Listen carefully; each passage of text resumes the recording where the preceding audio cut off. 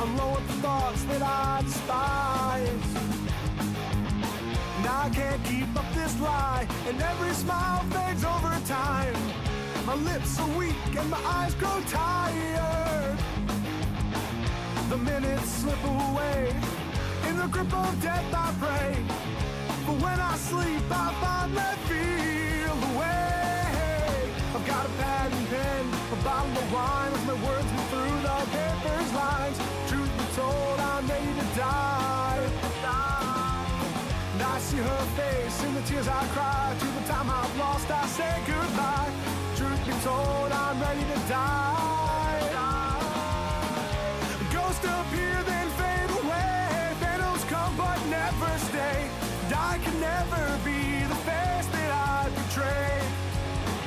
And as I look up to the sky, searching for answers I can't find, asking God the question, why am I ready to die? I'm ready to die. I'm ready to die. I'm ready to die. I'm ready to die. Ghost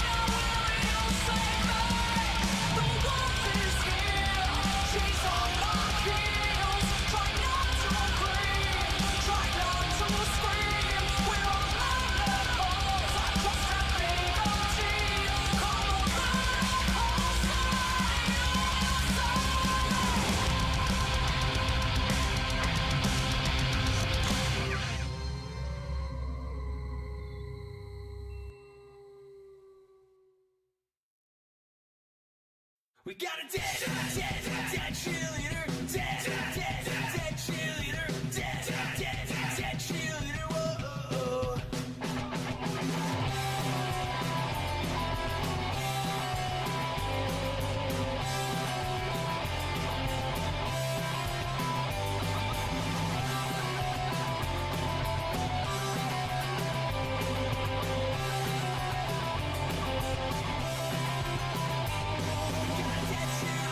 Dead cheerleader,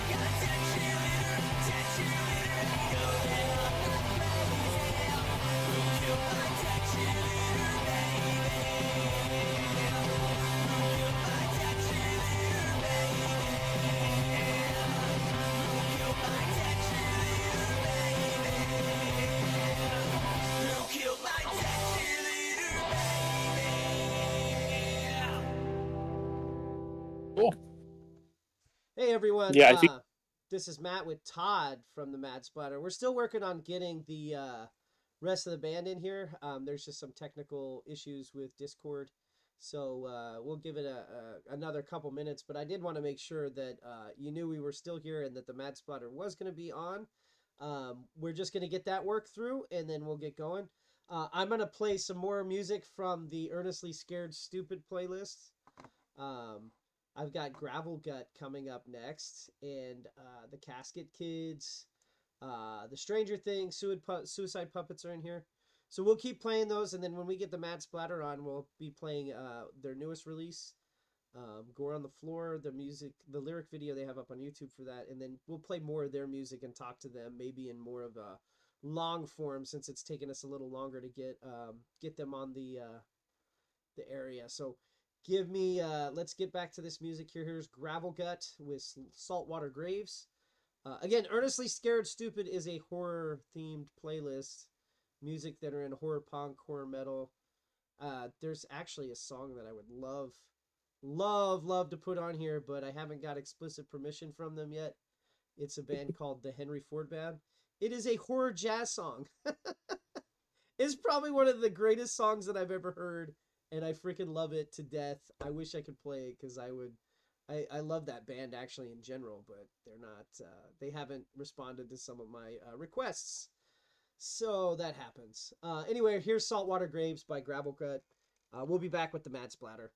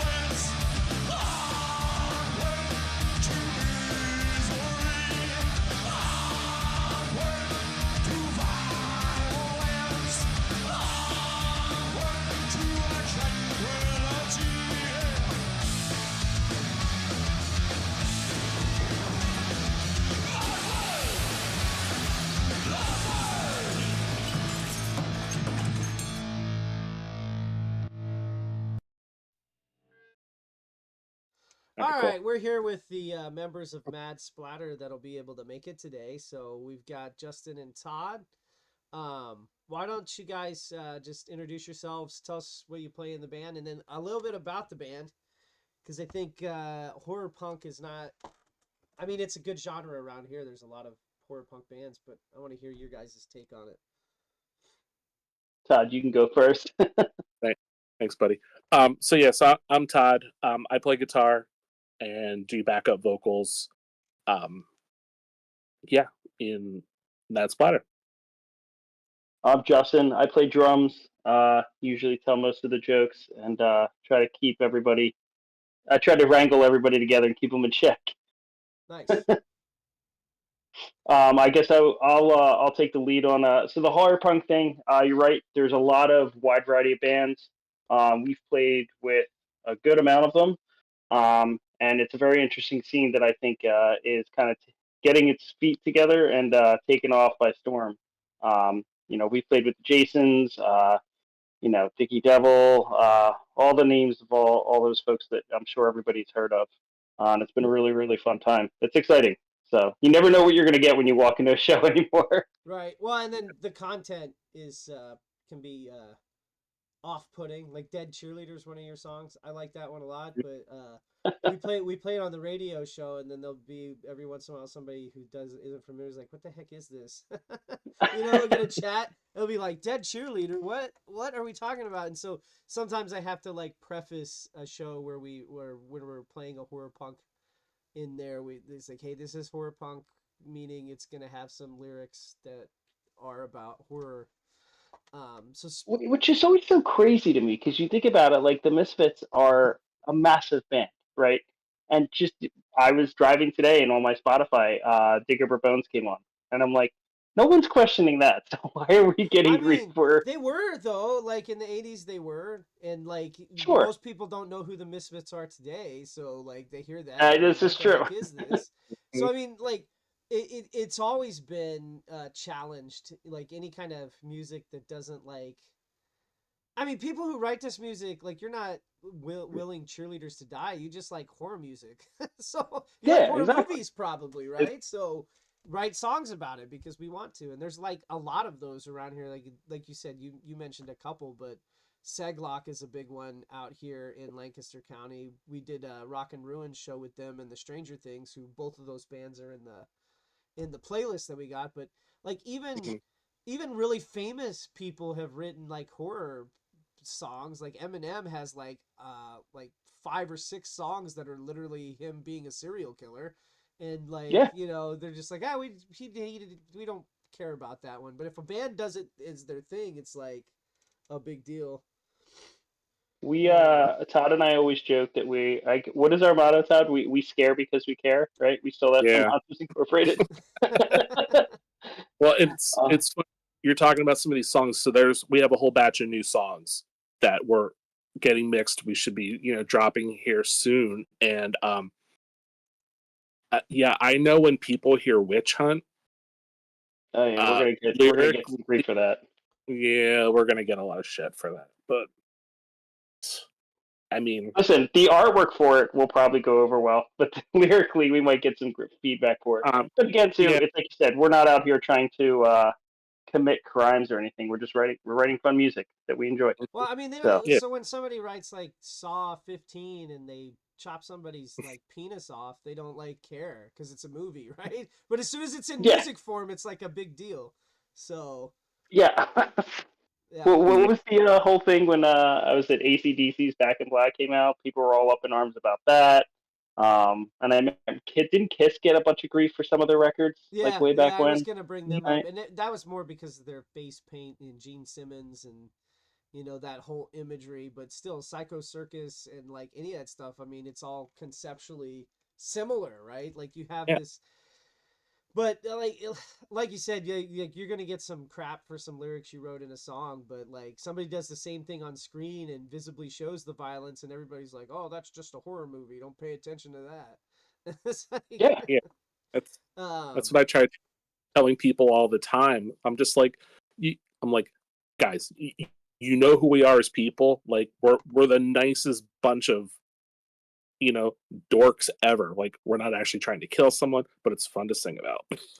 Yeah. And We're too slow and old. Right, too slow and old. I guess I could see that. I'm feeling that sometimes too. But anyway, I want to play some of your songs. We already played Dead Cheerleader in the Earnestly Scared Stupid playlist, but I wanted to play your Cool. lyric video for Gore on the Floor. So this is you just released this song, right? So this is one of that group of songs that are coming out soon. Yeah. It dropped on Halloween, and the if you haven't seen the lyric video yet, it's something. Oh, in a good way, very much in a good way. well, we're gonna play it right now, and so this is probably the point in the show where I say, "Hey, this is horror punk." I didn't mark this as 18 plus, so hopefully there's no nudity in here. But it's on YouTube. Well, I guess YouTube. No, there's definitely no nudity. Cool. We'll save that for the next one. The next one, yeah. Well, make sure you mark that one as 18 plus. But here's the lyric video for Mad Splatter Gore on the Floor. We're gonna check that out right now.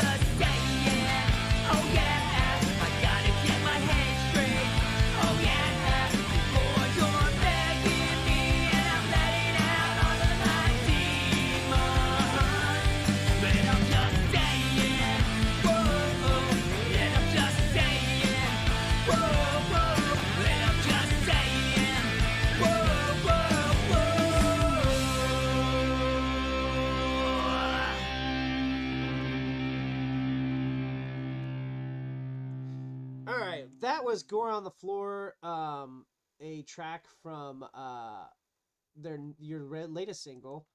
But that was the lyric video, so I like that. It was like crime scene investigator. I thought I was watching some Discovery Channel, whatever. What is that? Discovery investigation. There's like 7 versions of it now on like apps. I get lost when I go in there. I'm just like, this looks like a good documentary. I'll watch it. Well, and like crime's big now. Well, yeah. So you guys are talking about fake crimes. Like people watch them true crime podcasts, and they're like, oh, because it was real, I can watch it. Or what, the Jeffrey Dahmer one that was on Netflix that everybody was talking about last year. I don't watch that shit, man. Like, I like horror movies. I love horror movies. In fact, I could pull like vinyls because I collect vinyls for their art. So I got like Brain Damage, I got Chopping Mall, I got Demon Wind, I got several Friday the 13th. I love horror movies, but true crime, I hate that shit. I do not like it. I don't want to be like, that's too real for me. Like, you know, I like the fake stuff, not the like way too real. And that's why like there's only two genres of horror that I don't really watch ever. One of them is like the home invasion ones. I don't like those. And Oh yeah, the other no, one is we'll the see. rape revenge ones, like Last House on the Left, because I don't like those either. Those are too Yeah, real. they're a little upsetting. Yeah, those are a little too real for me. But we were talking why that was playing. Just like some of the hate that you guys have gotten over the years over different songs. Um, how does that play out? You know, when that happens, like, um, I mean, we're still here and we're still going, and it hasn't. I mean, there hasn't been any kind of like protests in front of a church or anything like saying, that oh, these splatter guys are going to hell because they wrote a song called "Dead Whore." I mean, it's no such thing as bad news, bad publicity. yeah. I mean, it's in a lot of ways it's helped because it's drawn people. They're like, oh, I'm not supposed to like this, but I really do like it, and it's like teenagers being told that they're not supposed to listen or do something. You tell them that, they're going to do it anyway. So Yeah. the kind of it's definitely, like I said, it's played in our favor for sure. and then so do people want to see the Mad Splatter all year, or just like from September 15th to November 5th? That's your busy season. Todd, you know my answer on this one. We play more shows in the dead of winter than any other time. Yeah, but yet this year, I mean, our October, I mean, we normally might play like one show a month. I mean, just because of our schedules and life and everything. But I mean, we ended up doing like 6 shows in 5 weeks during Halloween this year. Nice. So I mean, and I know that this winter is going to get pretty busy. We've got a short little run of shows we're going to do the end of January. So, but yeah, no, we're definitely busy year round at this point. I mean, Halloween's the busy time for sure, but That's my favorite time of the year to play. Any other time we play, it's 0 degrees outside, or it's 100 degrees. Like we played Mahoning Drive-In this summer, and we were 3 or 4 songs in, and it was like the thunder gods just unleashed just this clap of lightning in the middle of one of our songs. Ooh. People stood out there and watched us. It was great. It was really cool. Well, you We- were there for Trauma Fest, right? That was where you guys did. Yeah. that. My wife and I wanted to go to that, and we were planning to go, and then we saw that it was gonna rain, and so we're like, yeah, I'm not driving up there. And then it was like, yeah, it looks like that was a good move, huh? And we didn't go because I saw your post with like the destroyed. Oh my god. Canopy, the destroyed canopy. Oh yeah. Yeah. No, it was it got a little dicey there for a minute. There was definitely you needed like an arc to get to your car. There's just like a river in the middle of the field there. It was crazy. Did you get to meet did Lloyd Kaufman show up this year, or did he call in? Because last year I thought he called in. He was there. Was he there? He was there. We didn't see him. I know Scott did. Scott saw him, yeah. Yeah. We left because we're just like, Justin and I were both like, yeah, this rain's not stopping ever. Oh yeah, no, and it continued for a while. I know my one friend stayed and they got soaked. Like right through their tent and everything. Yeah, I believe it. It looked really bad. I wanted to go up to see Lloyd Kaufman because, he's amazing trauma, invented trauma. He's been on some other shows. I mean, I could do a horror movie podcast and just talk about all the horror movies I watch, because that's basically about all I watch is horror movies. And like the dumbest ones too. Like the Yeah, but trauma those are usually the movies. best ones. Oh, those are the best ones. I want to watch a comedy. I put in freaking Demon Wind, or I put in Trauma's War. It's like, those are my comedies, man. I don't watch rom coms. It's always a horror I comedy. just recently watched. I revisited The Burbs with Tom Hanks. Oh, that's great. That's That is one great. of my all. It's one of my Oh man, favorites. I love the Burbs. That's a great one. That's probably one Such a of the good movie. most mainstream horror comedies, actually. The Burbs, I would say. Yeah. Like I think more. We've been Go ahead. we've been trying to get Scott, our singer, primary songwriter. We're like, you have to write a song about the Burbs. Yeah, yeah, definitely. Let's call it The Burbs. Literally. I think he's working on it. Nice. Well, I can't wait to hear that one because I mean, The Burbs is great. Actually, I'm due for a rewatch, but like so when we're talking about horror comedies, I mean, obviously The Burbs, but what else? What other stuff do you watch from a horror standpoint? Oh man, trying to think here. I was just having this discussion the other day with my friend too about my favorite horror movie. I have said, and I stand by this, that I still think that the Amityville Horror um, is up there for me. I love that story. Been to the house. I'm just fascinated by that whole paranormal realm aspect. Um, and a movie that I personally think was great that never got a lot of, I guess, trended very well was The Others with Nicole Kidman. You ever Oh see that? yeah, that one. Yeah, I seen that one. Actually, Kinda that gets- one came up in my suggested watch the other day, but I watched it when it came out in like 2004 or something. Well, there was like a whole run there. They did like that. You had that one that's like Shadows Fall or Yeah, something, yep. and then Dead Silence with the puppets or whatever. Yeah, the others was So the one where they went to the house and there was like shadows in the closets or something. I'm kind going of, off of yeah. memory. It basically turns out that like it's told from Nicole Kidman's point of view, but she's actually dead the whole time, and everyone else was alive around her. That's right. That was Uh, right after the Sixth Sense. yeah. Or not too So long after it. They did their. It was Universal's version of the Sixth Sense.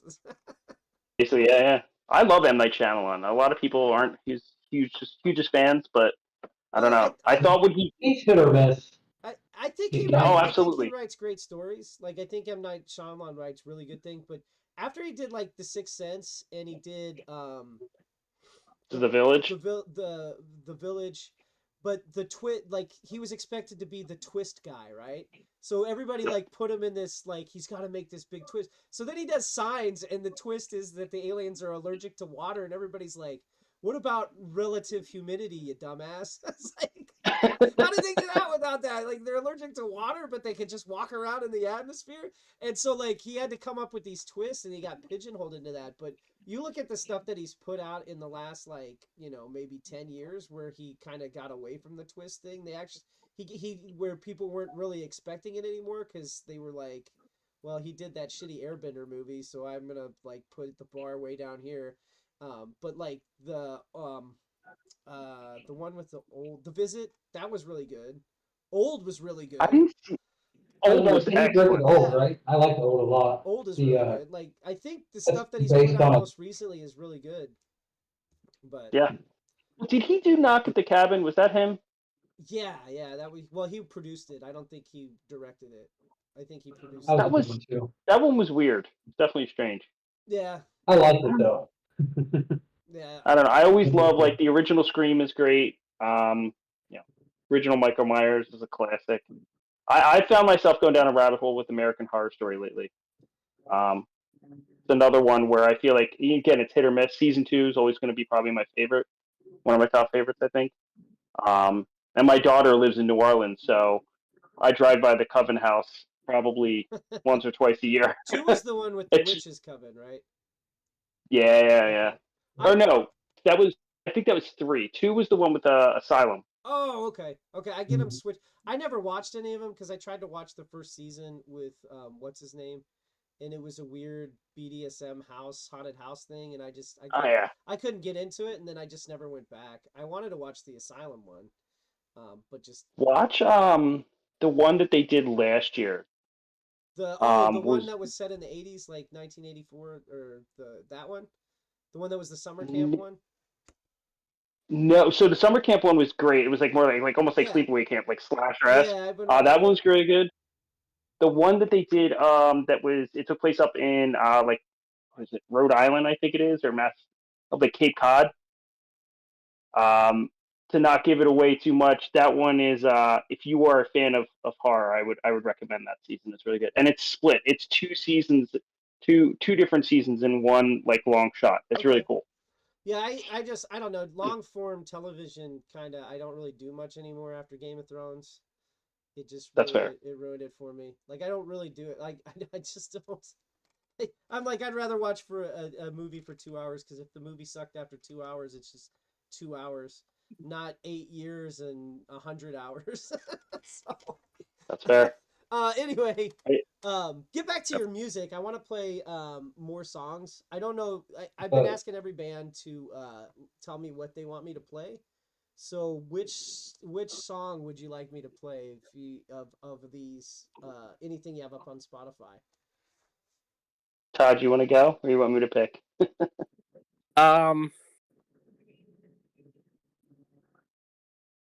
Trying to think. I have two. Not what songs you want to play right now.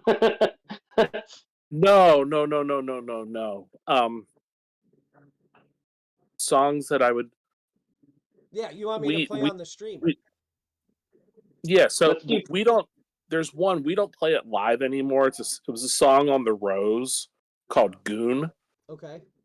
That's such a good song. It's about that movie Buffalo '77.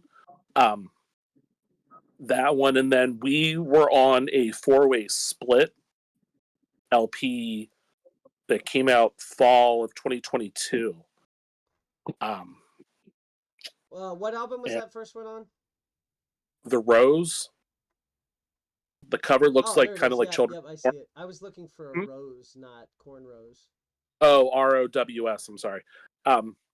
Yeah, and then on the split, there's one we do play it live pretty much all the time called "The Town That Dreaded Sundown." I think it's such a good song. Oh yeah, that's a good movie too. And Yeah. I like how a lot of your songs are either named after movies or movie actors or short stories like He Who Walks the Rose. I'm just looking at this one on that, and then you've got Lon Chaney.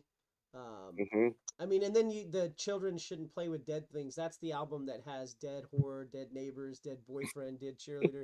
Like, who looks at this album and says, "I'm so upset about the song Dead Horror," and then the rest of them are also dead everything? Like the whole album, like that should be like a red flag that you look at this album and you I'm go, sensing a theme. I'm sensing a theme here. Maybe I shouldn't listen to this. It might be offensive. Like, who looks at that and doesn't say, like, I'm gonna go complain now that they wrote this. All right, so I'll get that song up. That was Goon, right? That was the one you wanted to hear. And then That would be my pick. I don't know what Justin's pick would be. yeah, let's but... get one from you too, Justin. I'll play them both right now to kind of close this out because we got about 15 minutes. I would say if I was going to do one, I'd probably say "Vamp Out" off of "Something in My Room," or I would go "Pigs" off the Rose. All right, Those well, are two really good songs. So they're What? right next Do to Pig- each other. I'll just play Pigs followed by Goons. We'll do both of those. Love it. And then Sure, yeah. we'll come back in and sign these guys out.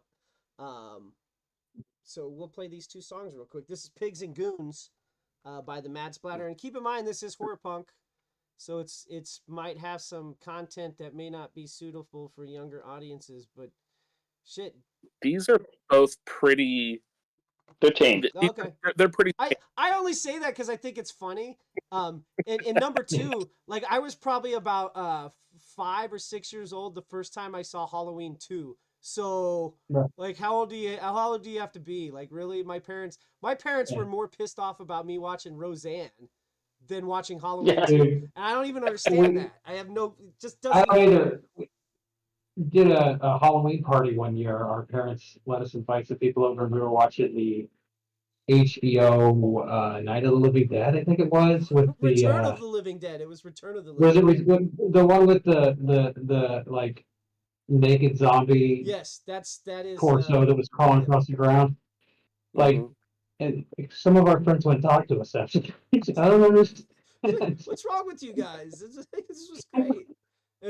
Parents was, are calling our mom. well, and it was weird too because I don't think it was Return of the Dead. I think it was Return of the Living Dead Part 2 because that was the only one that we were allowed to watch. Because my mom wouldn't let us watch Return of the Living Dead 1 because of oh god, Leah Quigley zombie, the Leah Quigley zombie in Returning of the Living Dead 1. You know which one I'm talking about, where she just like dances naked on top. She's naked the whole movie, like completely naked the whole movie for some reason, and we weren't allowed to watch that for some reason. But you know, you can watch Halloween 2, you can watch Jaws when you're 3, doesn't matter, I don't care, but my God, don't show a naked woman too much. No sense. Don't watch Roseanne either, or The Simpsons. Those are bad for you. But yeah, go ahead, watch Halloween 2. Zombie movies are fine. Anyway, let's play Pigs and Goons by the Mad Splatter, and then we'll come back in here with you guys. Cool.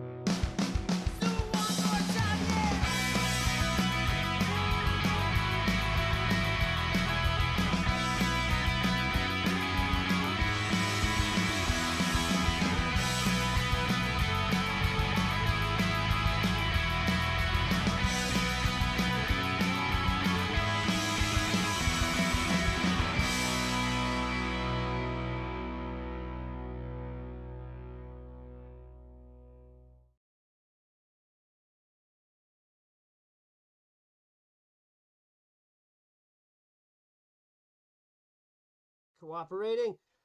Hey Jesse, thanks for joining us. I know you're working today, otherwise you'd be here hanging out in the Discord. So we and Jesse does our he does all our flyers for Effigy Entertainment, and then he runs a show on the weekdays. Not every weekday, but whenever he is, it's like from 11 to 1, and he does mostly like metalcore and punk, pop punk music.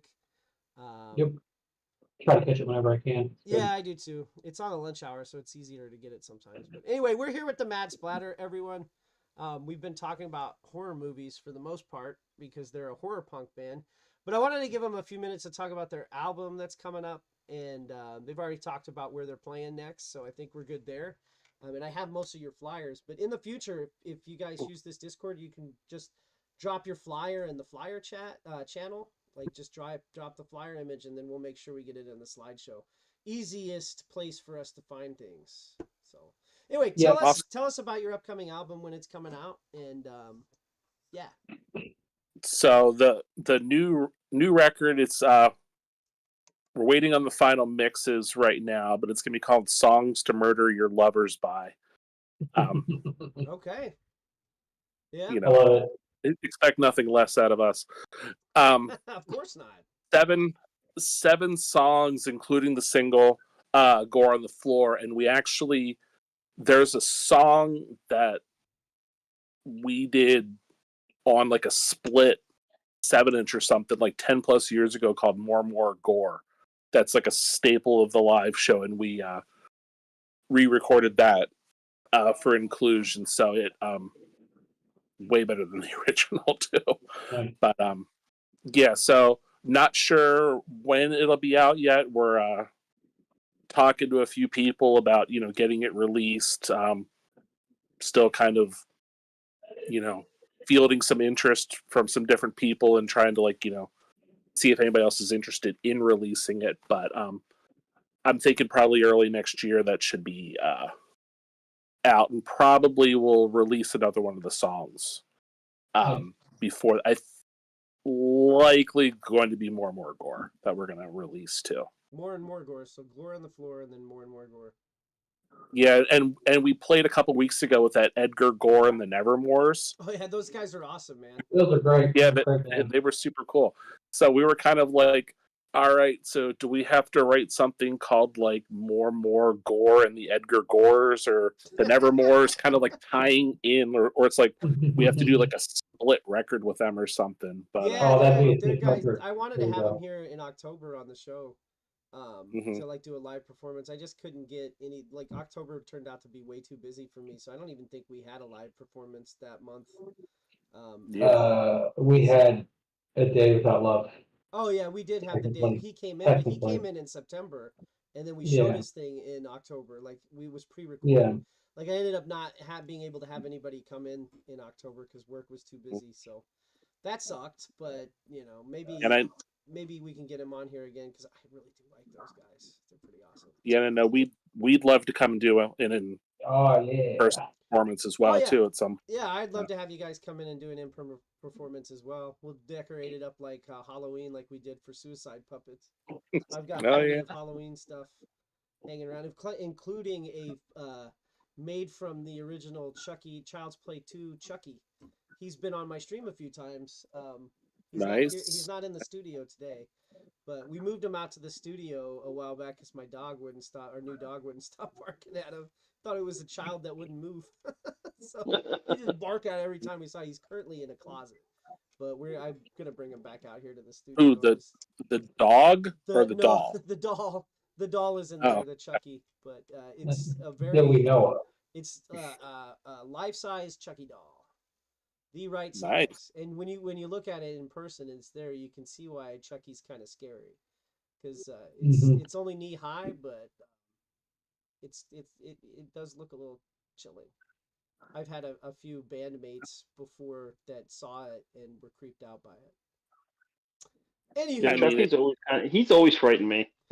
I've never liked dolls that move. I love all of the Chucky movies, man. Probably actually one of my favorite. IPs. God, my brain. I was going to say, I'm old enough that I saw the first Child's Play in the theaters. There you go. Nice. You're showing your age now, buddy. I saw it Thanks. on VHS when it came out, but I think that was Let's what, like see. 1990 or 89 or yeah, it 90. was That like 80, 87, 88, I think. Child's okay. Play. Yeah, that sounds about right. That was a long time ago. It was a long time ago. I was in DC yesterday at the Museum of Natural History, and they have a whole exhibit now about technology and like cell phones, and they showed what people's rooms were like back in the 90s and 2000s. You want to talk about feeling old? Like that old box TV on top of the VCR, right? You're like, I feel old They're like- now. I was like, what is happening right now? Yeah, you're getting old, man. You know, the Exactly. trigger for me that made me realize that I was old is I was in the grocery store and they started playing Nirvana. I was like, God damn it. Yeah, that classic rock, you know, you gotta, classic really... rock is here. Classic rock is now Nirvana. I'm old. All right, well, let's get you guys back. Yeah. We've got another. We've got a block of playing people's Facebook videos, videos that they put in our Facebook comments coming up now. Anyway, thank you guys for joining. I appreciate it. I'm gonna put some music on for the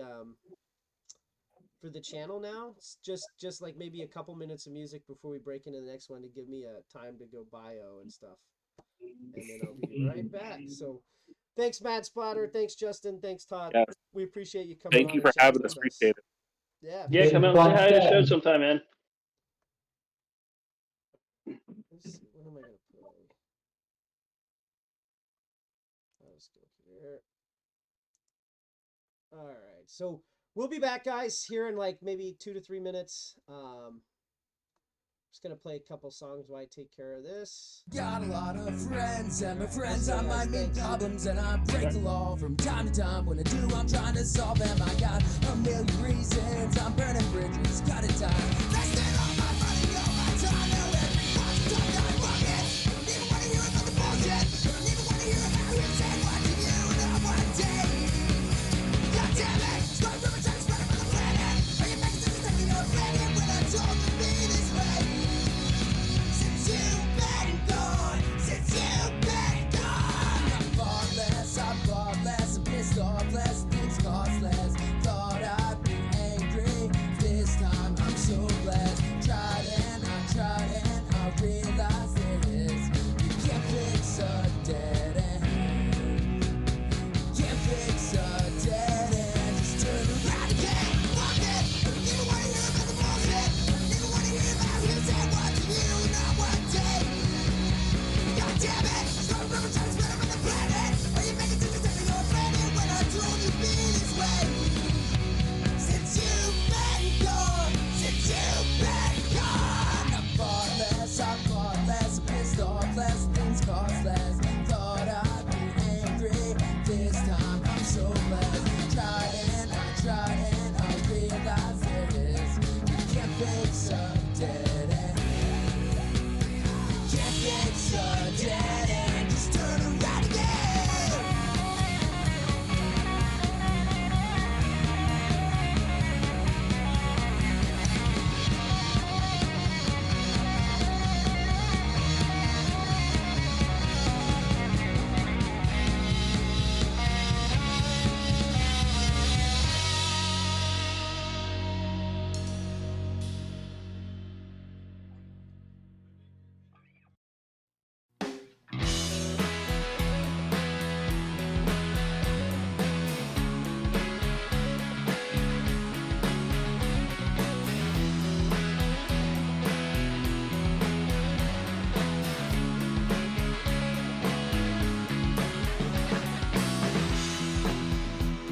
I find it hard to be kind.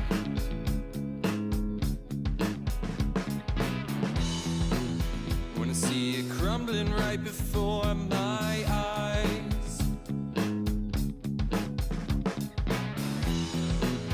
They say we'll fix it in a couple of years once we're back on our feet. But we can't wait this out. We're all out of time.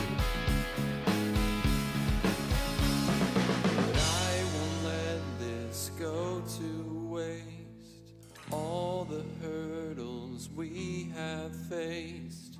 We are running out of time to align.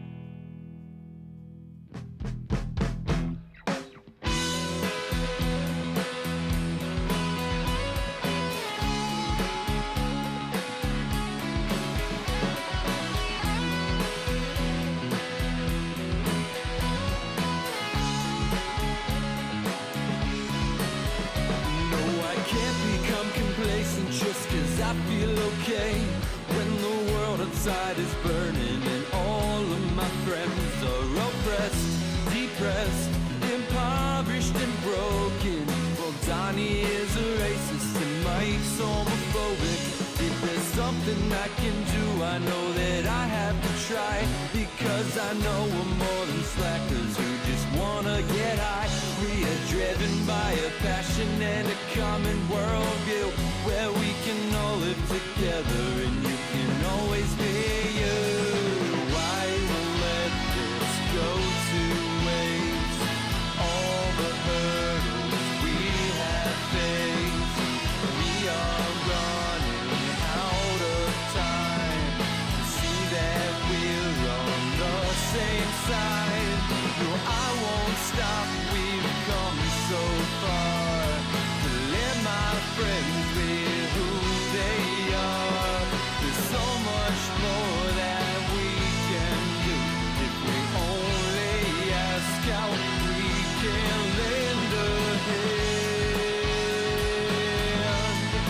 lend a hand, lend a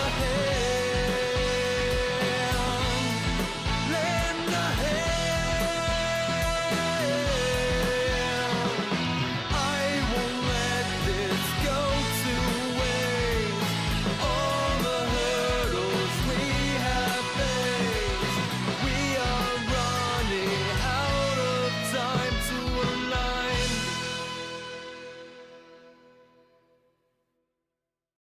Oh, the worst thing I ever done was try to get someone who hated me to love me. And the worst thing I ever did was try to sew a thing in a plot I knew was empty. But now I think I understand what it may take to love without sacrificing me. I'm grateful I don't blink or ever have to think twice about the picture that we made.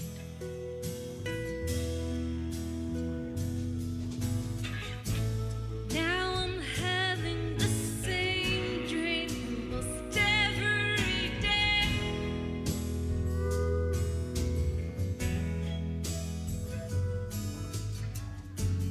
where I'm falling asleep and we wake up in LA.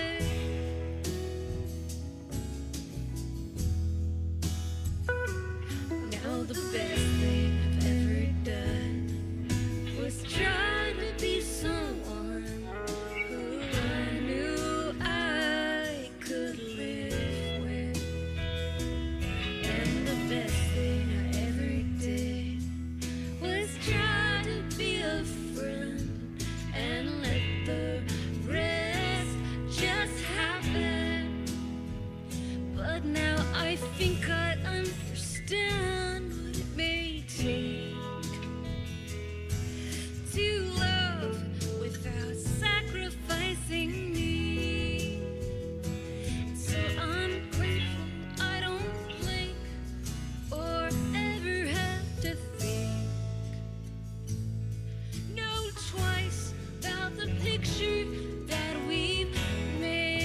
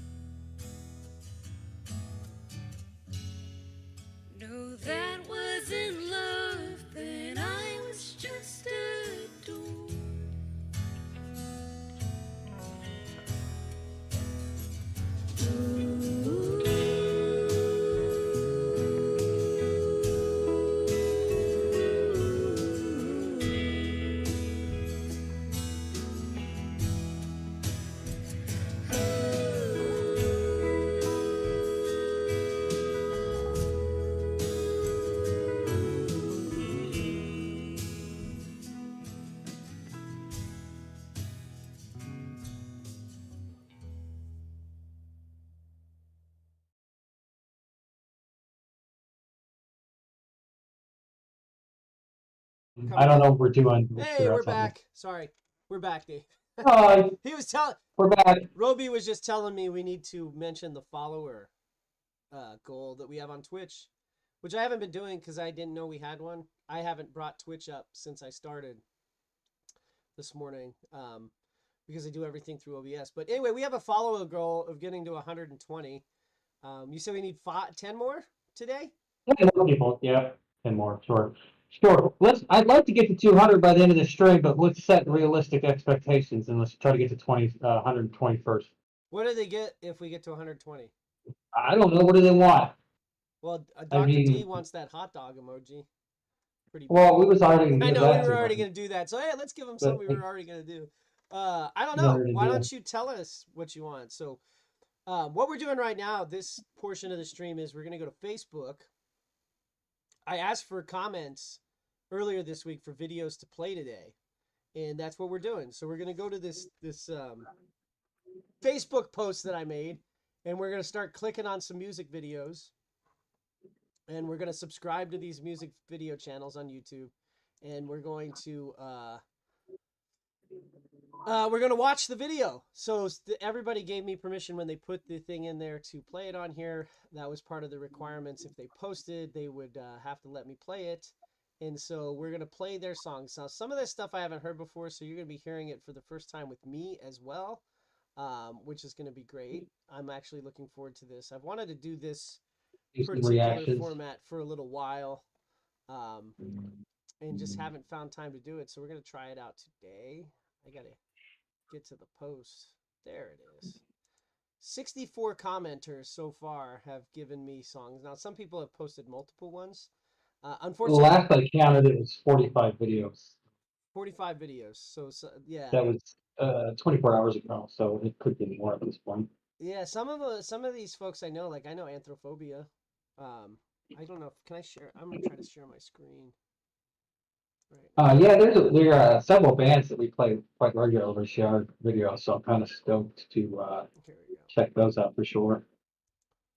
All right, so you can see my screen. This is our Facebook tab. Here's these. I'm not going to stay on this. I'm going to go to a different scene so you can see the video and the whole thing, but I want to make sure you see what bands have put in here. So Anthrophobia, we played this song Ghosts earlier today. So I won't play that YouTube, but we'll play one of their songs for sure a little bit later. They have like Live at the Nitro Bar. Garrett Kyler, I don't know. Show me your. Oh, that's Lessthanzero. They're going to be here at 6. So we'll play that. Yeah, an hour from now. Yep. Yeah, they're going to play at 6. We're going to be on the show at 6, so we'll play that video when they're on. Let's try.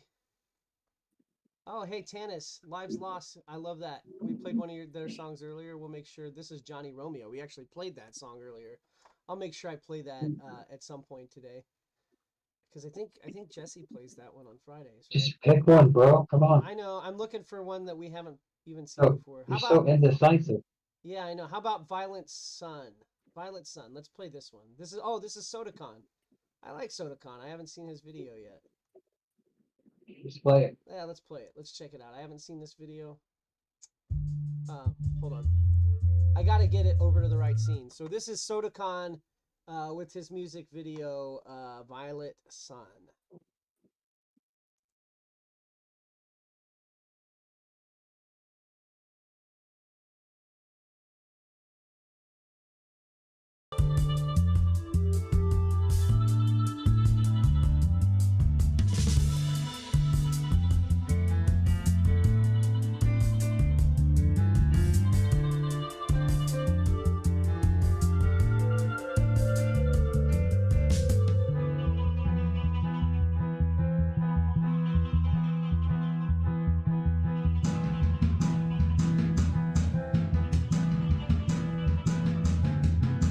I can't stand the violet sun. I lose my focus. I got one time you didn't lies. I'm losing focus. I'm losing now. Falling through the night of the endless star. Oh, it's so far away.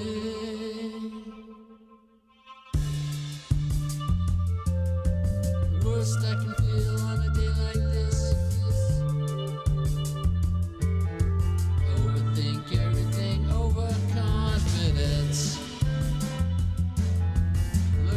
the shadows ready to pounce.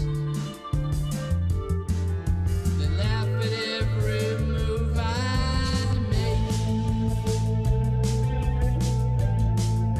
You know I can't stand the violet sun.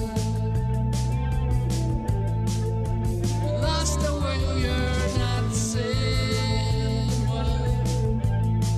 Just the light of my day.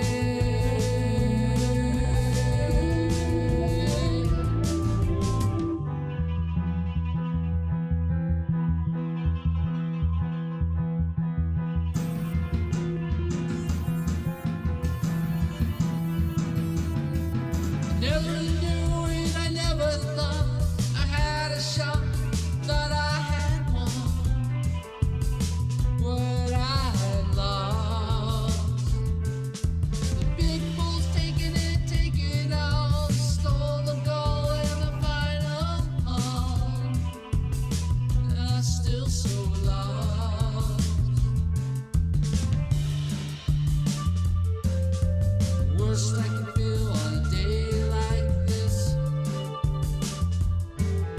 I overthink everything, overconfidence. Looking in the shadow, ready to strike. You laugh at every move I make. You know I can't stand the violet sun. We lost the way, you're not the same. You know I can't stand the violet sun. We lost your way, you're not the same. The light of my day.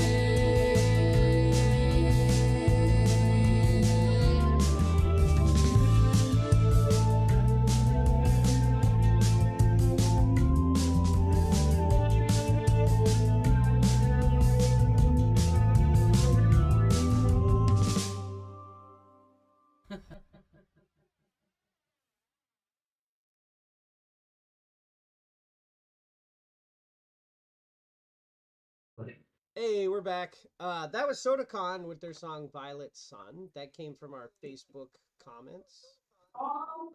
User band submitted via Facebook. Yeah, submitted via Facebook. So let's see what else we got going on here. You should put the link to that in the chat, so Oh, yeah, that's a maybe good idea. fans who are watching can submit their own videos, because we've got another block of this planned Yes, we for do. later. At 7. Yep. Yeah.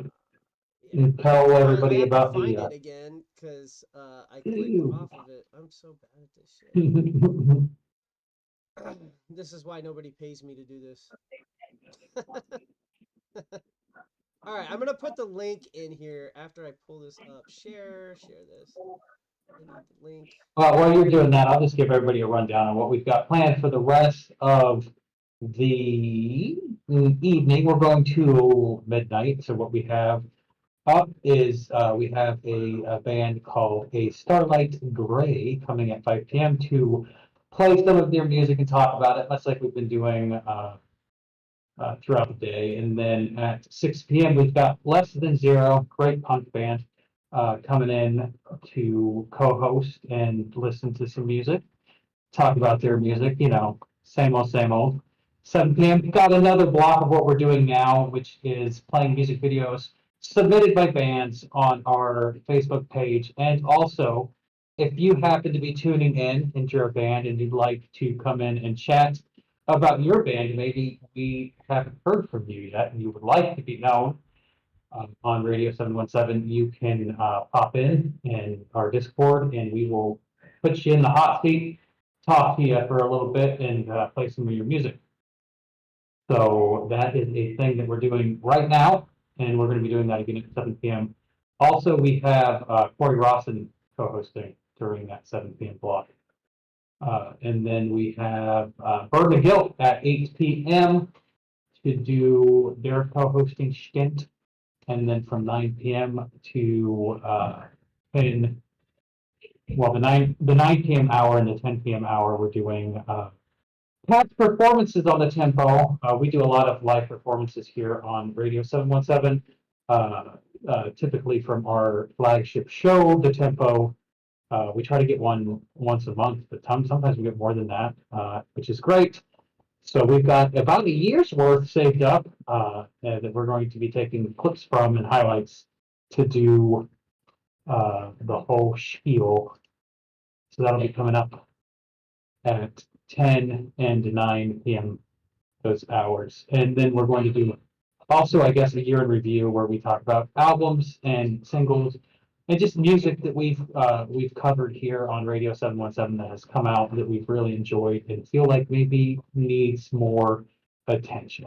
So it's the 9 and 10 p.m. hour. And then we're going to do a countdown to year 2 here on Radio 717 from 11 p.m. to midnight. If you would like to know what that means, you should definitely stay tuned because it's a surprise. So I had to click out of that because Facebook is stupid, and from the browser I can't copy the link to a specific post. I don't know why. It doesn't make any sense, but I can do it from my iPad. Bruh. I know. I don't Okay. understand this. I don't understand. Anyway, there's the link. It took me that long to do it because I had to post the link in our Discord and then copy it from my Yep. Discord to it. But there's the link in the chat. You can go directly there But- to submit videos for this hour and Yeah. the 7 p.m. hour of music. Do it the So, solid and post it from your band's Facebook page so that we know you're legit too as yes, well. that would be extra helpful because I don't want to Yeah, accidentally play a if- cool video. Yeah, Not if that you're that would posting happen. from a personal page, we probably aren't going to play you unless we know you because you're a band in the That's future. right. Yeah, because So that's SodaCon is in there already. It would be preferable to be a band page, yes. yes, that's the stipulation. All right, so now I'm going back to the comments section of this. Let's find another video to play. Yeah, while you're looking at that SodaCon video was kind of cool. It was really surreal. Yeah, the with imaging was really imagery. good. I like. I mean, SodaCon's music's pretty like trippy in general. Yeah. So yeah, the surreal imagery and stuff really fit with the sound. Hey, you know what? Good stuff. We haven't played any Die Tired today. Let's play their video. Dude. They have that submitted in here. So let's play Play by Die Tired. This is a great video, too. I've seen this one. Yes. So I'm going to get that going right now. We can fly across the ocean with our arms spread open wide. Follow me as far as you can, baby. You and me got nothing left to hide. And all our friends will be there with us. We've got nothing left to fear. Running free as far as we can until that's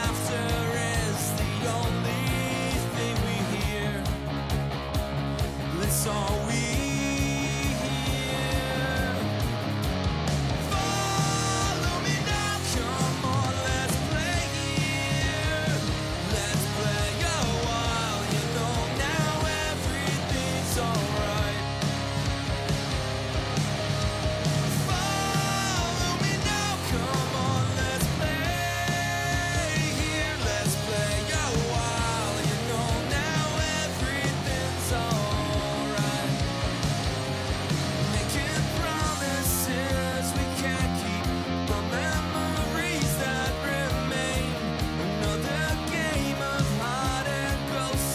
Searching for the things we locked down in our brain.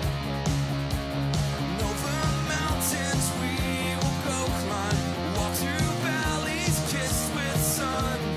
Reaching out to grab your head, we find that you and me, our love is pure and fine. Live so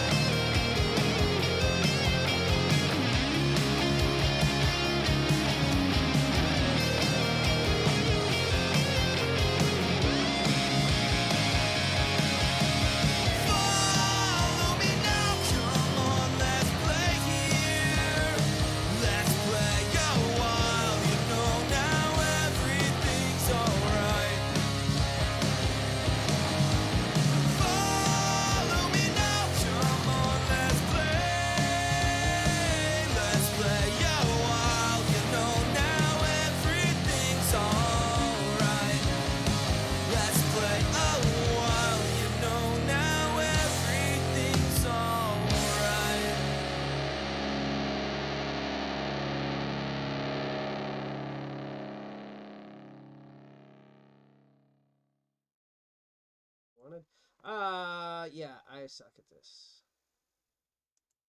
Hey, sorry. You got some sweet scene switching. That was Play by Die Tired. That's a really great song. That's my wife's favorite song that we play regularly on the channel. So Yeah, that one's great. That was the first song I heard by them when they first reached out to me. They reached out to me about having the music put on their show, and then they came on here in July and killed it. I think that was it. I don't ever want to say that anybody's performance was my favorite, but I really liked having those guys on. They did a really good job. I've talked to their record label too. Good guy, very willing to try to help mhm.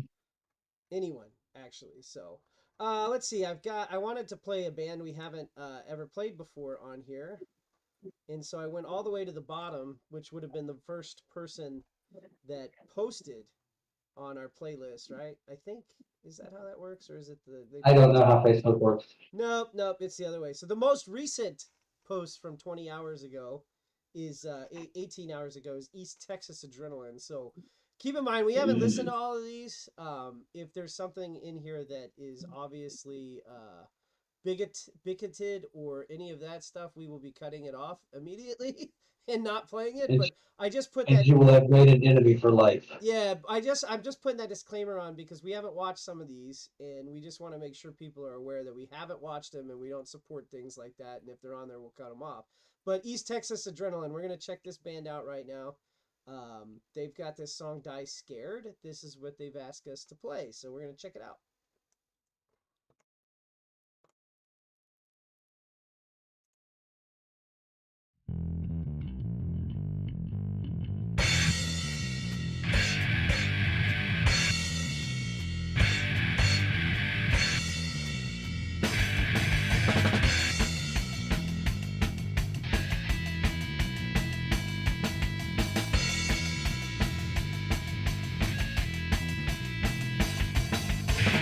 Hate 'em one, I hate 'em all.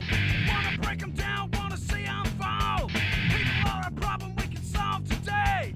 Wanna push 'em all in the path of betrayal. Walking around, breathing on my air. Wasting life, not a breath to spare. We'll see how you breathe, falling down the stairs. Hope you die in a fire, and I hope you die scared. Hope you die scared.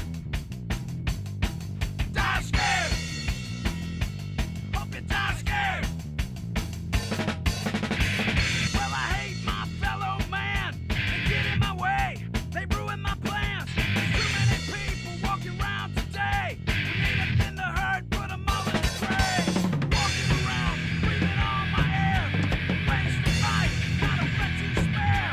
We'll see how you breathe, falling down the stairs. Hope you die in a fire, and I hope you die scared. Hope you die scared. Die scared. Hope you die scared.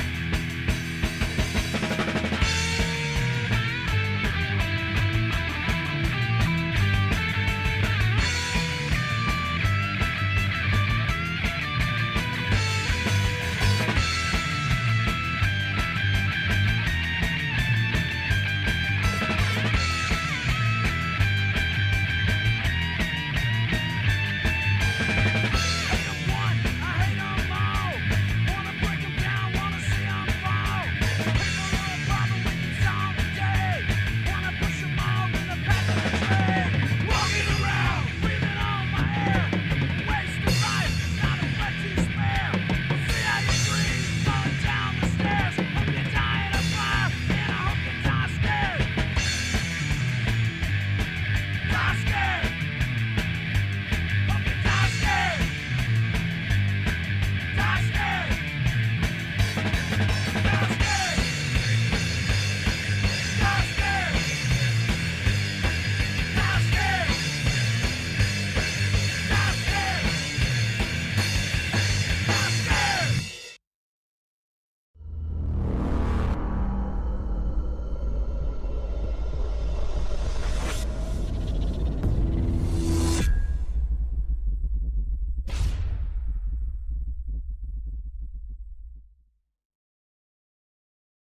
Ah, All right, well that was a horror punk thing. I like that video. They didn't ever catch up with her though. I suspect that maybe she didn't die, but she wasn't too I'm scared. thinking so. Yeah, she got away. Yeah, it was good. That was a good tune. All right, let's see what else we got coming up. I think I'll play this one. So we like Domino. We like Before the End. They're a good band. So I'm gonna play their video that they submitted for Domino. This is from Oh man. challenge submission. I think this might have been from the Big Break, because they won the Big Break. So let's check out this video, see how this goes. Yeah, this is a favorite of mine for sure.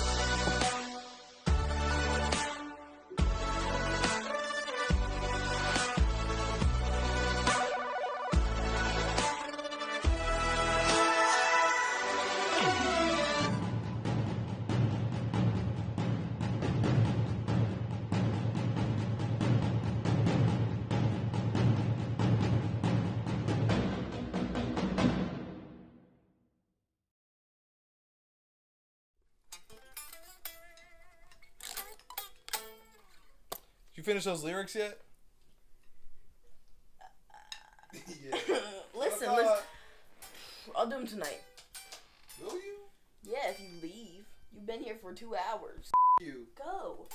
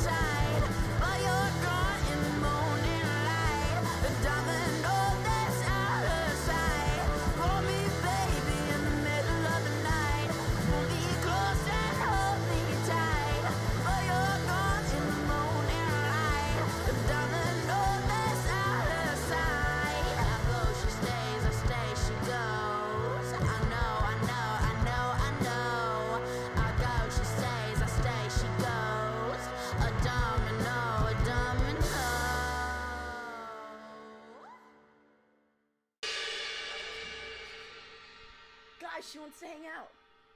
Who? Domino? Domino?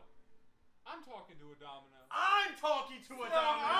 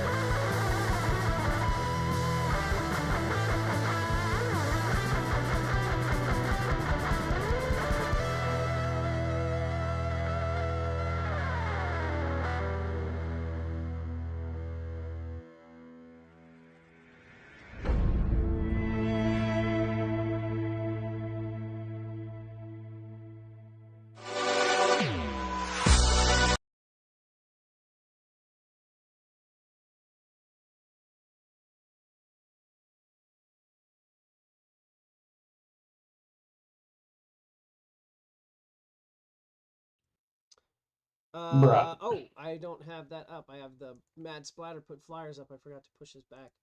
Oh, so that was before the end. We played that. They were on the Big Break, which is I don't know if they're a radio show, but they definitely do stuff for independent artists up in the Scranton area. And they had a show earlier this year where they voted, and then I think if you won, you got to get some studio time, which they did end up winning. But I think I got to make sure that it's from the band page from now on, because that was not from their band page. But Yeah. the Big Break says they support independent artists, so I'm sure they won't mind, because we support Hopefully. independent artists too, and we don't make any money anyway. So whatever. All right, let's play somebody else. Let's try this song by the Zen Orchestra. I don't think we've heard this one. And the Zen Orchestra. Ooh, Yeah, this is and the first time I've heard of They them. gladly gave permission for us to play. So let's check it out. I don't know what genre it is. We're going to find out today. It's Zen Orchestra Let music, me make obviously. sure before I put it on the screen that it is from their page. Yes, this is from their page. I'm going to subscribe to that since I'm not subscribed yet. Always subscribe. Oh, All right. look at you doing the thing. Speaking of doing the thing, everybody in chat should like, subscribe, and follow. Do the thing. It helps support us. Yes, especially over on Twitch, we have a follower goal. We need 10 more people. Has it gone up yet? Is it still 10 people? No, we have still 10 people. Figure out what you get when we hit 10. I don't know. We Yeah, haven't you figured just it tell out me yet. what you want, as long as it doesn't cost very much money. I'm talking about like under $10. Or zero. Zero would be ideal. I don't know. I could Hey, yeah, I don't know. give us a new emote. Design the emote. Yeah. I don't know. Whatever. I'm not good at this kind of thing. We'll dedicate an emote to you. How about that? Because we have some that we need to set up because we're bad at Twitch. Yes, we are. We're bad. I'm bad there at you go. almost all social media for the most part. All right. Circles. See, we got one. Oh, we got a follower. Thank you for the Hey, follow, thanks for the Steve. follower. Appreciate it. We're playing Circles by Zen Orchestra. So if those of you have just joined and don't know what we're doing, we we requested a bunch of videos on Facebook so people could link. If you were on a band page, you could link your band page and say you have permission for us to play their videos on our stream. So that's what we're doing right now. Hey, Steve, how's it going?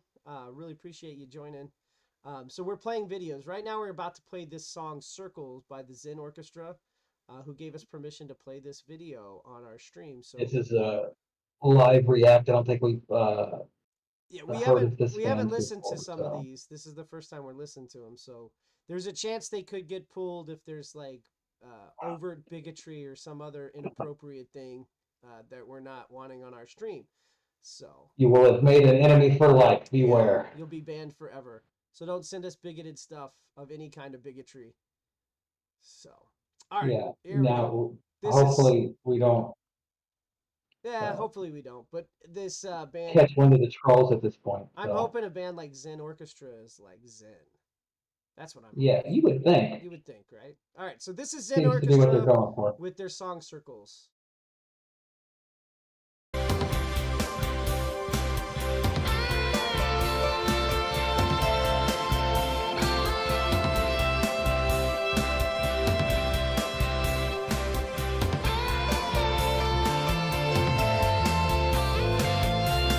Do you believe that stuff on Sundays?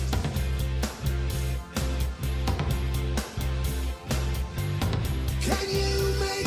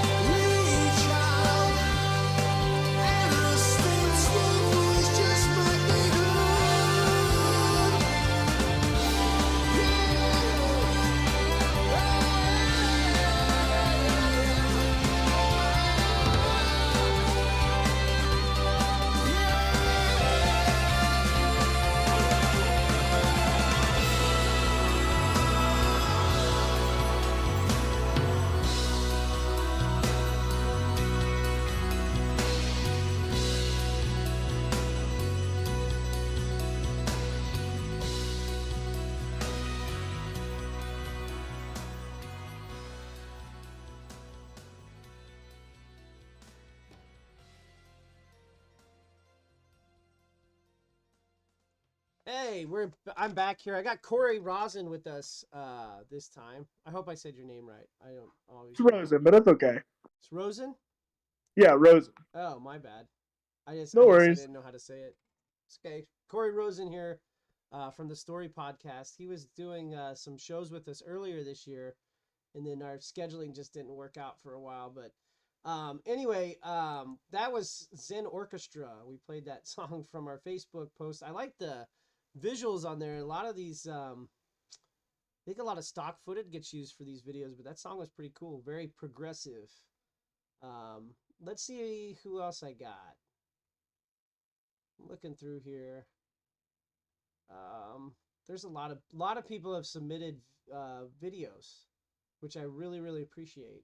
Yeah, that's awesome. So, hey, let's check out our buddies at Bellwether Ritual. I haven't seen their video yet. Let's check out Neck and Neck by them. Here we go. Wow. Let's do that. So let me get back here.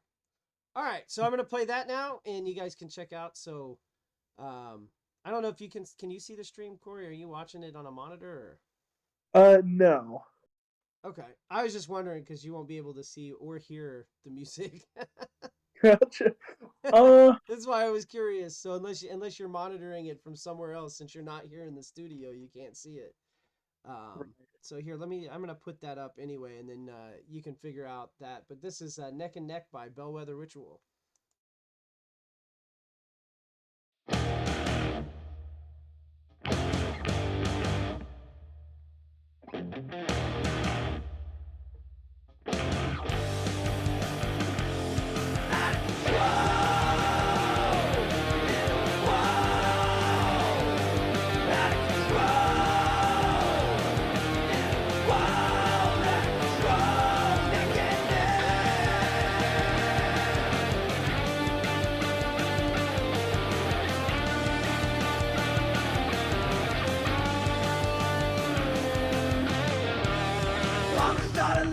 Against your mind, to the checkered flag, headed mouse cat. Just another lap around the track. Stuck in the past, look in the past. Heated to the night, a legend zone. Knowing what you got before it's gone. Hesitation, think of the past. For the low, what are the guys? Out of control, in the wall.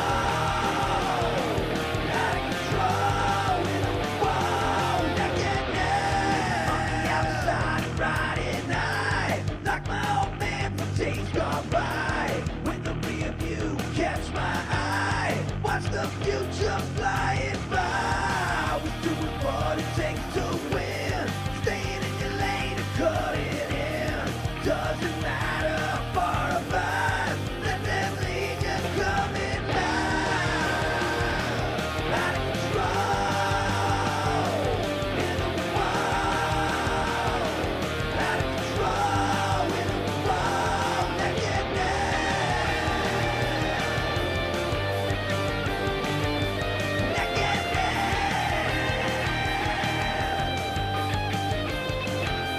Out of control. In the wall. Out of control. In the wall. Out of control. Neck and neck. Only one more lap to go. Only one more time to go.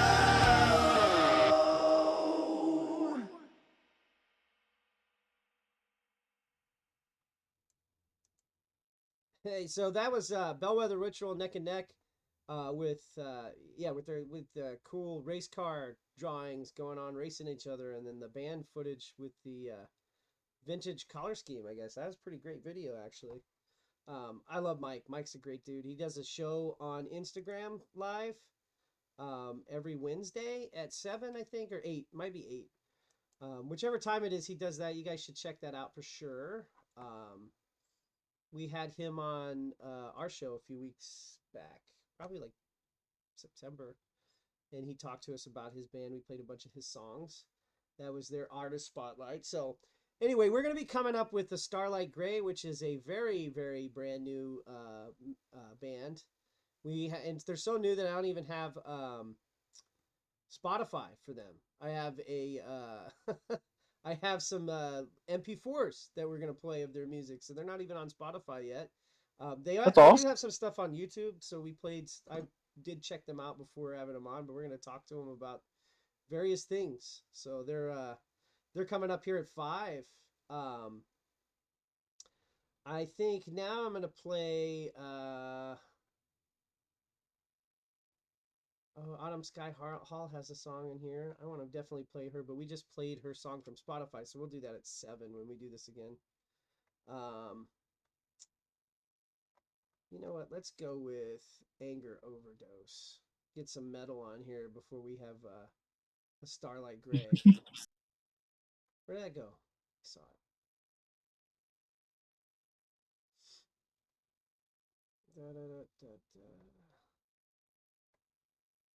Here we go. All right, this is a song by Anger Overdose called Replicate. They put this in again. We're doing songs from our Facebook page, so we asked for comments from music videos from the bands.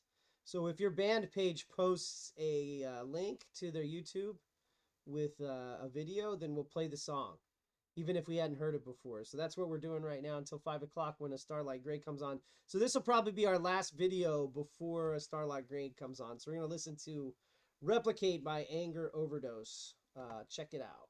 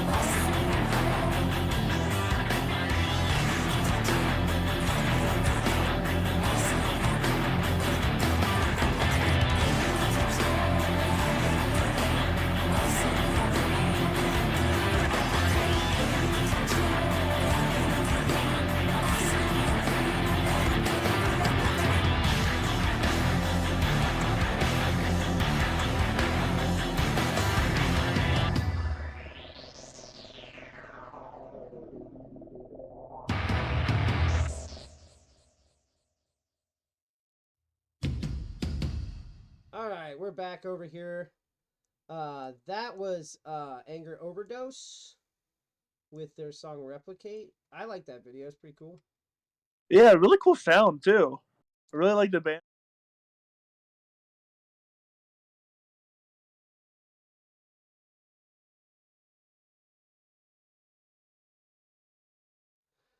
I hit the wrong button.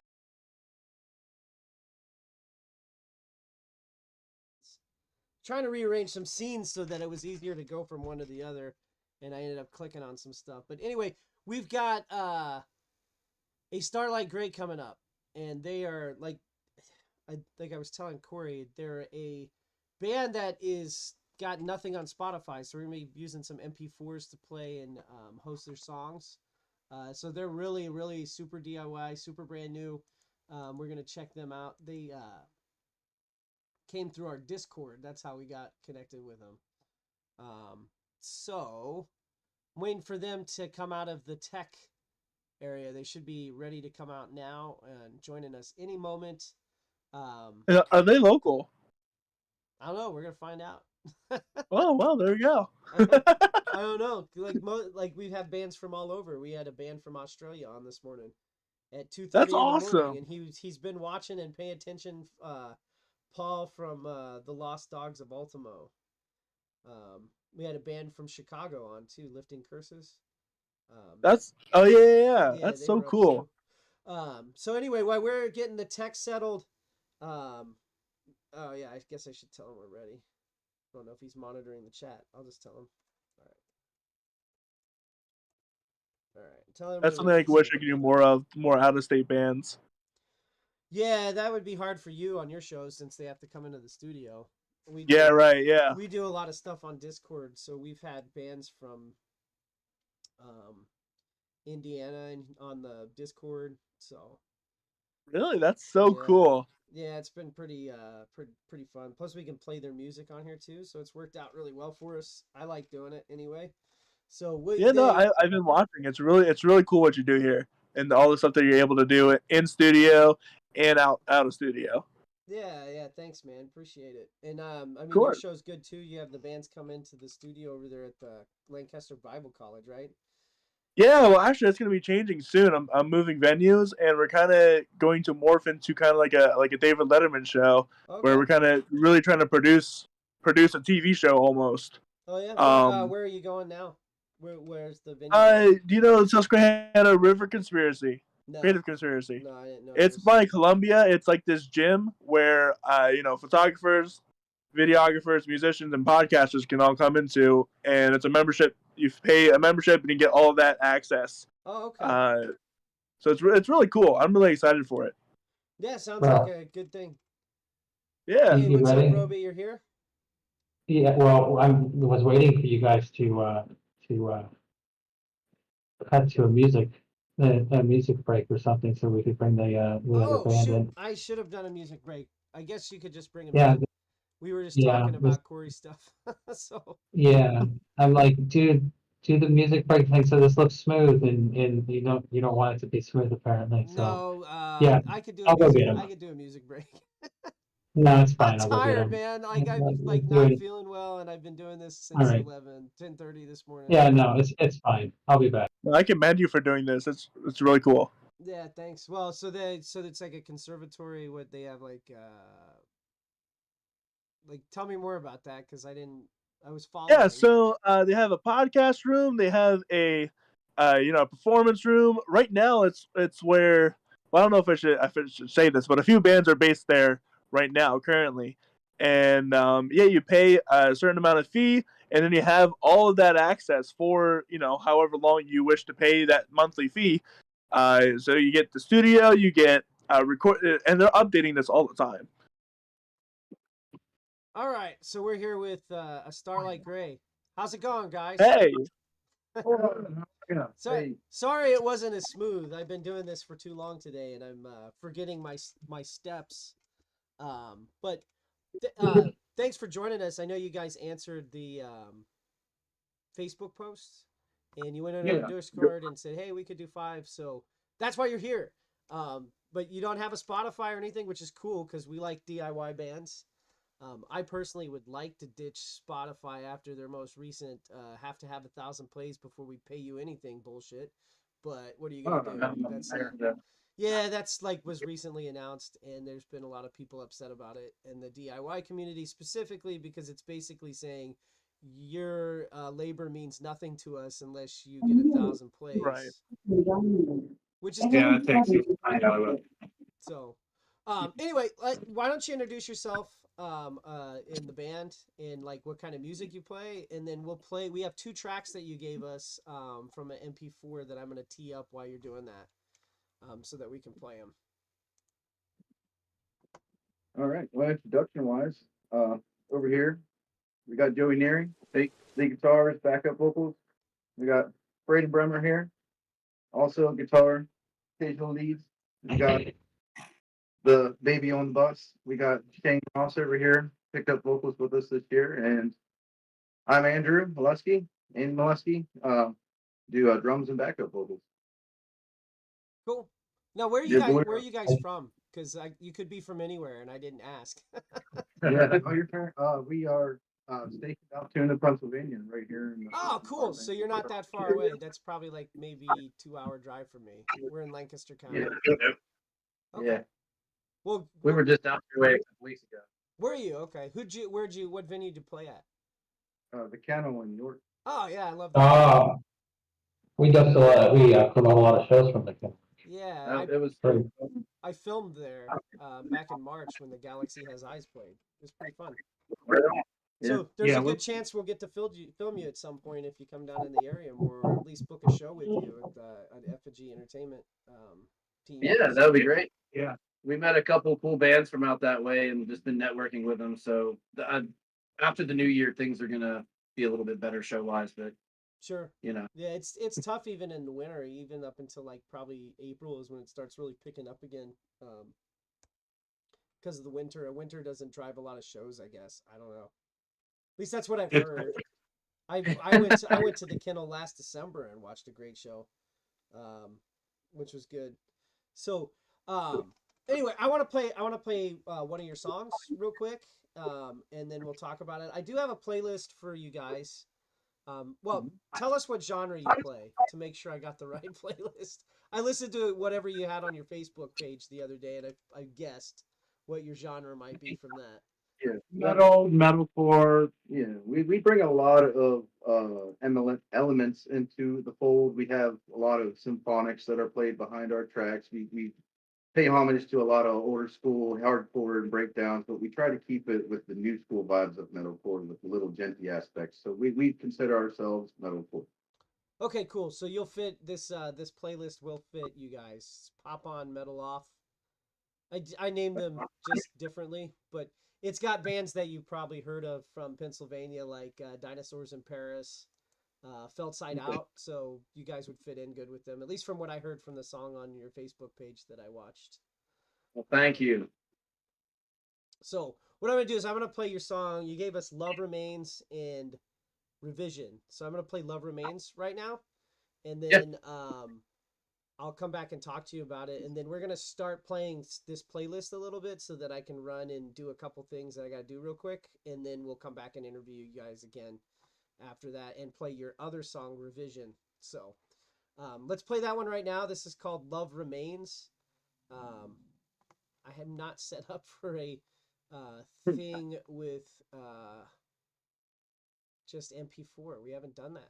Which I want to do more of this, actually. I want to do more straight up MP4s without a Spotify, just because there's a lot of bands that don't get exposure because they don't have a Spotify.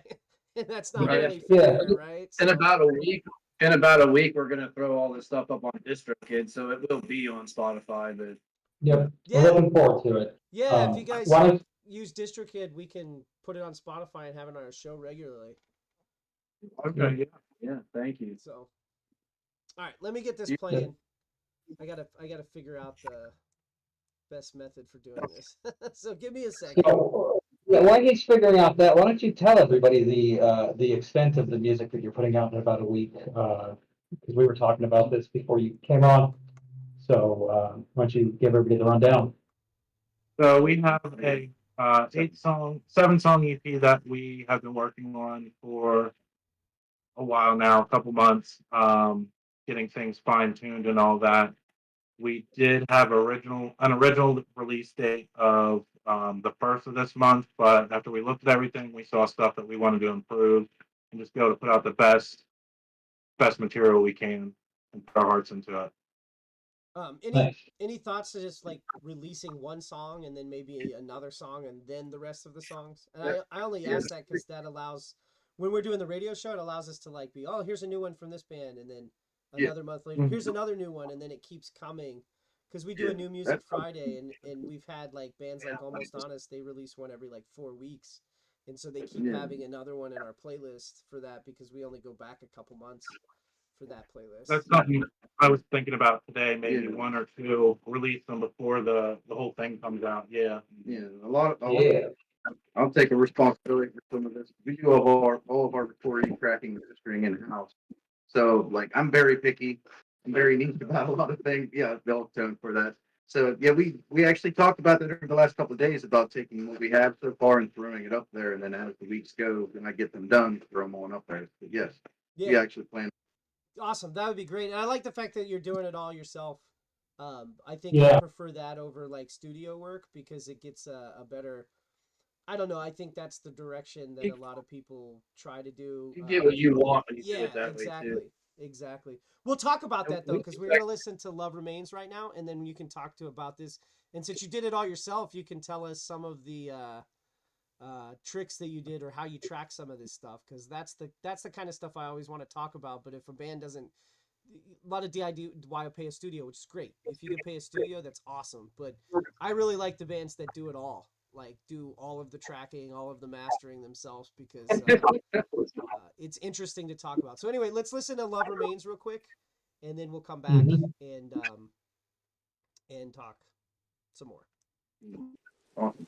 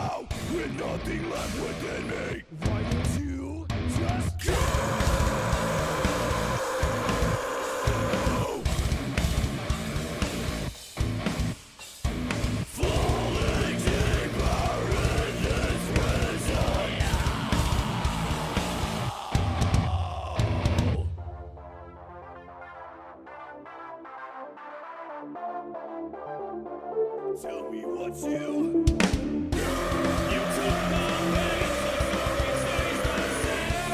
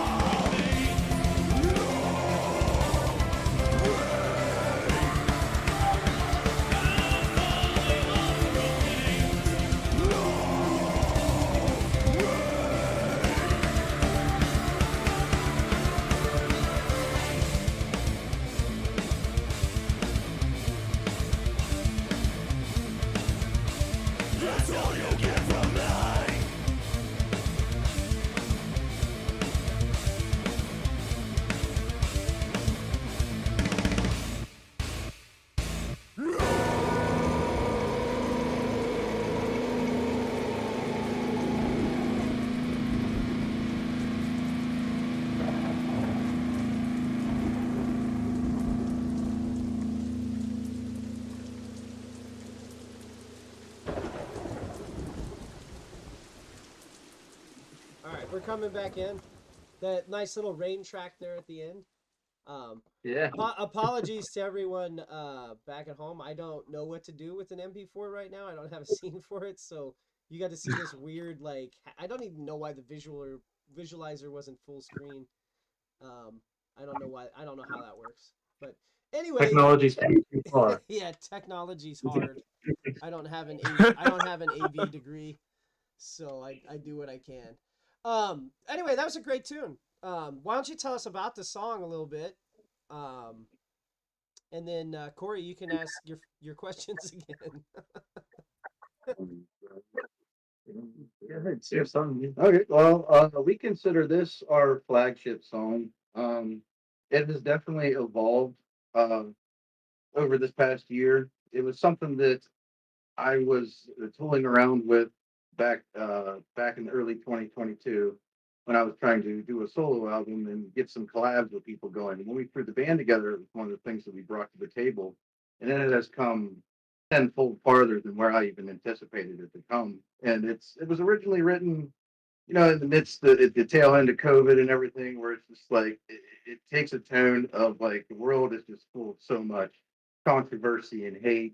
And at the end of the day, through all the darkness, we need to remember that love remains. It's just meant to be a very emotional, inspiring, uplifting, heavy breakdown tune.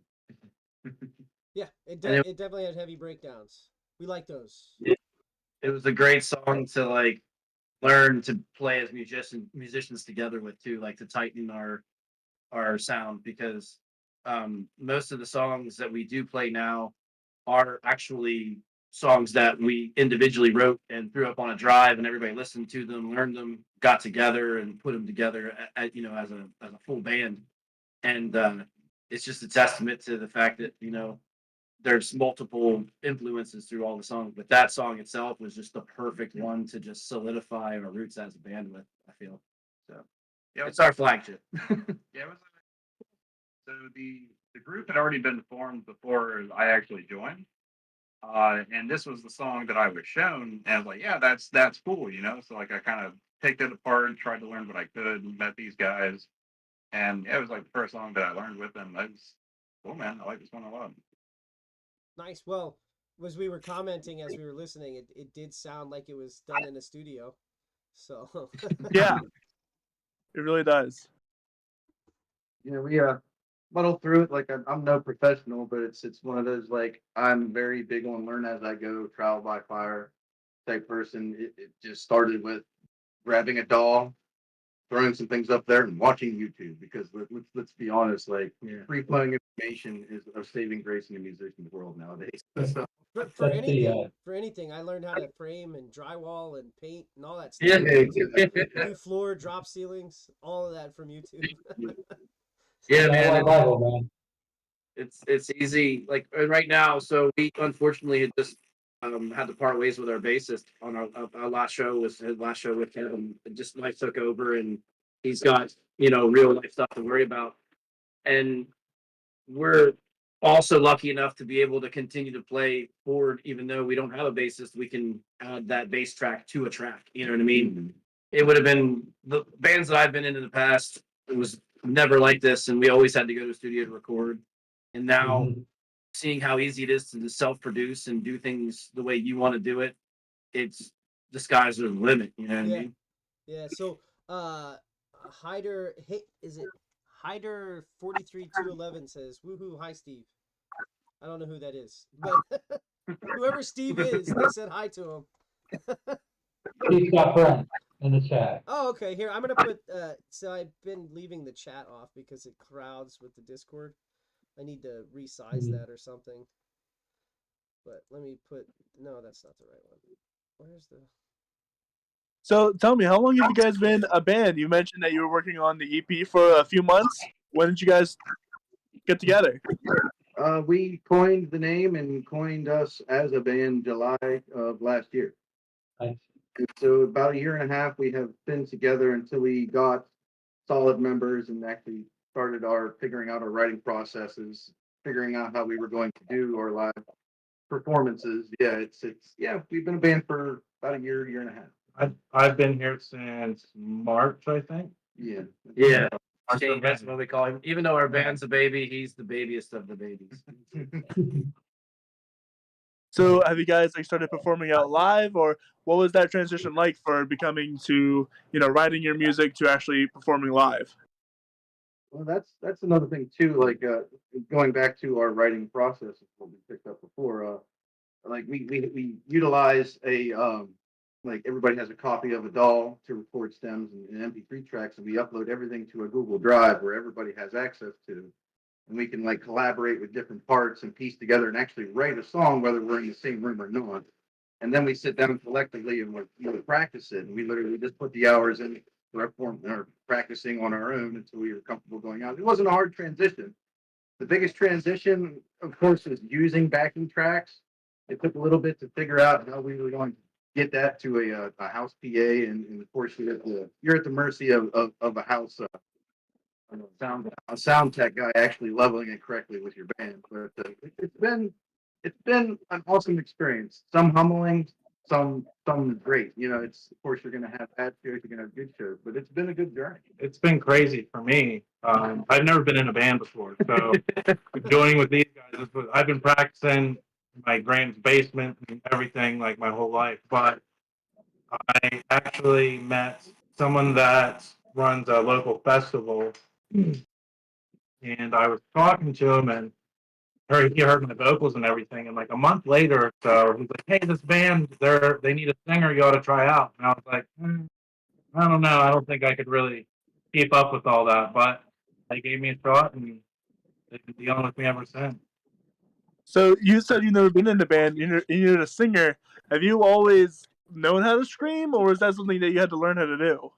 I've been practicing that since I was like 10 years old, and I just turned 32. So it's been a lot of just like practicing at home and things like that. The clean vocals are something that I need to work on more. Something I've just been putting more effort into recently. But yeah, the screaming, I've been doing that for about 20 years. That's awesome. Kudos to you for not hurting your voice training all that. The vocals sound great. I definitely enjoyed it. They do sound great. I got to listen to it on the nice stereo system in here. Yeah, So- you'll hear we like to do like 3-part harmonized screams. You'll hear that a lot. There'll be multiple screaming at the same. So when you master Yeah. those, so it was trying to point at you like anybody can see what I'm pointing at. But here, this guy right here, that guy. You're the one that does all the mastering. So when you master those triple screams, do you put them on a wide pan then to make sure that they come out in the mix? Yeah, I always layer everything with the right and the left. Okay. Yeah, and then like from there, I literally take just like like a pan like effect, and then figure out where I'm layering it within the sound. Of course, like with the main, I keep him heavy center, and then he wash either like slightly to the center left or center right. So do you use like delay effects to kind of push one side or the other? Yeah. I know about that. I know I've done some of this myself. I'm just trying to lead because I want people to like be into doing some of that. And one of the hardest things to do is to master vocals in a way that sounds front, but also have all that in the background too. That's been a struggle for me too. I'm still not that good at it. It fills the spectrum and the frequency. Like it just makes everything sound more full that way. You know what I mean? Land vocals right down the center. Also, I'll even say I still struggle. Like vocals are my weakness. I have a hard time mixing those, and especially I have come to discover us recently discovered it together that the microphone you use plays a huge part. I was just gonna say that because like the hardest part about mastering a vocal or getting the right sound out of a vocal is the fact that a person's voice, like your singer's voice, is going to be different than your voice, you know. And there's like a frequency range that's so different with each one. It's really important to like open up that EQ, the visualizer, so you can see where they are, and then try to shape it so it fits right. And like the microphone will have a big effect on that. So it's not everybody uses an SM58 in live things because it cuts all the stuff at the top and the end and keeps the middle together. But you wouldn't use an SM58 to record much in the studio unless you were just going for a scream sound or a dynamic that's going to sit right in that middle range. You want something a microphone that fits the singer's frequency range better. So. Sorry. Anyway, I gotta play some songs from the playlist, and then we'll come back and we'll play talk to you guys some more, and then we'll play your other song which you gave us, which was called Revision, and then we'll play that after we talk to you guys some more. So let's play some songs from the playlist primarily so I can go get some water and take another Tylenol. So Yeah. Yeah, yeah. Well, I mean, that's Fever Reducer, etc., etc. But we're gonna play a song from a band called Final Stare, Felt Side Out, who I'm sure you guys are familiar with in Pennsylvania, Nailbite, and Dinosaurs in Paris. So we'll probably get those 4 songs out right now, and then we'll come back and chat with you guys some more. So that's about 15 minutes of music, I think. So we're gonna play those, and then we'll be right back in. So. Yep. Sounds good. All right. Let me get those started. My mouse is running out of battery. All right. Every time Got a hardwire that. you come around, I am stunned. You're back in town. The fire, it burns inside. I can't resist your bite. My heart aches on every beat, every beat. That's what I have never felt before. Never known, never known. That's what I have never felt before.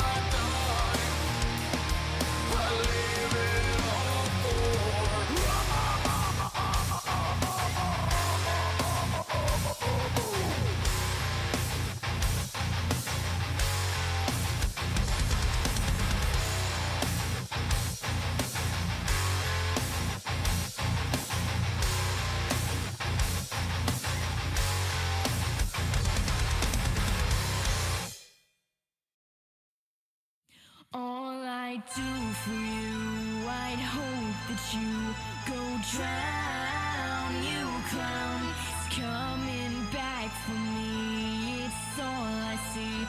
Your cruel ways twist everything I say. Down to the circus full of clowns with the extra money and things that'll keep things low. And you can't see me, just stay on your feet, building up your courage with your own stupidity. All I do for you, I'd hope that you go drown. You clown, it's coming back for me. It's all I see. Your cruel ways twist everything I say. In the end, you take it back. So it's right to come back. And it's sympathetic lies that you've told. Baby, as a village, so I'll switch your gadget down. Take what you want, do what you don't. But when someone plays a victim, they reap what they sow.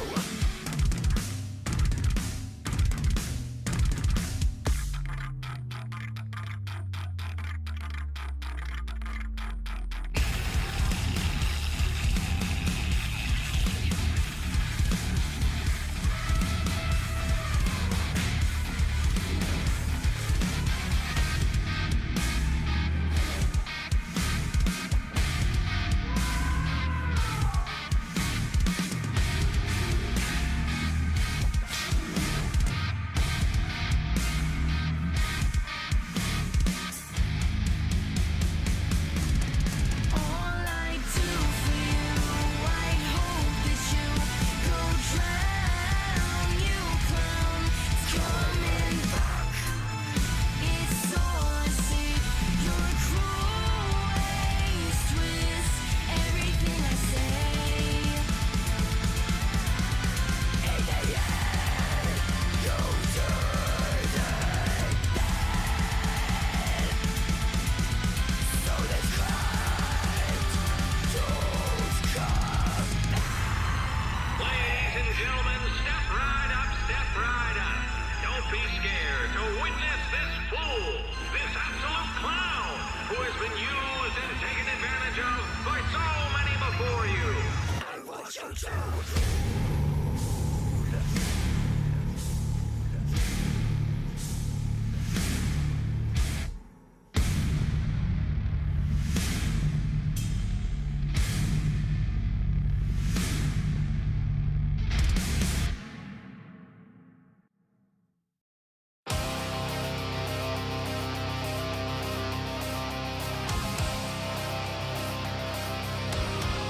Finally,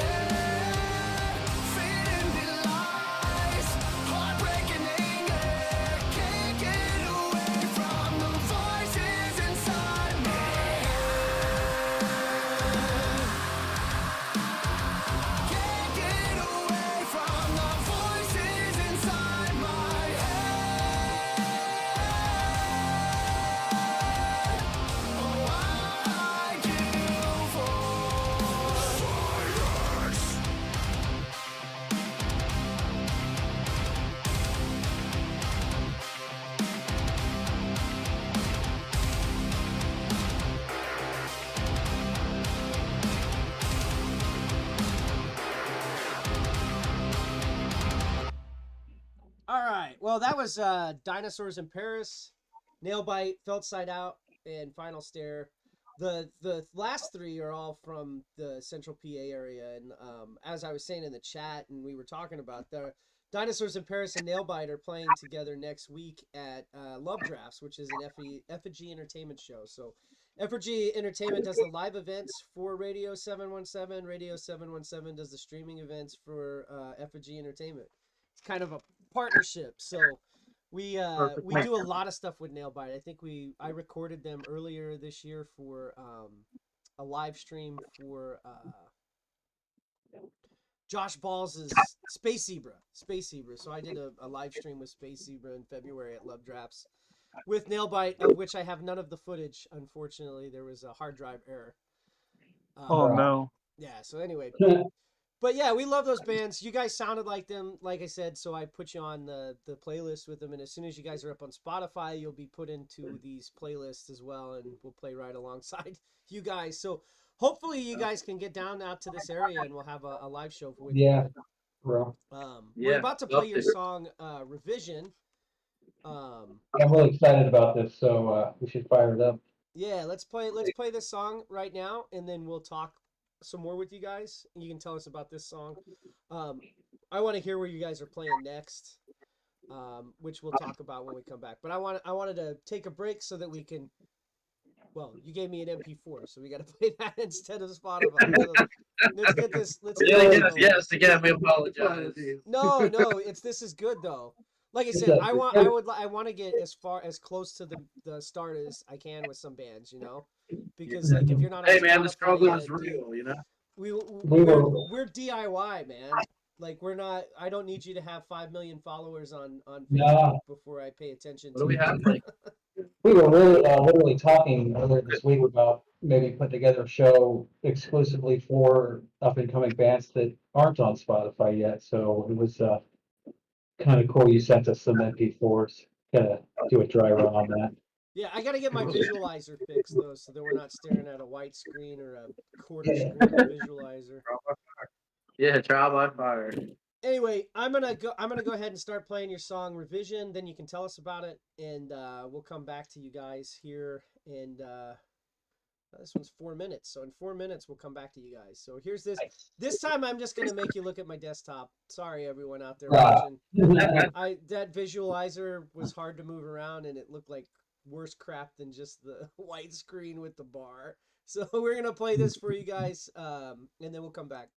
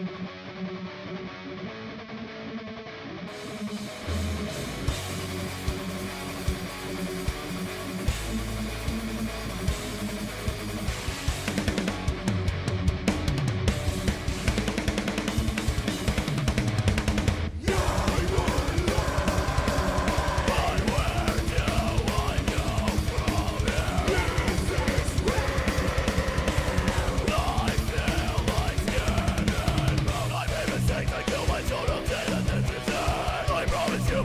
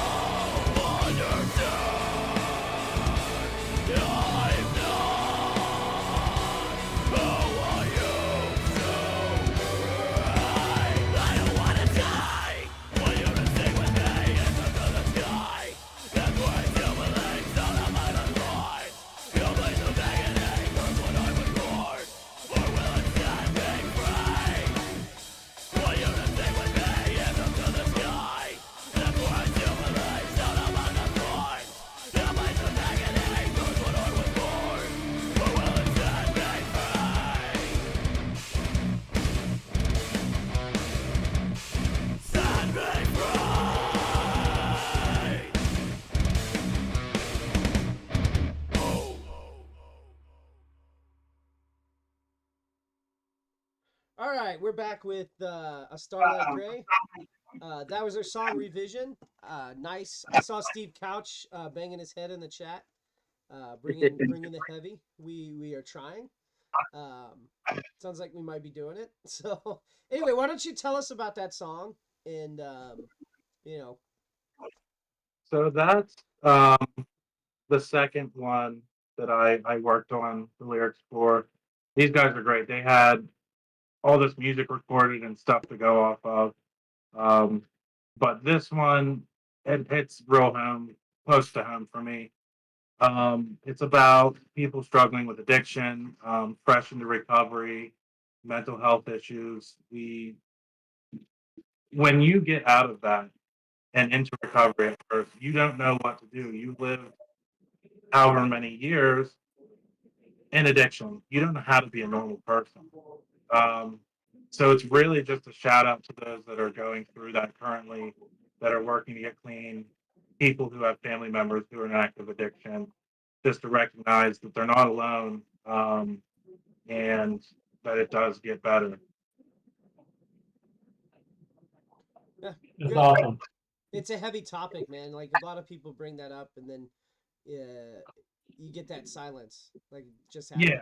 Yeah. Like, that like Yeah. 5 second silence. And you're like, what do I say next? But it's important that people are talking about it positively because 20 years ago an addict was just a junkie, right?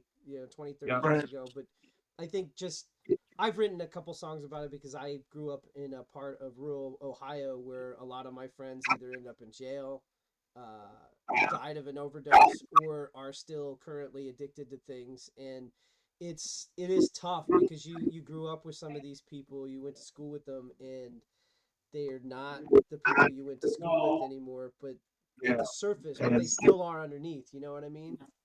Yeah, there was a group growing up. There was probably about 10 of us. And only 7 or 3 of us left. Everyone else is either passed away or is in jail. Dude, And that same thing story, that's man. I had a group of friends that I played like after I got out of college. A group of friends I played with games online with, and only the 3 of us were left. Right? It's like, and it was primarily because the 3 of us left. The 3 of us left the area. That was really what caused it to really work for us. But anyway, heavy topic, man. Great song too. Heavy song, heavy topic, heavy all around. We like that. So That's funny though, because that song was written over like the instrumentation itself, the riffs and stuff were written like over a decade ago. And it was one of those songs that we threw up in a drive and said, hey, what do you guys think about this idea?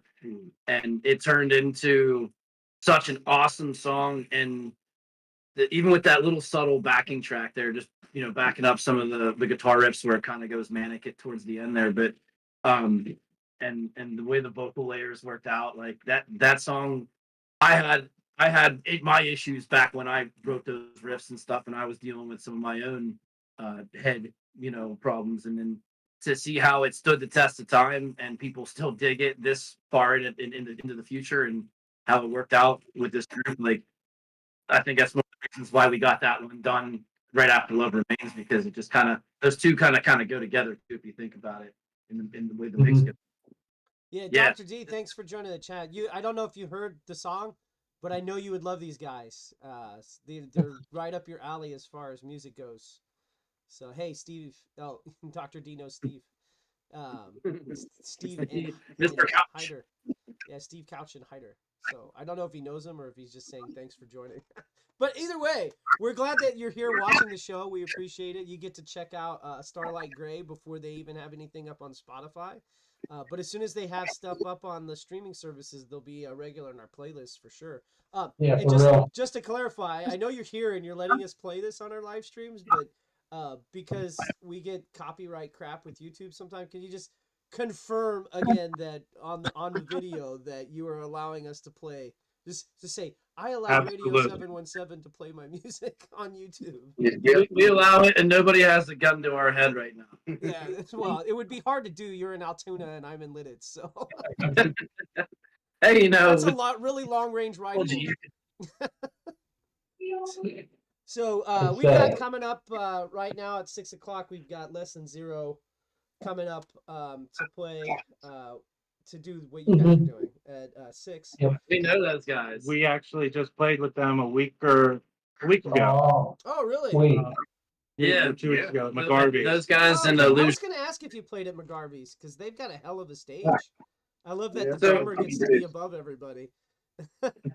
Yeah, we kind of didn't have that situation that show because the headlining band had everything up on the riser. But normally, yeah, McGarvey's. I've been playing there since I was like 17, and it was called Aldo's. And over the years, the stage has just gotten better, and the PA's it went stereo finally, and yeah. I'm the old head in the band. These guys are in their young 30s, and I'm in my young 40s. But great venue, and to play there once a month is just a pleasure. You know what I mean? So yeah, hopefully they're going over to the general chat. Let me check in. Dave, are you gonna go check in with those guys? Yeah, I'll go over. I don't know if I'm off. I didn't know because you've been doing the tech part of it, so. Yeah, I didn't think how to pop in, but yeah. Somebody popped in. Oh, I just I'll pop in. messed that up. This is what happens Yep. when I click things.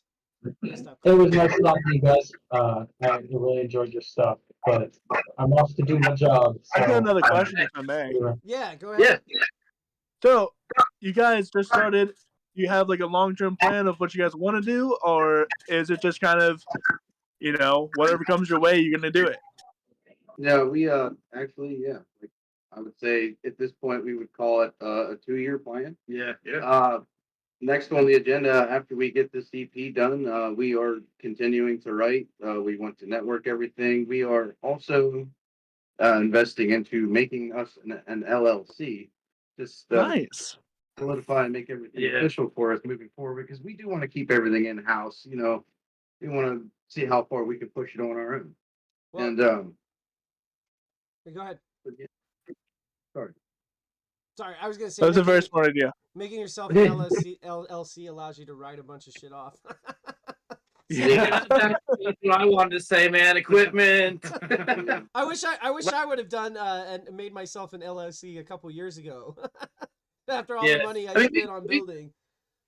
We've been playing smart. The studio we're in right now. Right now it's $125 a piece, but usually when there's 5 of us, it's $100 a piece for this 900 square foot studio that we have like a living room space with a practice spot, a recording spot, an isolation room. We have our wall of guitars and stuff like that. And then we're sitting in front of the bar area right now, actually.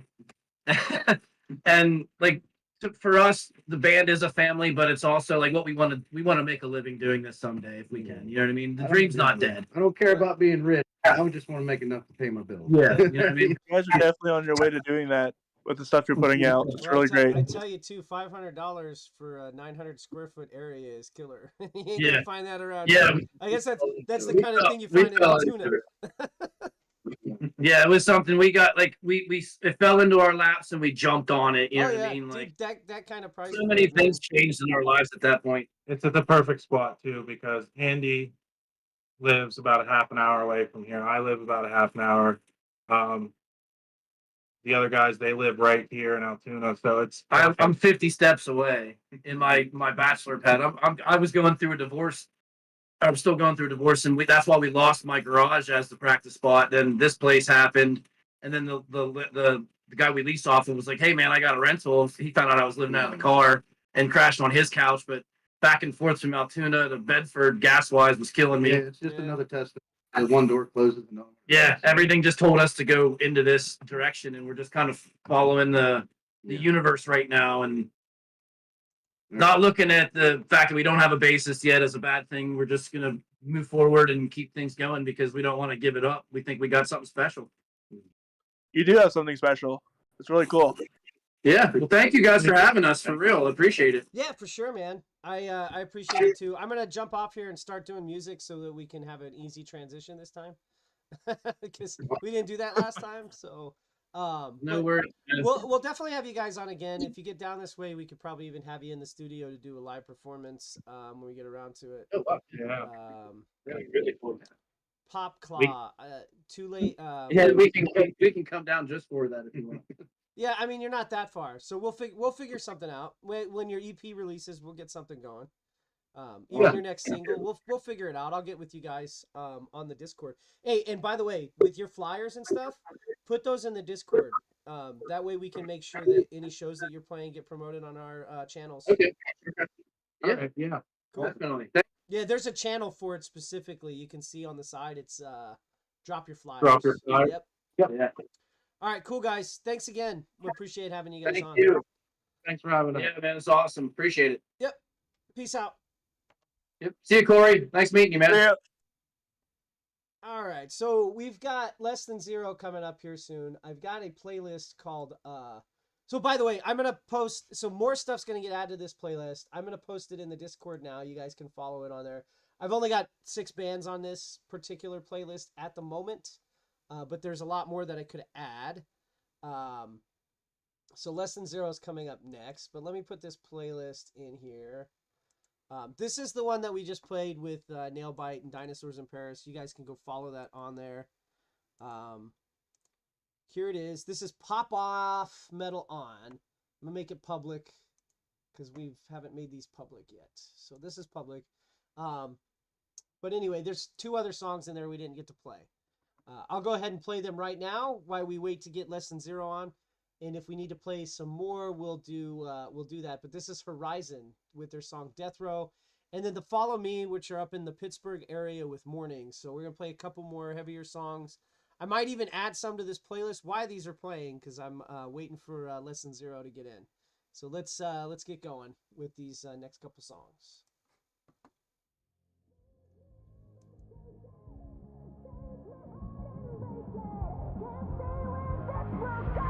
Call me up and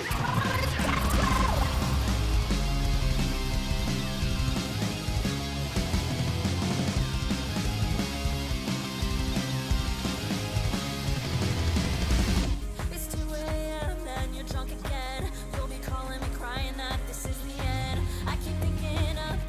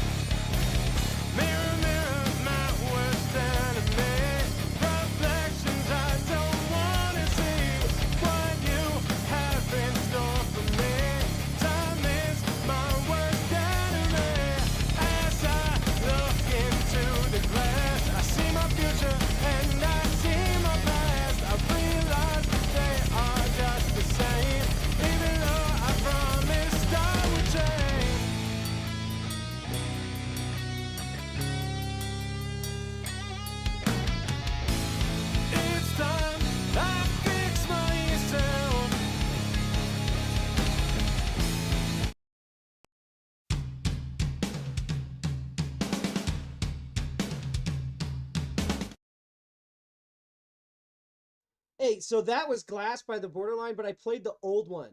You don't want to hear the old one. The new one is much better. The bassist does a backup scream vocal.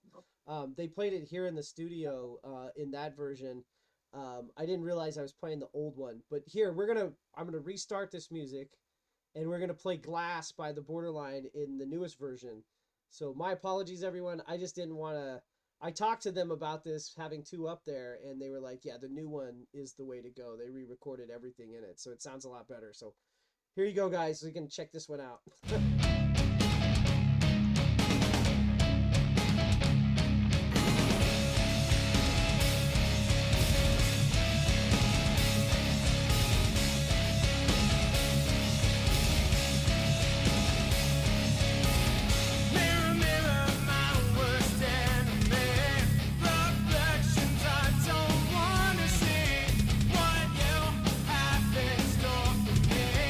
Time is my worst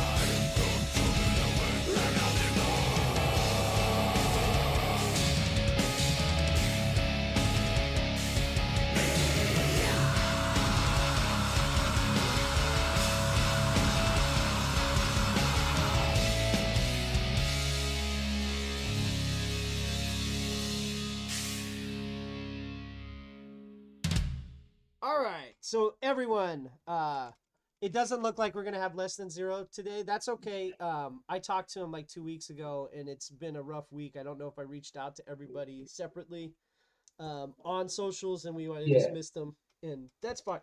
We'll have them on another time, maybe even in person, because they're up from the. Yeah, I was really looking forward to it. So. Yeah, I know. We'll I have like wake definitely me up some when I time. die. Sometimes that gets stuck Yeah. in my head when I wake up in the morning. Somehow. Right on. Anyway, yeah.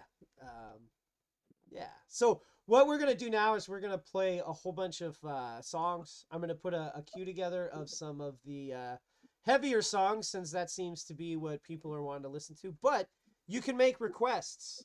So if you want to hear a certain band, you just ask us to play them. We'll even play Nailbite again. We've already played them twice today. We don't mind.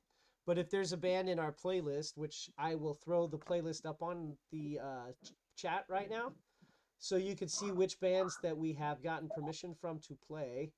And we're going to do that probably for half an hour. And then we're going to come back and talk to Corey about some projects that he's working on.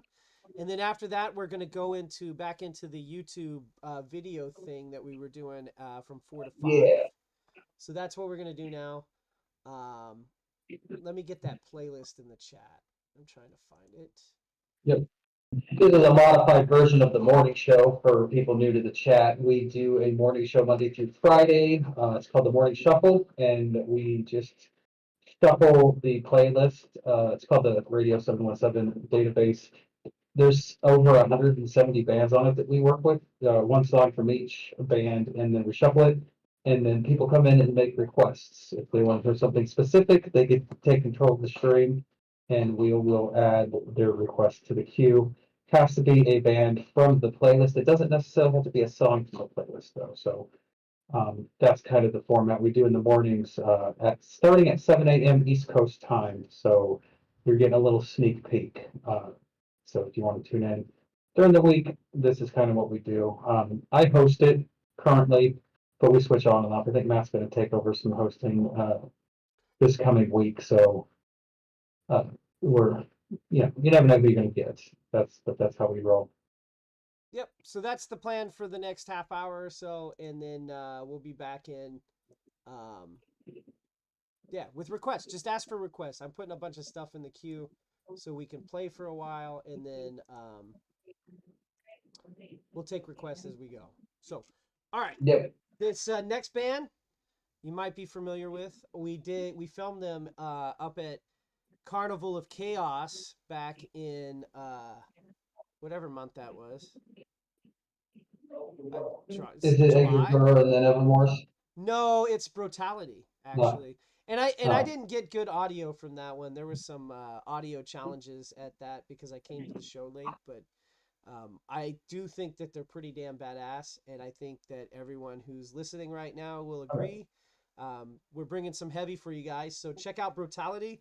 They're from upstate New York. They've been down in this area a few times playing. They go on tour all over the area. So Making a request, man. Put Edgar Burr and then Evermore's on. all right, I'll throw Edgar Gore and the Nevermores before after I start this. Yeah. All right, here we go. I didn't have to Brutality, man. It's all good. Here comes Brutality.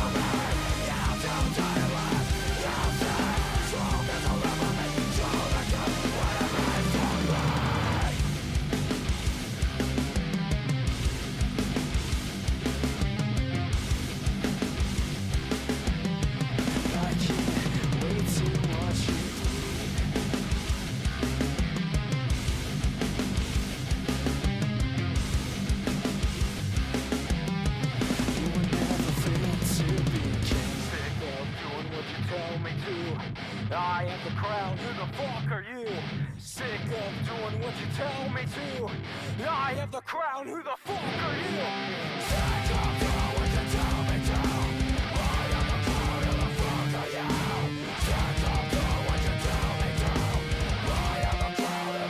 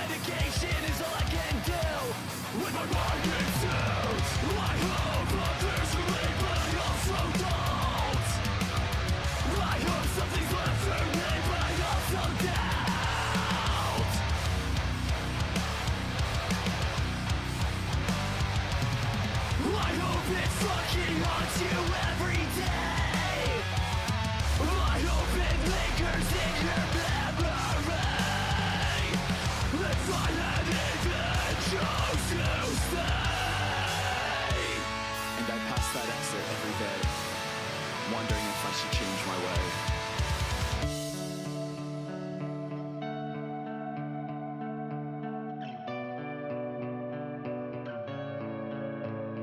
I hope it haunts you when you hear my name. I hope it haunts you through your day to day.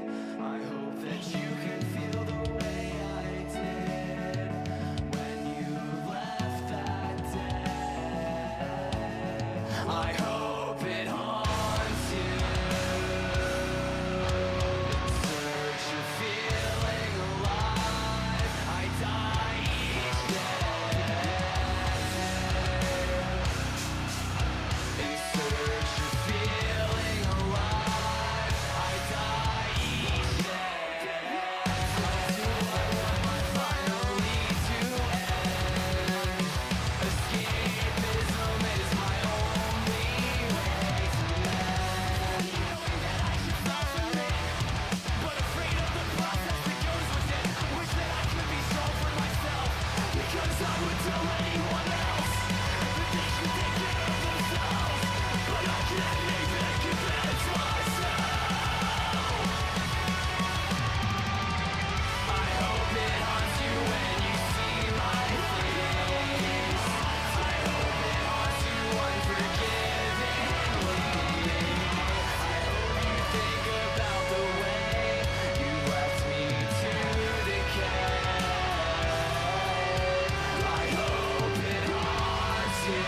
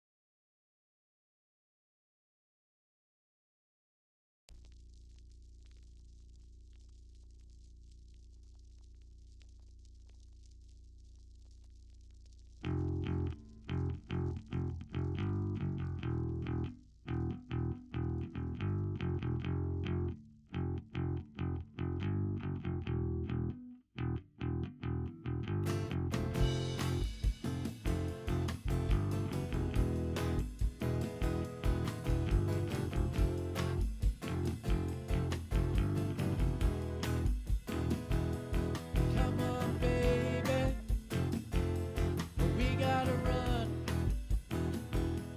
down to the graveyard to have some fun. Let's dance forever. Our song has begun till we start decaying under the sun. And I'll stay here with you if you want me to.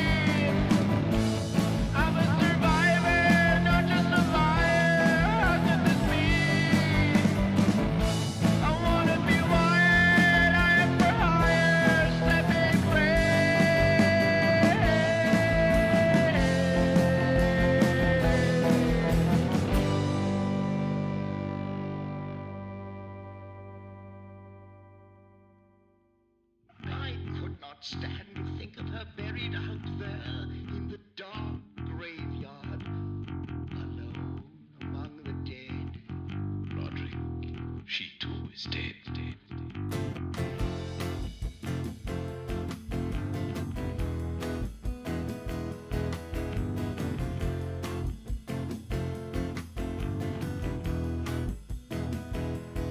Come on, baby, we gotta run down to the graveyard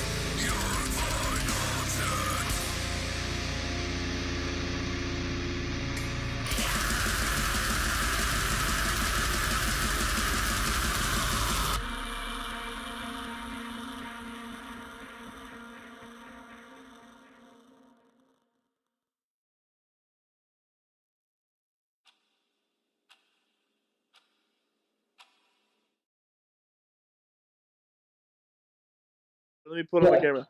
Hey guys, we're back, and you're looking at our chat.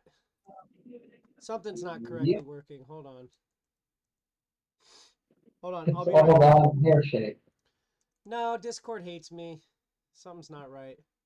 Dude, I'm gonna drive to your house and fix your.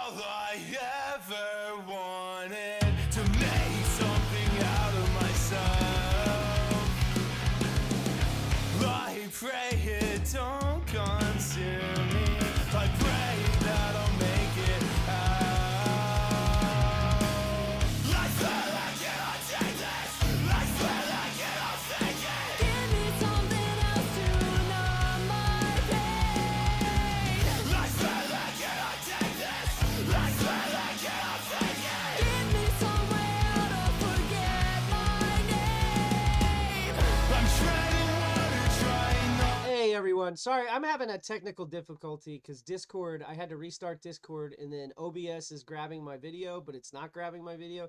So you're looking at my Pikachu avatar. That's a picture from the Nintendo store in Manhattan. Anyway, so I was trying to fix that, which is why we ended up playing a couple songs twice. Anywho, let's talk to Corey. I'm gonna let Dave kind of run this one while I try to figure out what's going on here. So I'm gonna be silent for a little bit. Okay, Corey, I know that you've been here co-hosting with us for the last it's been a minute. But why don't you reintroduce yourself to everybody and tell them what you do and what you talk about today. Sure. My name is Corey Rosen, and I run the Story Podcast, a podcast where, similar to the Roe Bison and Radio 717, where we interview musicians all the way from your bar to Grammy Award nominating bands that are all locally based here in PA. So it's been a really cool ride. I've been doing it for about a year and a half now. And that's the podcast side of things. On the music side of things, I also take local musicians' work and reorchestrate them. You've probably heard Ruddy Turnstones. I've been to the dungeon before. That has been played on this show. And just recently we did Amber Nadine's Okay. We turned that into a quite literal Disney princess song, which I'm really proud of. Looking to do more of that in the future with some artists upcoming. And then I also am an award-winning film score with a movie that should be coming out hopefully in December, January, out in theaters, called Talons of the Phoenix, a World War II movie. Okay. You've also done a short film, is that correct? Yes, I've also done a short film. The first short film I did was Night Voices, a collaboration with Dadley Productions. It's a nice little father-daughter production studio, hence the name Dadley. And that was a really cool project based on a true story about this radio show host that was not feeling great and was going to do something dramatic on air, if you catch the drift. Yeah. And that has done really well for me. Hey, you're back. Yeah, I fixed it. You're back. Thank God, because I thought we were gonna have to restart OBS. Although your audio is gone. You're unmute your mic, bro. Oh yeah, thank God I There you fixed go. that because I thought we were gonna have to restart Okay. OBS. So the radio host was about to do something on air live. Irreversible on air, and something happens. Gotta check out the film. You can check that still in film circuits, worldwide and nationally. So if you go over to Night Voices, they have a Facebook page, dadleyproductions.com. You can find more information about that. Really cool, short 20-minute short film that has done really well for me. It really expanded my composition style. I don't know if you're familiar with what's it called? The Social Network, the movie about Mark Zuckerberg and Trent Reznor score and Atticus scored. It's kind of like that, little droney. And then at the end, we've got some Disney Pixar, the song that makes you cry, kind of going on. So really, really interesting scoring, and it's won me a few awards, domestic and abroad. That's awesome, man. It's awesome. Well, I know you worked with Ruddy Turnstone on a remix of I've Been to This Dungeon Before, and we were gonna have Ruddy Turnstone on here with you in my studio at 7, but with me and my family being sick, I didn't want that to get to you guys, so we didn't. No, that's totally fine. I wholly appreciate that. Not being sick. Yeah, you don't want this thing, man. I was sick I'm still sick, and I've been sick for a couple days. So, why don't we go ahead and play the Ruddy Turnstone reorchestration right now, and then we can talk about it, because for sure. I'd definitely like to get another listen at it and hear what Corey has to say about it. Yeah, so this is the remix. So this is the one that you worked on with Ruddy. So we're gonna with Ruddy Turnstone. So we're gonna play that real cool. This is not as heavy as what we've been playing, guys. So I'm just saying there's not going to be any screaming in here. It's a little bit of a No. different genre. But as once we're done talking about this one, we're gonna go in at 7 and we're gonna play music videos from the comments section. So yeah, thanks Dr. D, appreciate it. Popclaw, thanks for joining, and Steve, we've been playing a bunch of heavy music for you guys particularly, but this is going to be much different. So let me put that up, and we'll take a listen to it and then talk to it afterwards. So that's coming up right now.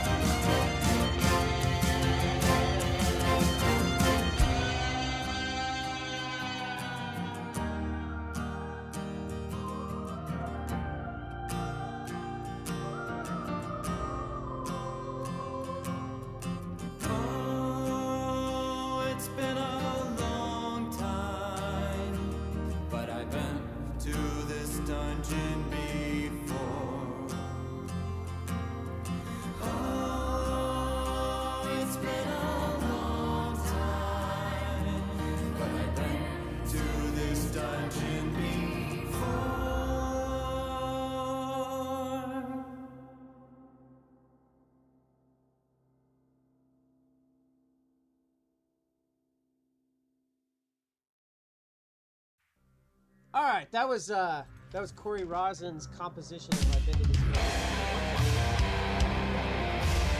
Trying to play all the songs that we played already again. Probably because I have it on that. I have it on a metal playlist. Underneath it, I added a bunch of stuff to the queue. But anyway, so Corey, I've listened to the other version of that song probably about 1,000,000 times. I'm a huge fan of Robin Chambers' violin. She plays open mics around here, and she just comes in. Yeah, and, she like, kills it. Kills it. Like, never hearing stuff before. Like, she's taken a couple of my songs when I go to an open mic and played some killer violin on it. So, you know, I know you didn't compose her violin, but you composed other parts. So what did you compose on that song versus the one that I'm more familiar with? All right, so what I took his vocals, I took his guitar, and that's it. And Jess Boyer's background vocals, and that's it. Everything else is done completely by me on my MIDI keyboard. Even that electric guitar solo done on this keyboard as well. Okay. So you composed basically all the instrumentation in the background for the song? Yep. All that piano, like I said, the electric guitar, the violins. I didn't take Robin Chambers' violin stem at all because it would have been too hard to mesh well with the Logic samples that I have. And to be fair, hers is on a completely other level that I think, in its own respect, should be something something put aside for sure. Because what she can do, I cannot recreate. No, I know what I mean? That's the downside of like MIDI anything. Like even the MIDI guitar that you had on there, I mean, you could tell that it was MIDI, and because I'm a guitar player, I mean, a lot of people who aren't guitar players probably aren't going to really tell the difference. But there's just a different dynamic that comes from actually fingering a string, and that's right. A real Yes. struggle. That's a real struggle for like for the longest time you couldn't get a good MIDI sounding drum because the acoustic and then just the hit on a piece of skin is like that, right? And that's but a lot of the engineers went and made sounds like that. So now when you look at Logic drums, they're literally the sounds that have been actually recorded. But you can't recreate the same sounds because Robin plays her string instrument differently than another violinist, and I play my string. Yeah, no, instrument she does different completely than a guitarist. crazy thing. Yeah, but that's the thing. Like imitating that sound to make it sound human out of a MIDI for any stringed instrument is like nearly impossible for people who know. Yeah, and I hope it remains that way. Yeah, you know, drums got really, really good. Like you can't, a lot of times in new modern music, they don't even do acoustic drums now. They just take samples and add them, or even with bands where they do real acoustic drums live, like Avenged Sevenfold is one of those bands where they have a whole bunch of other sounds on top of their acoustic sound that are right. Logic sounds or whatever. Drums seems to have been able to do that, but it's like a hit, you know, and you can record a hit and time it and make it sound really real because there was a couple engineers in the early 2000s, mid 2000s that literally went around and microphoned a whole bunch of kits. But me hitting a drum and someone who doesn't know how to play a drum hitting a drum, it almost sounds the same. So right. But anyway, sorry, I didn't mean to derail the conversation around the strings, but you're right. Like it wouldn't mesh well because MIDI sounds different than acoustic. So anyway, please continue. Sorry, I didn't mean to go off on. No worry, no, because it's a good conversation to have, especially as you know we get better and better technology, and even forget about what AI can do or what we'll be able to do in like a few years, and recreating human sound and all that. But yeah, regardless of all that, everything was done here in my in-house studio. It's something I've been really wanting to do. There's a lot of great music out here, and I like to play really great music, and I like to create, different forms of the music. I really, really, really love this. I'm not saying that I did better than Reddy's original because I love that song to death. That's one of my favorite songs locally, besides Cody Tyler's Eagle Tattoo. But I really wanted to give it some life with some horns and some strings in a way that I heard it, and that's what I decided to do. He let me do that. And people liked it. it's got like 3,000 streams within like a month and a half. So it must be done. I must have done something right. The bass song has over 90,000. The one that Robin. Oh yeah, the bass song is over 90,000, and that's song, incredible. And I remember when that one came out, Ruddy Turnstone was pretty pretty flabbergasted that so many people were listening to it. So like yeah, it was like that's kind of a sound he breakout wants for him. too. The people at the Kaleidoscope did an amazing job at nailing his sound and exactly what he wants, and that's something that he's really interested in doing in the future, is continuing that kind of level of sound. So any way you can support Ruddy, please do so. Yeah, I gotta have him come on. So I'm gonna work with him on getting him come back, and then instead of just an hour, maybe he'll get 3 hours like the artists usually do when they come into the studio. I just had him in for an hour because we were gonna do an open jam thing afterwards, which totally got derailed with me being sick. So, all right, so we got it's 7 o'clock. Go ahead, Dave. Yeah, I just want to say, when we were talking during the music break, you had said that your intention was to add a more cinematic feel to these artists' remixes. I say that you definitely hit that with the Ruddy Turnstone remix. It's very cinematic. It's just got this feel to it. So Thank definitely you. a fan. Speaking of cinematic, maybe tune in about a year, and maybe we'll have something to go with that. Just a little bit of a teaser. Teaser, okay. You've got a year to wait. Yeah, we got a year to wait. Oh, it's going to be something special, and especially since it take a year to do it. I hope so. If it takes. Well, I'm looking forward to it. So stay tuned, please. Yes, and then the World War II movie score. Do you have a timeline for when that's coming out? Sometime next year? Sometime 2024? So we had the premiere this past Thursday over in Gettysburg, Gateway Theater 6. Really cool venue. Highly suggest it. There's still some work to do yet. Doing an indie film project comes with its many challenges, as I'm sure you could probably think of. Yeah. So we're waiting on a timeline for it to get released out to the public. Right now, I think we're looking at December/January. But like I said, I'm only the composer. I'm not the producer or any of that. So as far as I'm done, my job is done. You know what I mean? I'm just sitting back waiting to hear, just like everyone else. But hopefully within the new year, it shall come out in theaters like Penn Cinema. Cool. Awesome. So that's December 2023, January 2024? 2024, yep. Awesome. So what was the name of the movie again? Name of the movie, Talons of the Phoenix. Talons of the Phoenix? Sweet. Talons of the Phoenix, yep. Talons of the Nice. Phoenix. Okay. All right. Put Awesome. that on my watch list. Yep.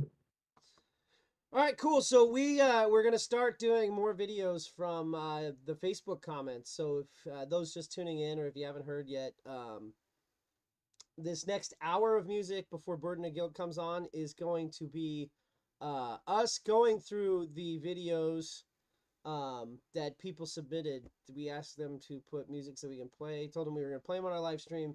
And we're playing these videos from YouTube and kind of watching them, and some of them for the first time. This band that I'm about to play, I've talked to them in chats a few times.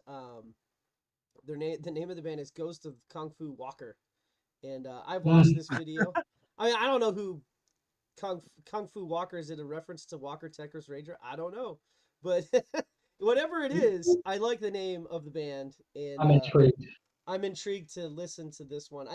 I watched it the other day, but it was in the background, so I didn't really pay super attention to it, but I've listened to a few of their songs too, because I wanted to put them on the show for a little bit. So we're going to check these guys out right now. Let me unmute the desktop audio. And here you go. E si cambia registro, andando ad ascoltare i The Ghost of Fu Kang Walker con Heaven's Gate.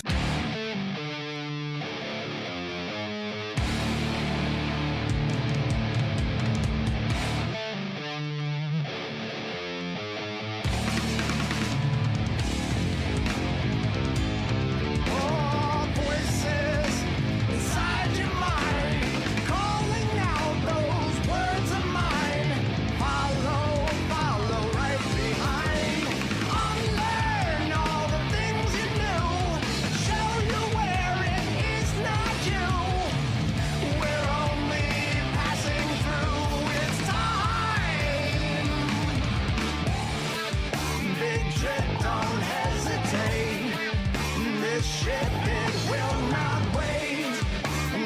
not too late to unlock heaven's gates. Big trip, don't hesitate. This ship, it will not wait. And it's not too late to unlock heaven's gates. All code red, take your places, disciples.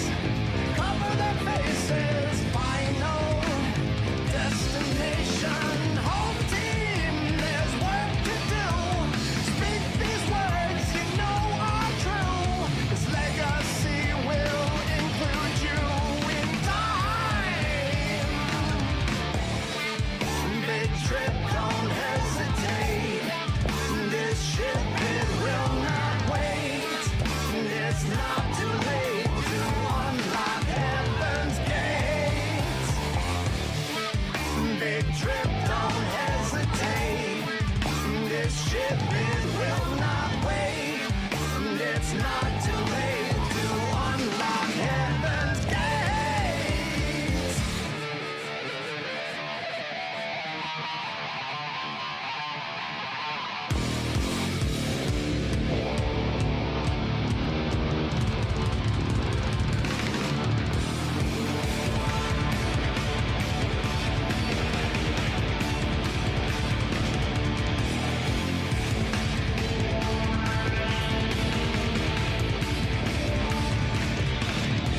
It's not too late to unlock heavens. Not too late to unlock heavens. Not too late to unlock heaven's gates.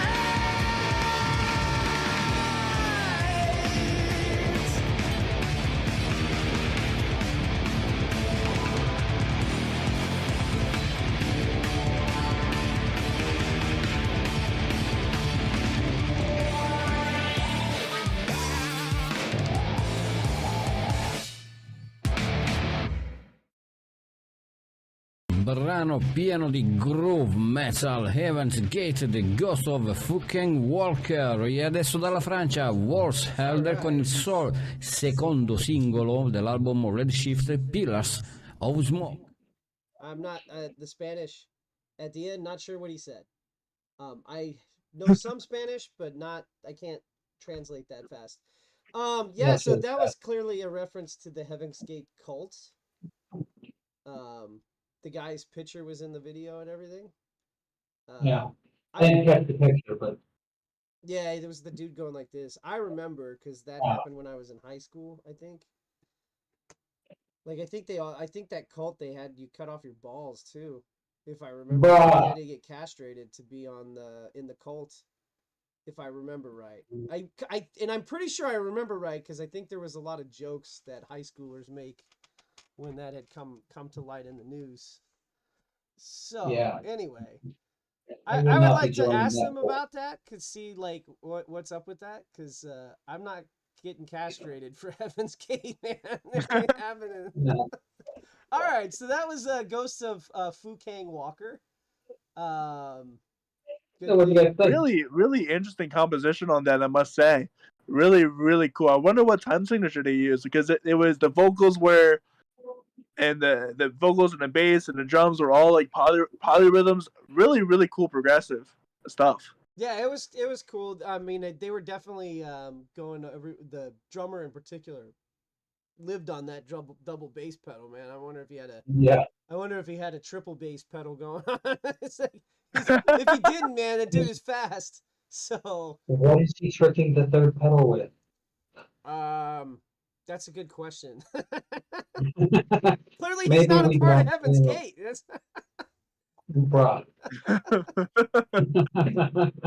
All right, so All right, we got another one. yeah, let's see who else we got going on here. That's a cover.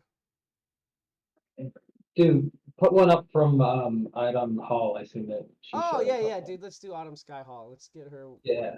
I love her music. So we played LA by her earlier. So let's do this other one: Anxious Brain and My Broken Heart. Let's go with that. Let's see what this one goes with. All right, so this is Autumn Sky Hall, a song called My Anxious Brain and My Broken Heart. I'm actually supposed to be tagging people, but I don't have my iPad over here on Facebook. Crap. All right. This is going to be more difficult. Hold on, let me fix this.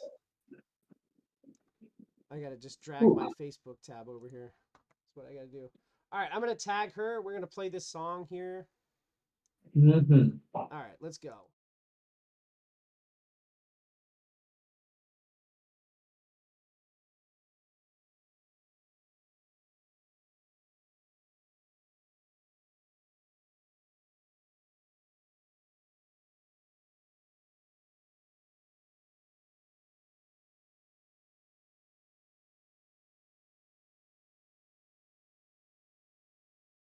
Place.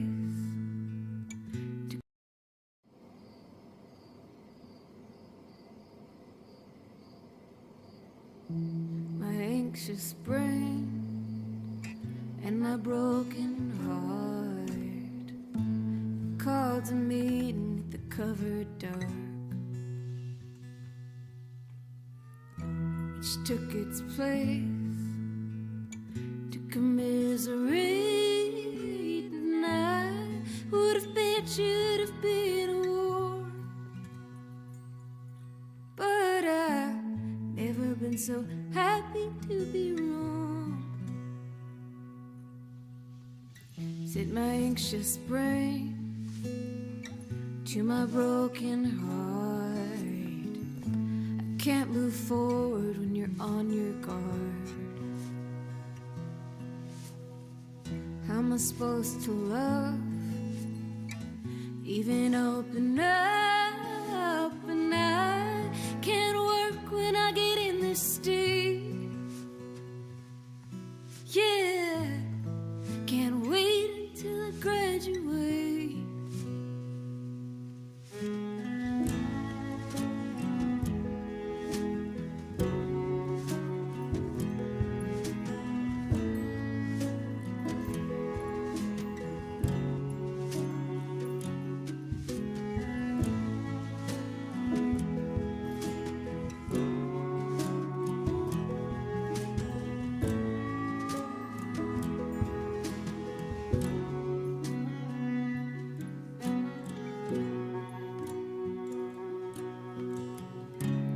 I'm trying to protect you. I've seen the hurt and I don't want it to continue. I'm trying to do what I need to do.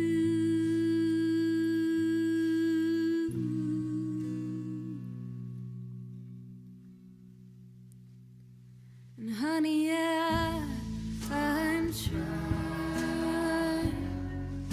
to do that too. I'm trying to do that too. I'm trying to do that too. I'm trying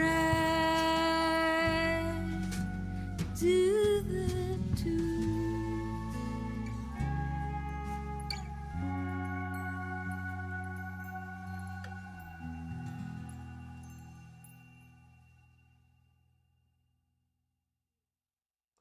All right, yeah, I like that. But I like Autumn Sky Hall a lot. We had her on the show. I think back in April, maybe she did a Zoom interview with us when we were using Zoom, and she talked about alt country. Are you guys familiar with alt country? Yeah, So a little bit. So it's like alternative country, right? That's kind of where it comes from. Like Ruddy Turnstone probably falls into that. Autumn Sky Hall claims it. So like that's the first time I ever heard of the genre, but it's basically an alternative to like the modern country stuff, but more like maybe with More less, Americana, more folky. yeah, more folky, more Americana, less Yeah, it's more back to its roots more than the pop country you might hear on the radio. It's definitely more reserved, trying to bring back into the old. I don't even know if it's like more reserved. I think it's more like an alternative to country if you don't want to hear conservative stuff. That's at least that was my understanding fair. of what I didn't mean looking reserved as into in it like afterward. politically, but more like as in like musically. Well, because like like you got Americana, like artists like Jason Isbell who do Americana music, but like that's more of like a if you listen to the lyrics and stuff, it tackles terms that you would never see in traditional country music, and this. Sure, yeah, and this yeah. is the same thing in an alternative kind of country sense. Like you could hear the slide guitar in there. It wasn't really slide. I think it was pedal steel. It sounded more like pedal steel that was going on in Yeah. the background is like kind of a subtle.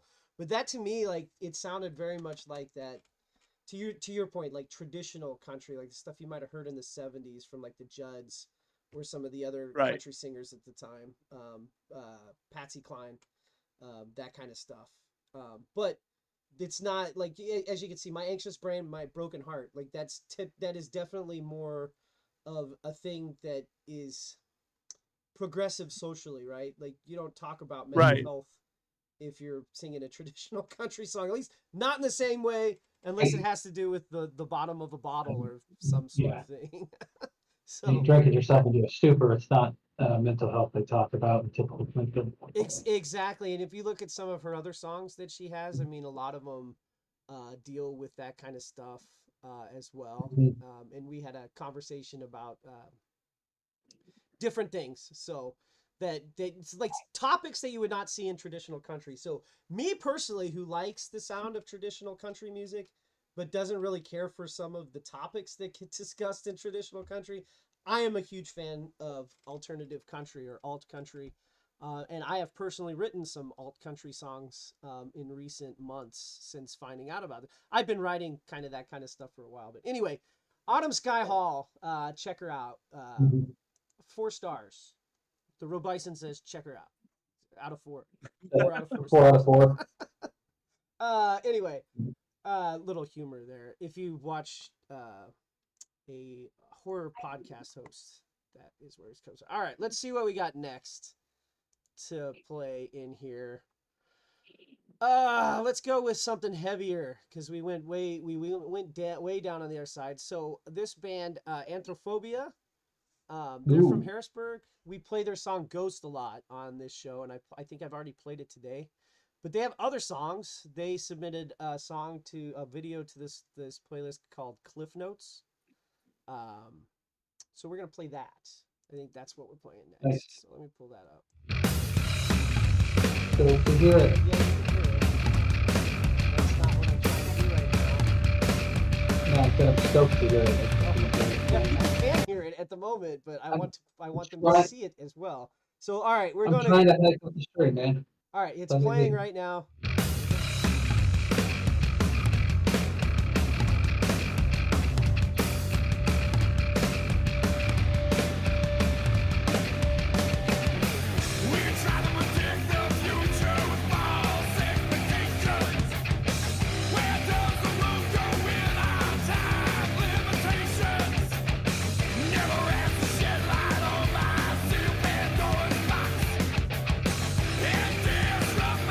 Well,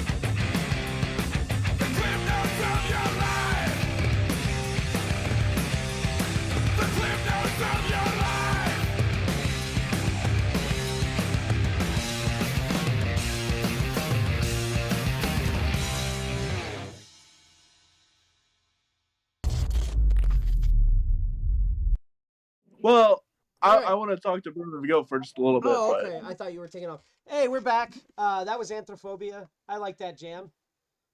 Cliff Notes. I don't know. Do people use Cliff Notes, Corey? You just graduated college. Do they use those anymore? Yeah, actually, I do remember using them briefly in high school, but since then, I really haven't ever used Cliff Notes. I do know what they are. Well, I mean, but... yeah, I mean, people were using them a lot when like 20 years ago, but I didn't use them much in college. But maybe No, I didn't use them much in college at all. I just maybe that's just because I read the books I was required to read. I think the Cliff Notes were for the people out drinking. I don't know. Cool song idea though. It's a really I really dug it. Yeah, it was Cliff a good Notes of tune, my life. man. It was Really cool. very drive heavy. I'm trying to think of what the term is. My brain's still foggy. So, but yeah, anyway, that was cool. So so during that break you were telling us about what is this place called? Why I look for The Candy Factory. The Candy Factory. Candy Yeah. Factory. Okay. So what is that anyway? So I'm not entirely completely sure, but I'm heading that way after I'm done here. My really great friend and organizer around here, Randy Buxner, was telling me that this is a place where a lot of young bands and young people go to like test stuff out. It's a kind of a collective, if I am understanding it correctly. I'll have more information of this afterwards, but please do check it out. It seems to be a really Like, cool is hopping this a place. place where you have to text somebody for an address because they don't give it out publicly? Because I do not think so. They have an Instagram or they have their address. I'm pretty sure. I should check it out because if I want to definitely check the place out. You said it's called the Yeah, get work done, get connected, get inspired by joining our co-working community. It's co-working community. That's right. When COVID happened, a lot of people didn't have a place to, work at like home. So this place created a space where people can go work remotely if they didn't have a space at home. Okay. Yeah, I know what co-working is. They've been doing it in bigger cities for a long time, actually, where they there's not enough space, and so people rent like a space. Like I went to a meeting at a co-working thing in New York City once, where they had like just a floor of the building that you could rent out, and it was like instead of owning space as a company, as a startup, they would co-work. So they would have like 3 or 4 companies working out of this one building. They'd split the schedule and then they'd pay the rent. And that was kind of cool. I was like, yeah, that sounds pretty awesome. Kind of like what we were just hearing from A Starlight Gray, how they were renting out that space and divvying it up. But in that case, it's a band that's sharing the space. But these were like different companies. So nice. Anyway, let's get another song, another video up. I've selected Scanner. Oh, that's a cover. Never mind. I don't want to do a cover. Let's do the one right below it by Ruination, called Losing Insight. Live Rock Beats Depression is the name of this song. So I wanted to check that one out. So let me go ahead and let me tag Ruination before, so we don't have a break in the. All right, so I'm tagging Ruination before, because the reason why there was a break in that was because I had to go to another tab, and whenever I do that on for whatever reason, when I do that on Chrome. Oh, I keep freaking... Okay, there we go. We've tagged Ruination. So now let's play their song without having a dip in the thing. Looks like this is going to be them playing live at some place. So hopefully the sound is good. Ooh, nice. Using a phone, potentially.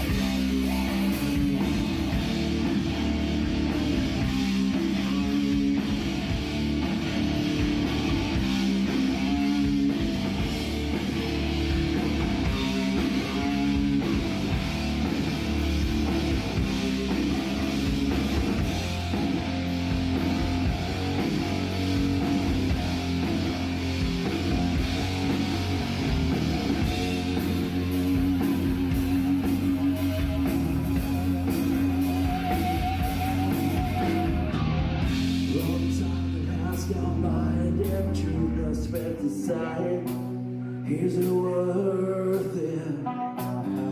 Never one for good intentions, not the kind you'd hope to find. Can you tell? Try so hard to please more, as we all lie, as we are so inside.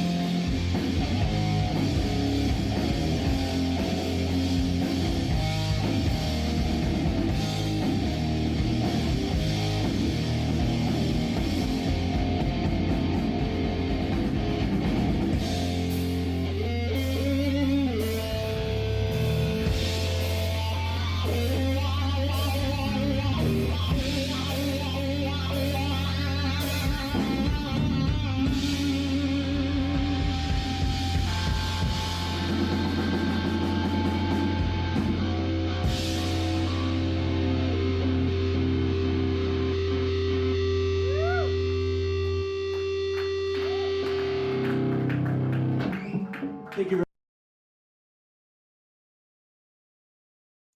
All right, so that was Ruination with a live, that looked like a live video from somewhere. I don't know where exactly, but it was from somewhere. The audio is actually pretty good. I was impressed with the audio on that. Yeah, me too. Considering what it was. I didn't like the portrait, but if you were posting that to Instagram, I guess that's what you get. Because I when I go live on Instagram, I have to turn my iPad, which is annoying because I have a keyboard for it, and It holds it up. Oh. Like I was saying, that That's fun. that room that they were in was pretty tall and it wasn't square, so I think that helped with the sound. Anyway, let's find another band out of this group.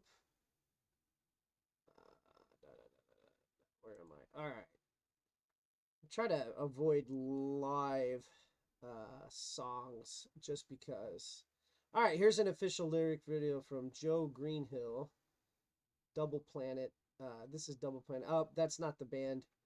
But like, unless I know the person, if it's not the band, if they're not posting from a band page. So when you guys do this, like when you comment with us in the future, if you want us to play video, try to do it from the official band page, or if we know you, we'll play it. Like Tanis, I have on here. He's Live Lost singer, so I know I can play the Lives Lost videos for him. But I don't know everybody that's coming on here, so we want to try to make sure we play only from the official band page. Speaking of Tanis and Live Lost, they're coming on my show December 2nd. Oh, that's awesome. Yeah. Tanis is a good dude. Great dude. All right, so here's Icarus Fail. Icarus Fell with Mad World. We're gonna. Oh, that's Tears for Fear cover. Dang it. Never mind. How about Coma Beach? Well, let's do Coma Beach by Coma Beach. I like that name actually, Coma Beach. Let me go ahead and tag them, and then we'll come back. If I can tag Coma Beach, yep, there they are. All right, so we're gonna play Coma Beach. The song Coma Beach. All right, I gotta do this a little janky right now because I can't. All right, this is called Another Song by Coma Beach.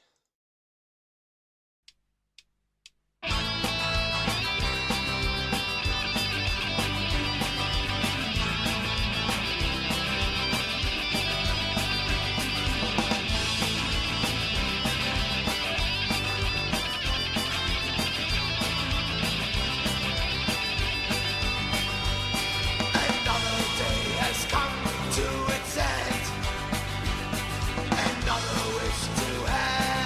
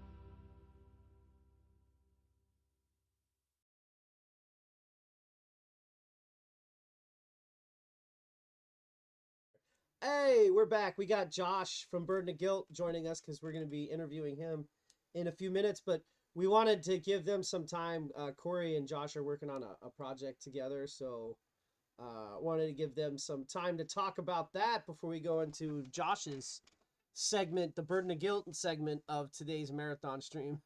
So why don't you guys tell us about the collaboration that you guys are doing? Yeah. Sure, I'll start out first. So basically what I've been doing is that every month I've been planning to put out a new release in collaboration with other artists. The first one was Ruddy Turnstone, which we saw earlier. The second one this November was Amber Nadine and her song Okay. This next month is yet to be determined, but eventually we're going to get around to Burden of Guilt and some of their songs. So Joshua, why don't you tell you what we got lined up a little bit? Yeah, so Corey mentioned about the possibility of adding some like orchestra style feels to our tracks, and I saw the post and I was like instantly intrigued because I see a lot of these bands out here right now, they're doing kind of like these reimagined tracks. Like the first time I heard like a reimagined track was from like Anthony Green when he did like Dead Meat and stuff. And I just fell in love with it. And then, Falling Reverse just did that awesome cover release. And, it just gave me an idea. And, Corey and I have been like, we've met a couple times and we've, and I'm a huge fan of his show. And, and I just have full confidence in this guy. And I just was like, we got to make something happen. We got to do this. And, all of the stuff that I've heard so far is incredible. And I think he's on to something special, and I'm all about working with different artists. And that's something that I really want to do this year with Burden of Guilt. And Corey's gonna be the first on our belt to do that. And we're super pumped. And eventually we're gonna get our interview in. It's been like, yes. We've had so many. I've had to cancel like twice on them because like either like my kids or like it just was like craziness stuff with work and whatnot and the band. So yeah, man, I'm super pumped to work with him, and his mind for music is it's different. He's open to everything, and I've always appreciated his spectrum for it. Yeah, I mean, thank you, man. Typically composers have a different ear than writers or musicians, like especially if they've been trained. Like Corey, you have a degree in music composition, right? I do have a degree in music composition. Yeah, so that's why it sounds different, Josh. That's why he has a different view on it, because he doesn't look at it the same way as me and you, I guess. Yeah. He's been trained to look at it differently, right? I mean, I took music theory classes in college, but that's nowhere near the level that Corey's working at. Yeah, man, I've been learning parts of music theory for like there are people like you, Matt and Corey, and just learning from different musicians. And my buddy Danny Joseph, he's the one who really tapped me on it. But there's just so much out there, man. There's so much you can do with your sounds, like, and you can just take it that you can still stick in your same spectrum, but you can just be creative. And we could talk about this more when it's just you interviewing. Well, I mean, we're basically there, right? I mean, I was going to play another video from the Facebook, but I think we're going to start a show where we just play videos from our Facebook comments to get people interest, just to do that. So let's talk. So this collaboration they're going to do, you got some songs coming out. It's going to be kind of like the one we played, Ruddy, where you're going to do the orchestral background. Corey? Yeah, so I think the plan is, and we haven't really sat down and talked about this thoroughly yet, but we're looking at sending stems to me and then maybe even redoing some of the vocals so that way it kind of smooths over a little bit better, because I know Burden of Guilt has those harsh vocals and it works really well with the electric guitar and the bass and all the other aspects of that band. But for something more quote unquote cinematic and more orchestral and something more beautiful, because your songs are really great and really beautiful, and they work very well within the Burden of Guilt orchestration. With the layout of your band, it works really well that way. But I think it could also really work. It could also work really well. I'm getting my words all jumbled up. It's been a long day here. Okay, man. Hey, no worries, And I man. think you It can work really happens. well orchestrally too, and especially that's something I haven't done before is actually go back and rework the vocals into something new. So that'll be something new to me as well, and I'm really excited to morph these songs into something so still meaningful but different than Yeah. than original Burden of Guilt sound. Yeah. And this could take us like a whole different direction. Like we could be open to like, when we release like, future tracks, coming out more things like this. Like be like Well, I mean, we'll give you they we'll used get to just to put a point on it. Like you released Deja Vu as a single, and then when you and I talked last year when we were working together right after you did the show with us in December, I talked about release one, and then release another one, and then release another one, and then release an album. That's typically how they always did it. But they also used to do this thing back in the '90s that they don't do as much anymore, where they would play like you would have one song, like your song Deja Vu, and then you would have the Deja Vu radio version, right? Whatever. And then they would have the Deja Vu acoustic version also on the same single. And then they would have the Deja Vu remix by blah, and then they would have the Deja Vu remix by whoever, and they would be like That's exactly what I four want. songs on a single where it'd be the same song, but it would be a completely different song. I remember the Deftones did that, or wasn't the Deftones? It was the Deftones. And Taylor Swift is currently doing Wasn't it that Be with her Quiet and whole Drive? 1989 track too. Yeah. So Be Quiet and Drive had like 3 different mixes on it on the single, but that wasn't the one I was thinking about. I was thinking of another one. It was a lesser known band from that new metal. And anyway, they had it might have been Korn with Follow the Leader with the title track from Follow the Leader. But anyway, they had the radio one. Then they had somebody else on there that did a rap on it, I think, and then they had another one. If I remember right, but it was the same song, but it was 4 different versions of the song with different guest artists on it.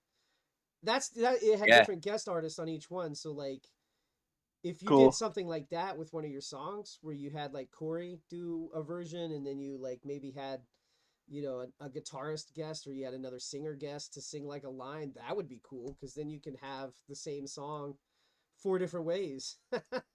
Dude, it's crazy to say that. Like my buddy Matt Progi, he's from Maryland. He's a bassist who did the tracks, did the bass work for the Trust and Feels Part 2. Like, I don't think people give people enough like credit as bassists, because like he is like honestly like one of the most talented musicians I've ever met. Like he's at his ears like you, Corey. Like he's classically trained. He understands music composition. He understands music theory. Like, dude, I never thought I was gonna like that like Spanish that Spanish love song vibe to Deja Vu, but when he did it, I was like, I had to sit in the room for like a couple times and hear it again. I was like, dude, this is cool. It's still like it's still sad, but then it turns into like this like like you're like on the dance floor and you're listening to like Spanish love songs kind of vibe. You know what I mean? Like it's really, really cool. So like I really want to do that for other musicians too, and I'm trying to get more musicians involved. Like I'm going to be doing a collaboration with Ellie from Echo Harbor. If you haven't heard of them, they're amazing. They're from Reading. She has one of the most incredible voices I've ever heard. You guys are going to be like so pumped when you hear, because we have a new song coming out called We Forget that I've been posting about, and we're going to do a couple different versions of that. So maybe we can get you featured on a guitar track there, Mr. Bison, or anyone else who wants to do it. But yeah, like I love that whole '90s spectrum of that. Exactly what you talked about. Yeah. I mean, and it wasn't just the '90s. I mean, they did it with like there was a lot of pop music that did it, where they did the dance remix. But it was like this thing that they were doing from like about '95 to like 2006 ish. Yeah, it just kind of disappeared when streaming and MP3 digital music became more popular. Betsy says she likes your shirt, Josh. So, thanks. Yeah, Halloween all day. So speaking of this, you guys were supposed to be in here live, and my wife Betsy, who just commented on the chat, she started a baking business, which we just got our license for, and she's called Betsy Bakes, and she's made cookies for bands when they come in. She made Devia some guitars. She did the logo for Observe the 93rd. But you guys were supposed to get these brownies right here, which I feel cheated. This is like her Grinch brownie. I don't know what she's calling it yet, but she made them at Rock and Ruins without the mint Oreos in it. So she did regular Oreos. So it's like a brookie on the bottom, a brownie, and then there's an Oreo stuffed in the middle. Oh, that's so We cool. were calling the That's ones at awesome. Rock and Ruins slutty brownies, but this is different. So this is like a minty brownie. I don't know what she's gonna call it yet. Maybe a holiday Grinch brownie. I have no idea. But anyway, you can buy these from her now. On her Oh, that's on her sick. Facebook I'll buy page. some. Yeah, I love desserts. think a pan of brownies is gonna be like $25 or something, but it's like a 9x11. I think. I don't know. You'll have to look at her Facebook page, which I should put that in the chat when we start playing your music, Josh. That way people can find it. But anyway, you would have got to try some of these because she made them, but since didn't want to get anybody sick. Listen, we gotta redo our stream anyways. We can redo all these things. We can have brownies. You do all that. So we'll just put a rain check on that, Well, and yeah, for maybe we'll sure. pick. And like we You do know? we do stuff differently. Like the first time you came in last December, we were doing the whole put the band on the stage thing, and so we had to find a bassist who you hadn't really worked with before, and so it kind of went.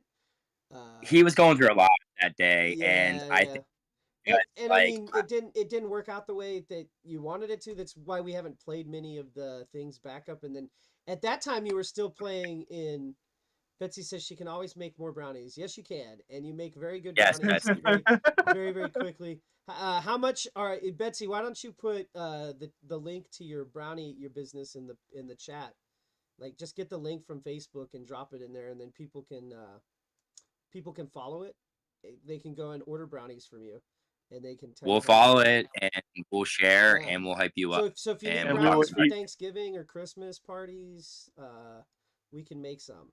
Betsy can make them, and you'll make her happy because she loves baking. Well, your wife's awesome too, and I remember it's so awesome how we've all grown. I remember when I got to meet your wife for the first time when I was playing that show at the kennel with it was with Ford the River and the Powder's Culture, Hollywood Horrorwood ending, Bad Luck amazing. Glover Boys. Yeah, I Yeah, remember that.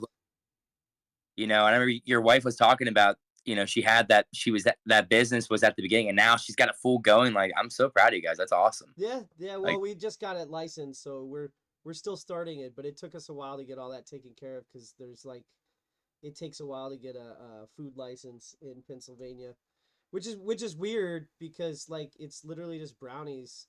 Like you go to a bake sale and like you don't need any of that shit, but apparently you do if you want to actually do it. I don't know. Anywho, back to what we were talking about. So like when you did that before, Betsy says thanks if you can't see the stream, but when you played the first time, you were still tuned up. And then you and I had like a coaching session, like not long out of that. We talked about like, preparing to like record an EP. And I was like, dude, you really should drop your stuff to E flat. Like E flat would fit your voice way better. And we started playing in E flat and you were like, oh my God, it does sound way better. And do you still I play didn't in train E my flat? voice. I still play in E flat. I feel like it has helped me take my vocals to the next level. Like I'm hitting a new range, like even like recently, like I just feel like I'm able to hit and hold notes like for long periods of time.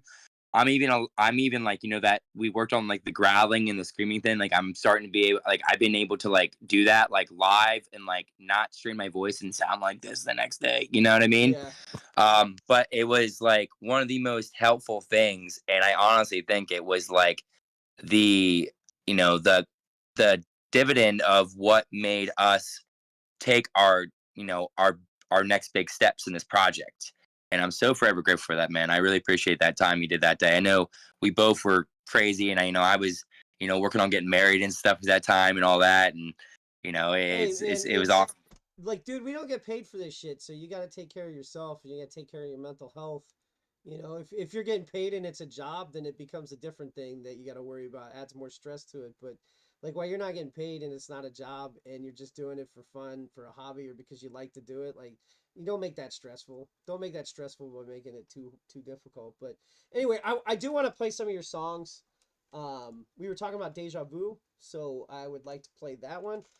Because you were going to be in the studio, I didn't actually put a playlist up for you guys. I don't think did I name a playlist for you guys? I don't even know if I did.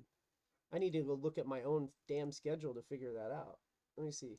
All right, man. No Oh worries. yeah, I did. We're easy Grungy Grimmace. That's what I did. The Grungy Grimmace playlist. Okay.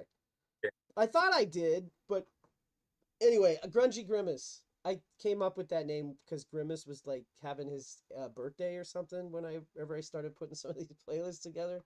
I thought it would be funny if you like Grimace and grunge. Yeah. Like you grimace. Yeah. Anyway, so I thought it would be funny. There's a bunch of bands in here like Almost Honest, which I have their old song Whalebones, but we've played a bunch of that stuff. But I want to play your Deja Vu song, and then because we already talked about it, and I'm gonna run that into some of the songs from this playlist.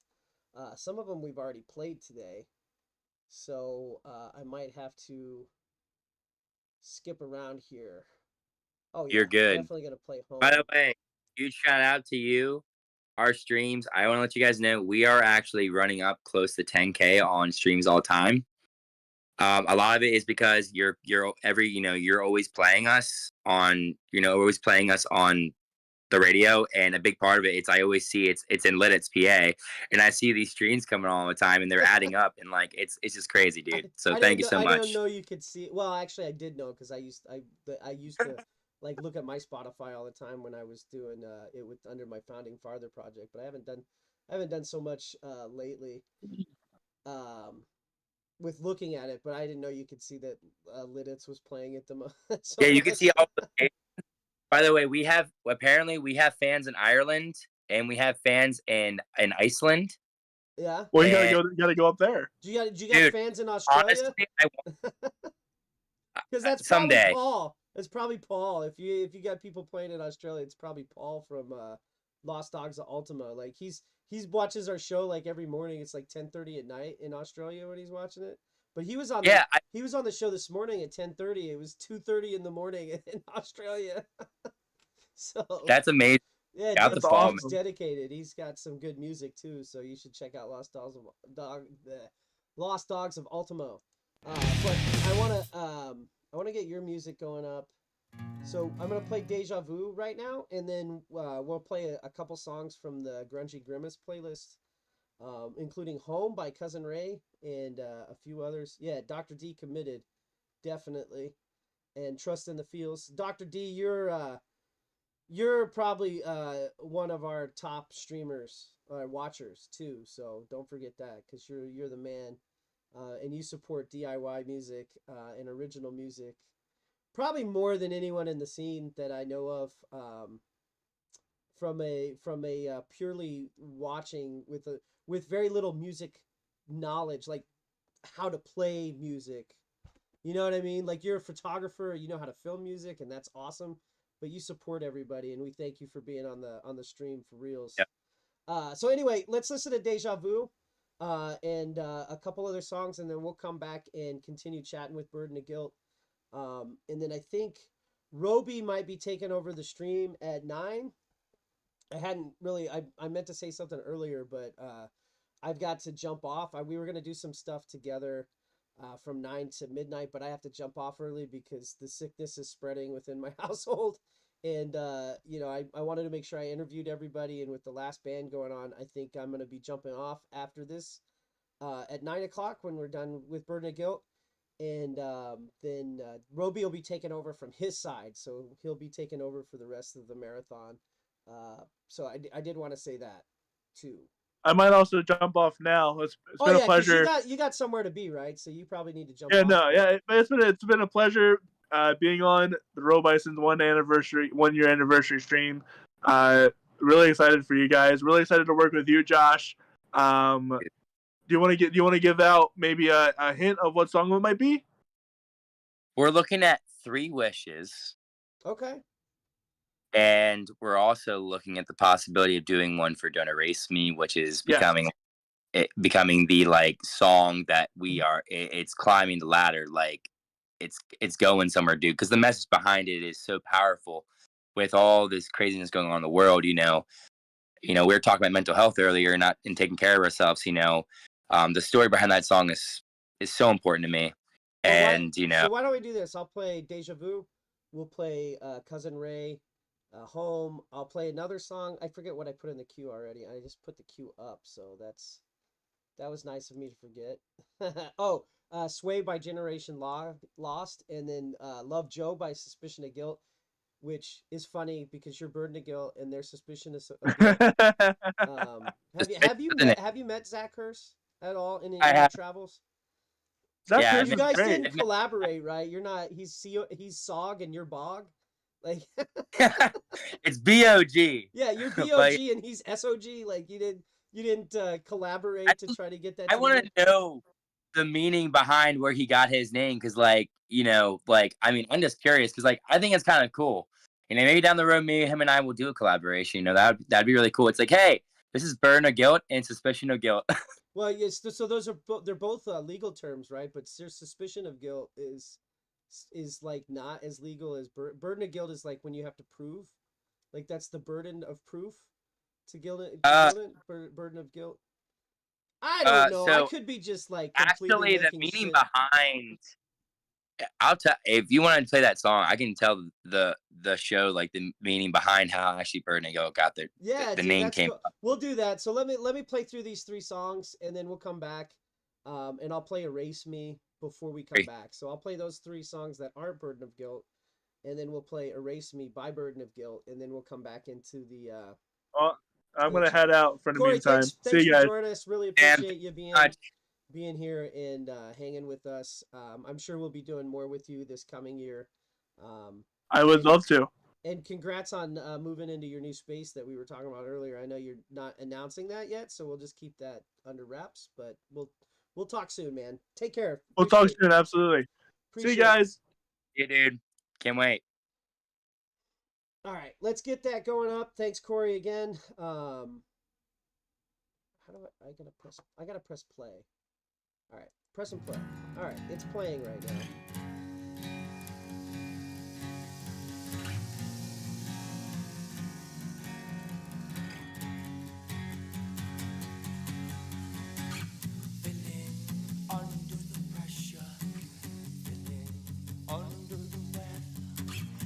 Shaded skies remind me of our past lives. Hoping time slows down. Hoping time slows down. Now hop in the car and drive. Go as far as you can tonight. Let's see deja vu. I'll run after you now, please. Press restart. I'll be there when you fall. I'll be there when you call sincerely.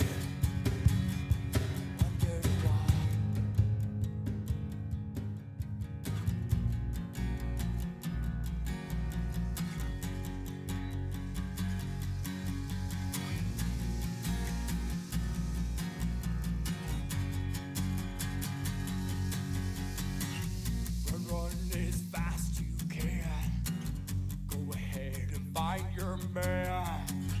Now you're stuck in the past where memories never last. Oh, hop in the car and drive. Go as far as you can tonight. Now hop in the car and drive. Go as far as you can tonight. Let's see deja vu. I'll run after you now, please. Press restart.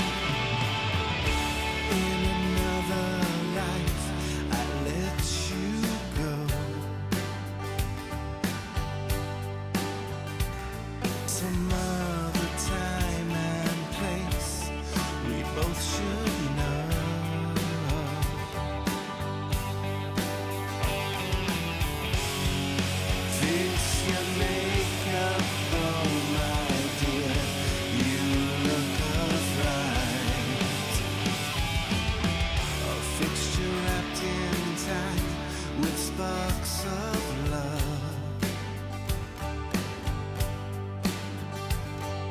running through them all, but touching none.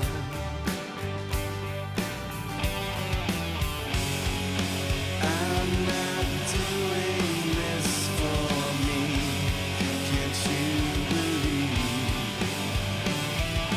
Take some time and away. Dust and falls to parade.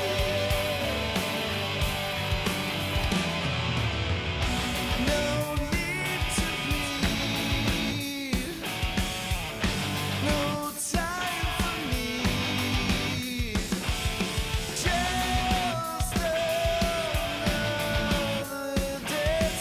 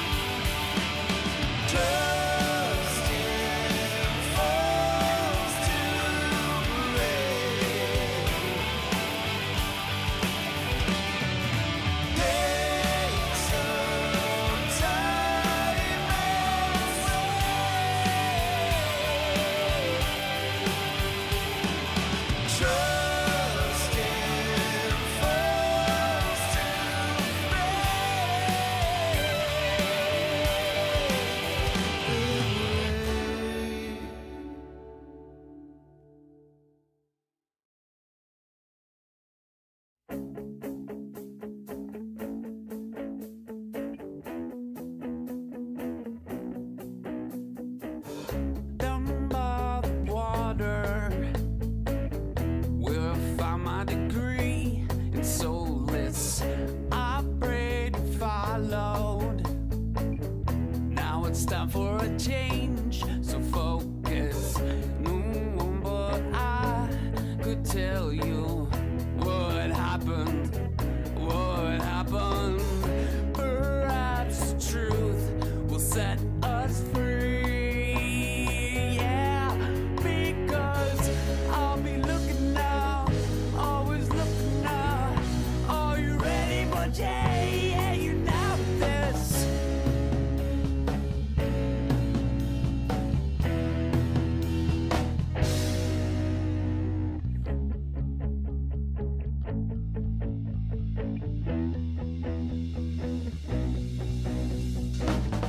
Down by the hollow, the winds become strange, so focus.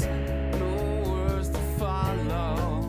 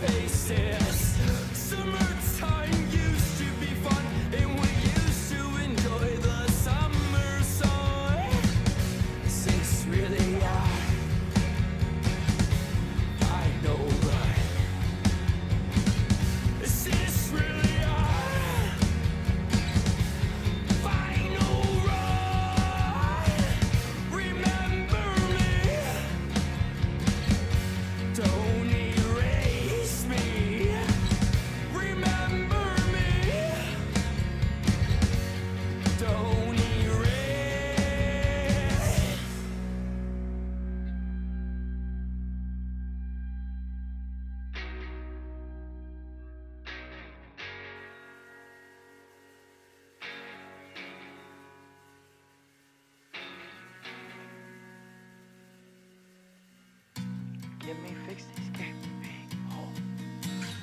Give me finally find our own home.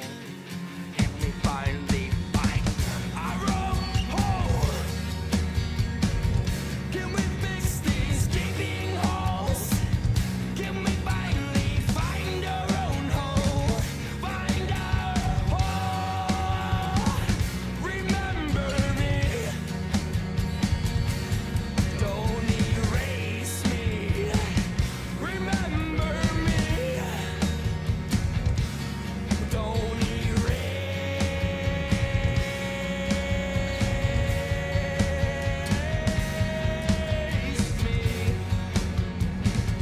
Please don't erase me. So sorry. Remember me. Don't erase. Remember. Don't erase.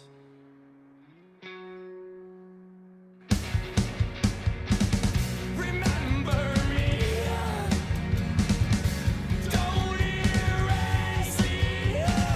Remember me. Don't erase.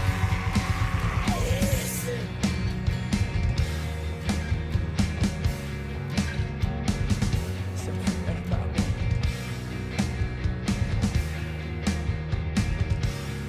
I'm always thinking about you. 1-800-273-TALK. Reach out. The help is out there. The love and support's out there. We love you. Okay. All right, that was "Don't Erase Me" by Burden of Guilt, which we have the front man and lead singer of Burden of Guilt hanging out with us, chatting about various things, particularly his music. Which we started talking about this one before we played that block of music, and you heard Cousin Ray in there, good grunge band, Generation Empire with Sway. Geode's new song, which is only 2 minutes and 20 seconds, which is like a third of the length of their other songs, which is very grungy, very different than their progressive math rock thing that they were doing with their other 2 songs they released. So that was Liftoff, and then Suspicion of Guilt. You were gonna tell us the origins of Burden of Guilt and Suspicion. We need to get you guys on a bill together playing. We'd have to have some other bands on there because people are gonna get confused. No, dude, we gotta But find no, another, we gotta form another band and call it Of Guilt or something, you know? Yeah, or like Trivia of Guilt or something. I don't know. That would be trivia. But no, the origin of Virgin. So like, I was doing music with these 2 guys at the time, and like they were. I don't like to. I don't talk badly on anyone. That's not my thing. But you know, there was just music indifferences, and there was a personal matter that I was not comfortable with coming out with telling them about, and you know, they were prying it out of me because at the time the drummer in my band was dating my cousin, and yeah, and then one day I got back from like, I think I went on a trip with my now wife, and I got back and they're like, what do you think about the Burden of Guilt? And then I find out like after like about a week before they left the project that like it was like they were making fun of me because they went to this bookstore and they were like looking through like for band names and they found this thing called the Burden of Guilt, and they were like thought I was trying to lie to them or something. So I just kind of ran with it, and yeah, and it stuck with me, and I really like the name because, like, you know, a lot of the music for Burden of Guilt's music is super emotional and comes from the soul. It's about trauma, you know, domestic violence, suicide, substance abuse, things of that nature, relationships, you know, one night stands, you know, things like that. So, but yeah, and I ran with it, and now it's embodied into my body and my heart and soul in music. So that's the story of how we got the name Burden. We got the name Burden of Guilt. Yeah, I like the name. Like I said, and you've got Suspicion of Guilt. Somebody needs to come up with the third band so we can have a 3-part. Yeah, I figured it out. It's Agonies of Guilt. Here we go. Agonies of Guilt or Guilty Pleasure. All three grunge bands, because Zach Hurst and Suspicion of Guild is very grunge. Grunge with some blues in it, I think, is what I heard in that song. Love Joe's probably my favorite one of theirs, but anyway, I don't know. John, you should definitely do a split EP with the Suspicion of Guilt. Yeah. Do a vinyl split. That'd be rad. Burden of Guilt on one side, Suspicion of Guilt on the other. We'll call it the BS album. Burden. It's Suspicion. I'm just messing around. I've got bad jokes all day. It's the BS EP. BS EP. Yeah, so anyway, so Erase Me, like, speaking of which, you know, Burden of Guilt being very emotional, I mean, like, that song right there, I mean, you put the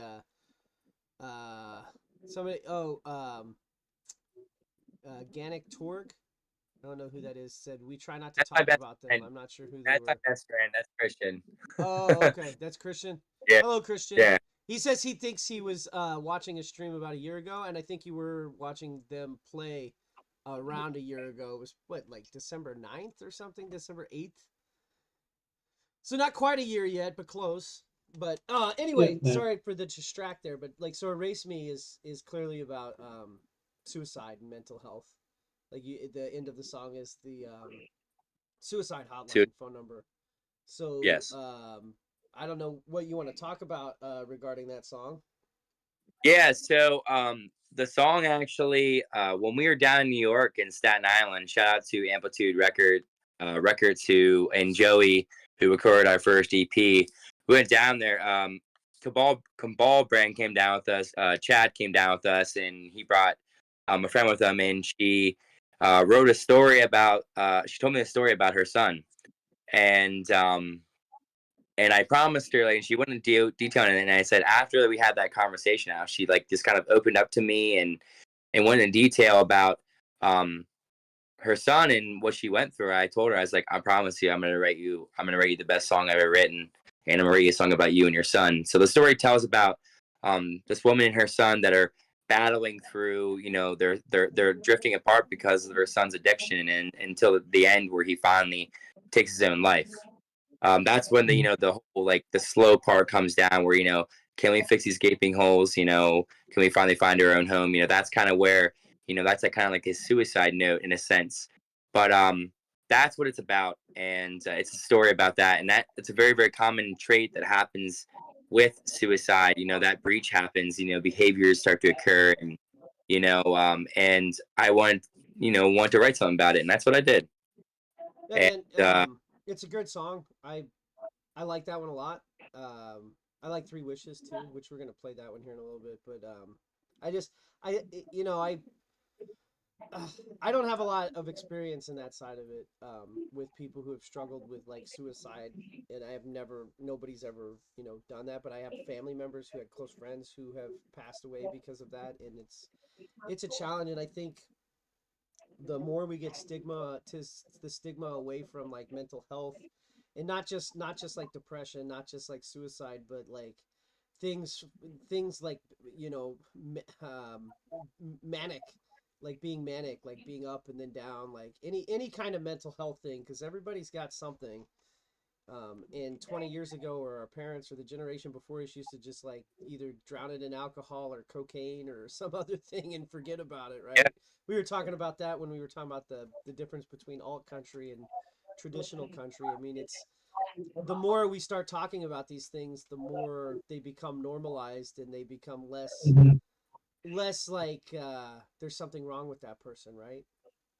Because that's one of the things that I found really cool about a lot of the bands we've talked to today, that they've had songs addressing that, and it's become more of a acceptable thing to talk about, and the more it becomes more out there and something you can talk about, the less it'll be an issue, because people will know that they can talk about it and seek help as needed. So I think that was, like, completely cool, because Vertigo was it a Starlight Gray, and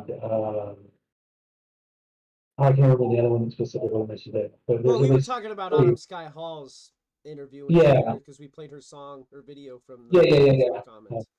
That was the other one we talked about. But like, and then like bands like Lives Lost have entire concept albums about that. So Mm-hmm. when you look at the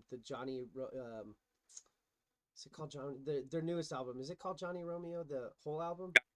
Yeah, so Johnny Romeo, the whole album's about that. Like each song takes a different piece of that mental, trying to like bring that, it's a real focus for Tanis specifically, who's the frontman for Lives Lost, that people start recognize that. And I'm working on stuff that address some of, like, a lot of people want to talk about depression. Depression is very important. We need to talk about that because people can get into it and it affects their job performance. It affects their, life in general, like, especially when things keep happening and it just makes it worse and it's hard to get out of it.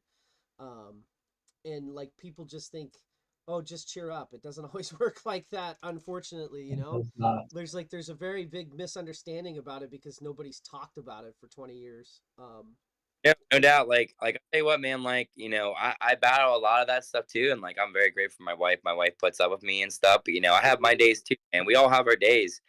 But just talking and like letting someone having someone listen to you is super important. Um, I've been through a lot. I've been through a lot in my life. I was in an abusive relationship for 2 years. Woman beat the crap out of me for 2 years. A lot of people don't think that men get abused, and it does happen. It absolutely does. And that's another thing. Like when you look at, things like SA and other stuff, like there's like a different perception, like, oh, that's awesome. The 13-year-old got laid. No, that's not cool at all. That's the same. That's like, that is sexual abuse. That's SA. Yeah. It's rape in some cases. Just because a woman does it to a kid doesn't mean it's not a bad thing. Or a woman, in your case, domestically abuses a partner doesn't mean that it's a good thing, or shouldn't happen. Like, oh, what? She's weak. Why are you letting her hit on her? Why didn't you beat her back? No, because that's not how this works. It's all violence with violence. And like, it's not accepted to that it's a bad thing when men are abused. It's usually a detriment to the victim. If the victim complains about it, they're looked as a pussy or a weak. And I'm using that word specifically because that's the word that they use to make you look weak. Like, they use that word. I'm not using that word like it's a word I use. I'm using that word because that's the word they use. And it's not an appropriate word to use in those situations. Like, you should not be saying that to people, but they will say that to you. And men say that to other men, even though they are being abused in these relationships. Those are the kind of things that people don't want to change that mentality because it suits them. They don't want to think about it. Yeah, no doubt, man. Like I said, patriarchy hurts men too. So yeah, absolutely, man. Get away with it. Yeah, like writing has always been my strongest standpoint as a musician. Like, and I feel like being able to create these songs for an audience to relate to and heal through is like our biggest, like, our mission as a band. Like, we had shout out to our super fan Shelby. She came out and drove 4.5 hours to see us play at Love Dress Icon for Hire.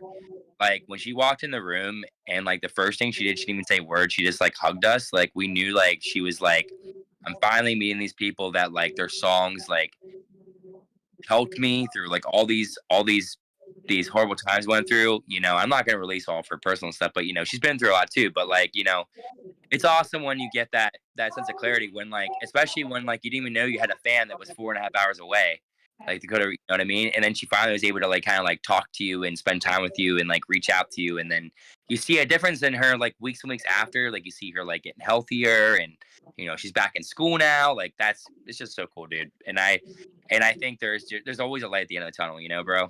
You know what I mean? Yeah, sorry, I was trying to sneeze and then it didn't happen because I held it back. I was on mute. You're like, I'm like, That's like, and then it stopped. like, it stopped needing the sneeze. he's about to say something profound. No, dude, I was holding back a sneeze. So, all right. Well, I want to play some more of your songs before we let you go. I want to play Three Wishes. And then you have a acoustic version of She Whispered. I want to play both of those. Yeah. So let's go ahead and let's play both of those songs real quick, and then we can kind of talk about them. Let me get them queued up. Right. Shout out to Rain Sparkles, dude. I wish you were here right now.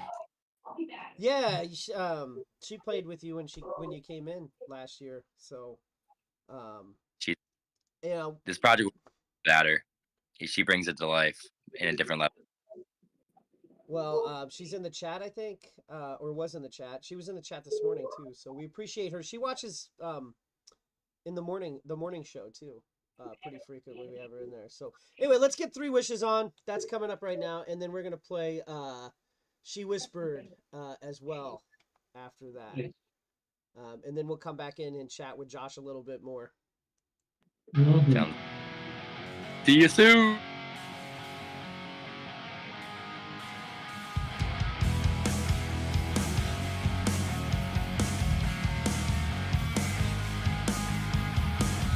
If I could go back in time, I would hurry to rewrite both of our lives.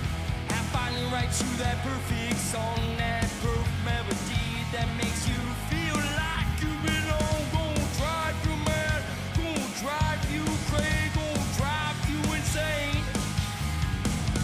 Be careful going falling in love with me if you decide to play this game. And if I had 3 wishes, 1 would be you, and number 2, yes, can't forget about 2 would be falling in love with you, and number 3, yeah, can't forget about 3 would be finally seeing you happy, seeing you happy, seeing you happy.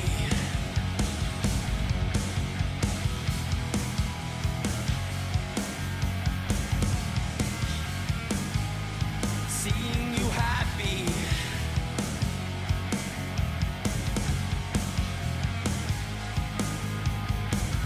Let's wait for a minute. Everything in this universe, someone's proud of you in it. You like my fame, help me claim that fame. Make me feel something. Don't forget you're my trigger, you are my fuse. Don't forget you held till me too. You electrify, boy, yet you terrify me. And if I had 3 wishes, 1 would be you, and number 2, yes, they forget about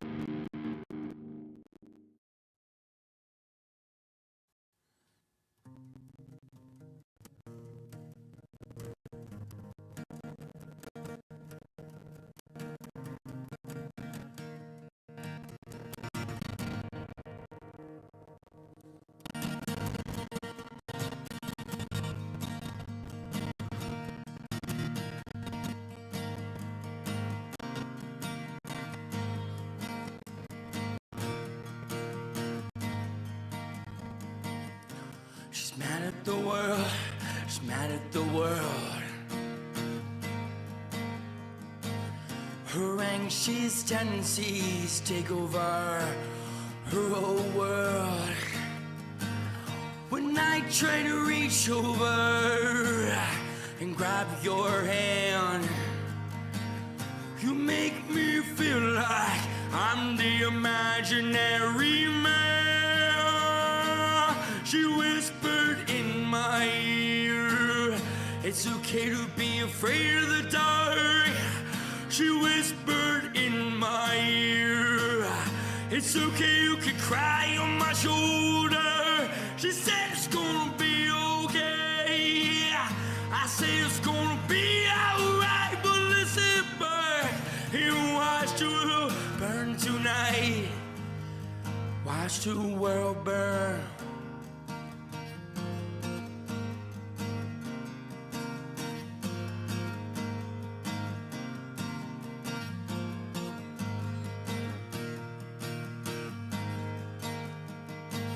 Take me back to the glory days.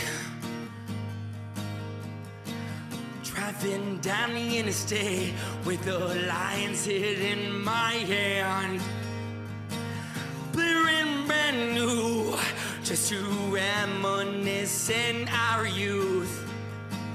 Hiding under the underpass, just to make these moments last. She whispered in my ear, it's okay to be afraid of the dark. She whispered in my ear, it's okay, you can cry on my shoulder. She said it's gonna be okay. I say it's gonna be alright, but listen back and watch the world burn tonight. Watch the world burn.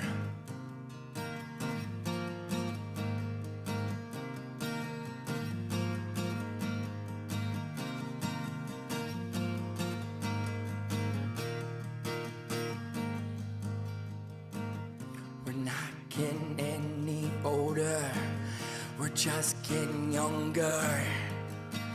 When I look back on the good, the bad, and the ugly, you turn right, I turn left. I just wanna look back and have no regrets. She whispered in my ear, it's okay to be afraid of the dark. She whispered in my ear, it's okay, you can cry on my shoulder. She said it's gonna be okay. I say it's gonna be alright, but listen back and watch the world burn tonight. Watch the world burn.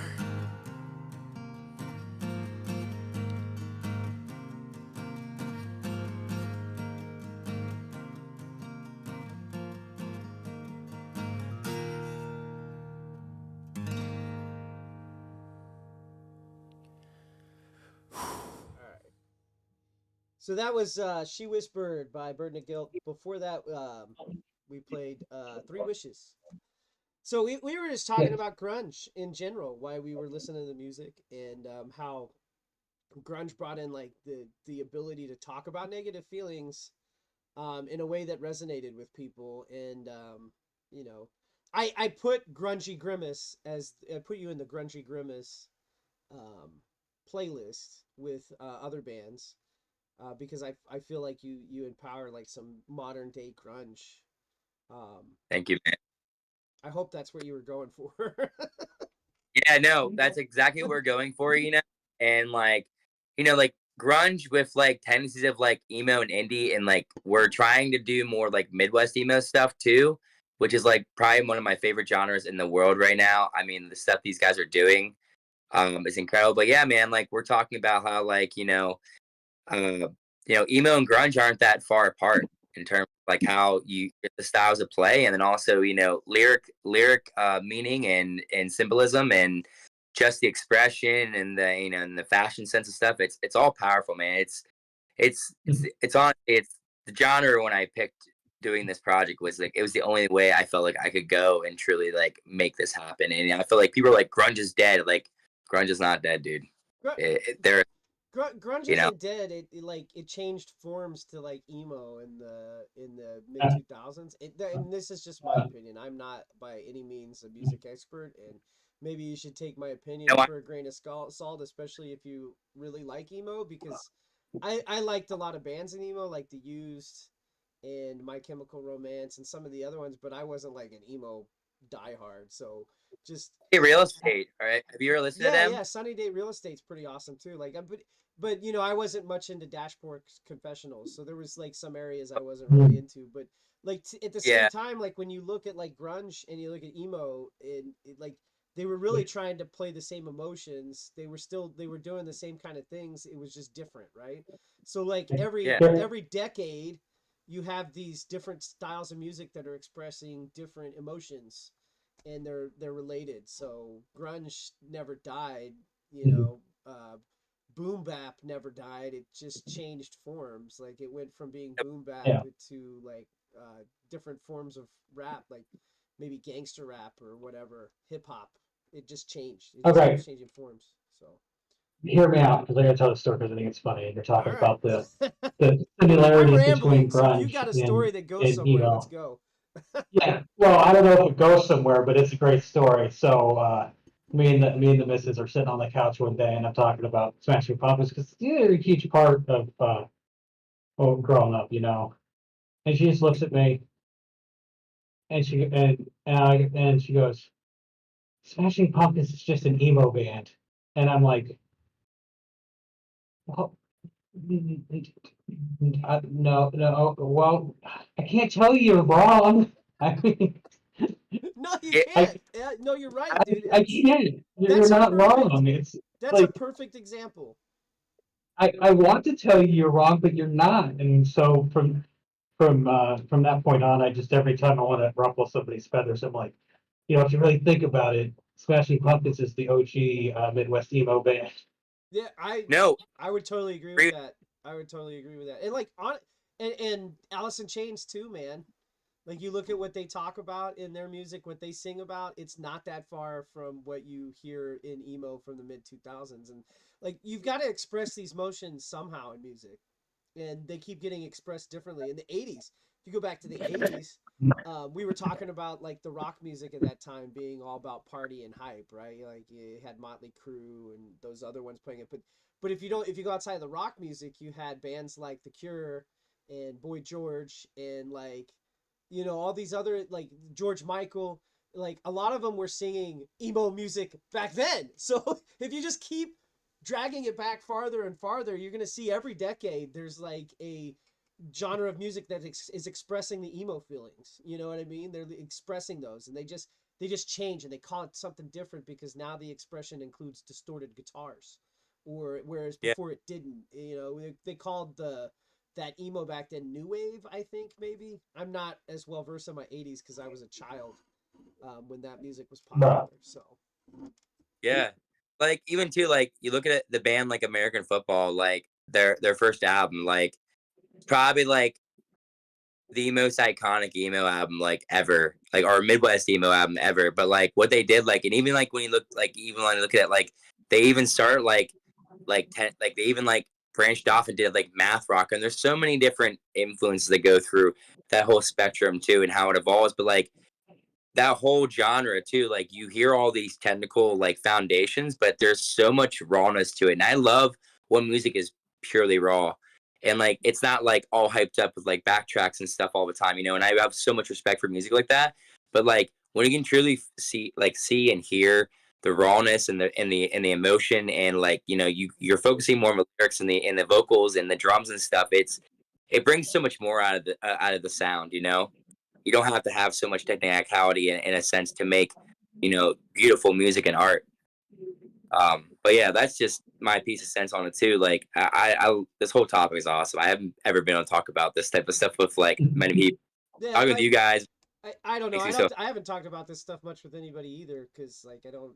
I don't know. Oh, I guess I dude. should talk about it more. But your friend Right Christian here, in the dude. Come chat on. saying that everyone has their emo songs that are nostalgia, and that the important thing is bringing the music through our feels.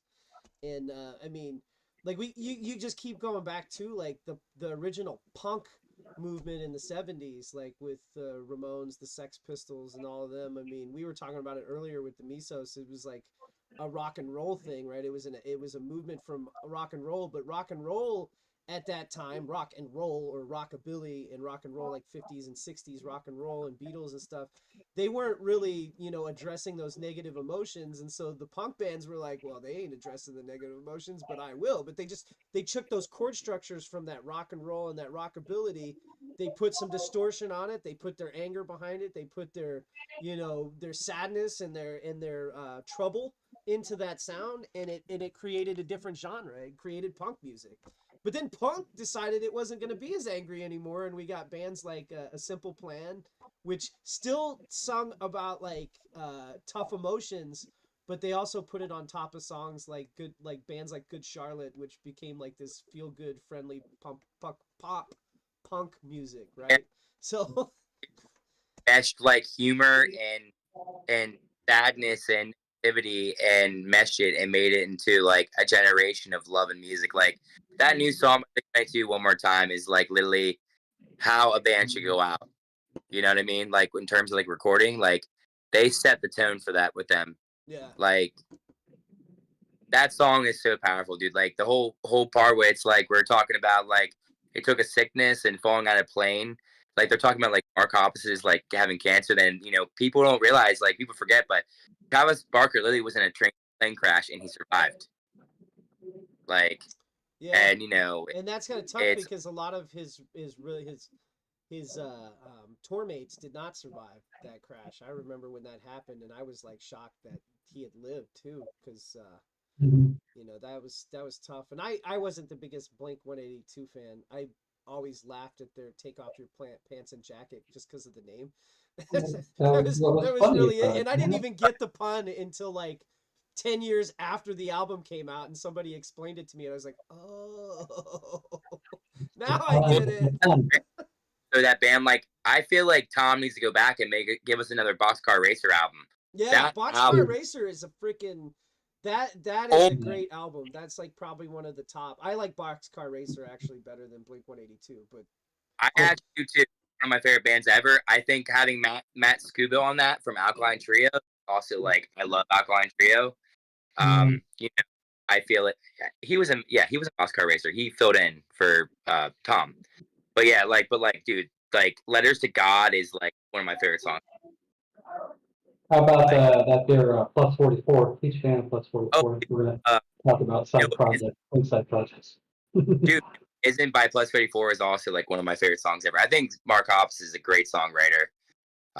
He wrote more. I feel like he wrote more. They're more heartfelt, and like more like their banger tracks. I mean, Tom always wrote those type tracks up, but like Mark always wrote the songs that like connected the fans more. Like I Miss You and Going Away to College and Stay Together for the Kids. And those songs are very meaningful songs. Yeah, and they dealt with some heavy topics. So, anyway, I appreciate all of those bands, but I'm here for like the DIY stuff. Yeah, dude, no worries, man. And all those bands influence what you do as a musician and what you put into your work, because like at one point those were the DIY musicians, right? Like Blink 182 at one point was like, I don't know if they were ever DIY, but they were definitely like Cat, like maybe Buddha, their first one might have been. Yeah, before Dude Ranch. When Dude Ranch came out, they were basically off. If I had to guess, because the recording on Buddha's not the best. Well, so funnily enough, we say DIY musicians. So coming back to Smashing Pumpkins, you know the album Pisces Iscariot, the one that has Landslide on it. They recorded that whole thing in an apartment on the 7th floor in downtown Chicago. And if you listen to, it's not Landslide, it's the song right after it, you can hear an ambulance going right by their house, like in it, because they recorded it on a 4-track. I remember reading that and I was like, how did they get it to sound so good out of a 4-track? But that whole album is pretty much just Billy Corgan and on acoustic with, I think, maybe a bass acoustic with Darcy playing bass on acoustic. I don't remember all of it, but like yes, hon, I would like to go to the Smashing Pumpkins concert. My wife Betsy wants to go to Green Day Smashing Pumpkins, and I would totally go to it. I definitely want to see them because I haven't seen them since the '90s, and they've always been one of my favorite bands. Me and Roby disagree on which one's their best album, but Dewey, which one do you think the best album is? I still think Melancholy and the Infinite Sadness is their best album. It is the best album, but I think honestly, personally, my favorite song by them is Shrub Rock. Oh, I think that's Cherub what Rock is killer. I love that. Cherub song. Rock is. Siamese Dream is a great album too, and Gish is really good. What's your favorite album, Dave? I don't know whether I want to pick Siamese Dream because it's really good or Adore because I like to troll people, but I really like Adore. Yeah, I know you did. That's why I said we would disagree because Adore. I like that album, but they went in a different direction with it, which didn't at the time. So I will say this at the time when I was a teenager, because people who are young have headstrong ideals. I was very, very much against electronic shit in music, you know? So I didn't like Adore because of that, because they added a lot of electronic stuff.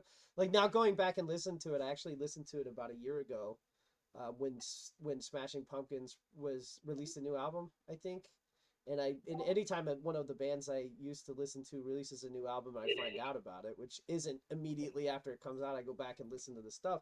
I find that I do like Adore quite a bit now, but that's because my stubbornness has evolved into not really caring about what things sounds like. There was a time where you would never catch me listening to Queen because of the fact that was looked at as if you listen to Queen you were gay. And when you were in the 90s, and this is a 90s thing. I never actually held this opinion, but I didn't want to be teased for it, and so I didn't listen to Queen. Now I'm like, Maybe you have to provide some context for that, and so that people understand. We grew up in a Mormon household, and in that culture. Dude, all we gotta say is we grew up in Texas, and everybody will understand, dude, because Texas is still backwards as fuck. But anyway, in a lot of ways, not if you're in Austin.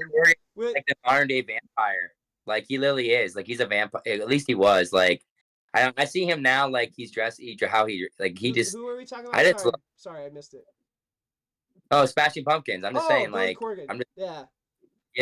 Like, I just think, like, you know, speaking of, like, again, we were talking about, like, genres, like, branching off. I legit think that, like, people that do that vampire rock type stuff now, like, I feel like they took a lot of the influence from Smashing Pumpkins with some of their songs, like Mayonnaise and stuff, and, like, Ruby. Yeah, Mayonnaise. You know what I is mean? Great, man. I used to put Gish on, like, that whole Gish album, and I would just listen to that thing.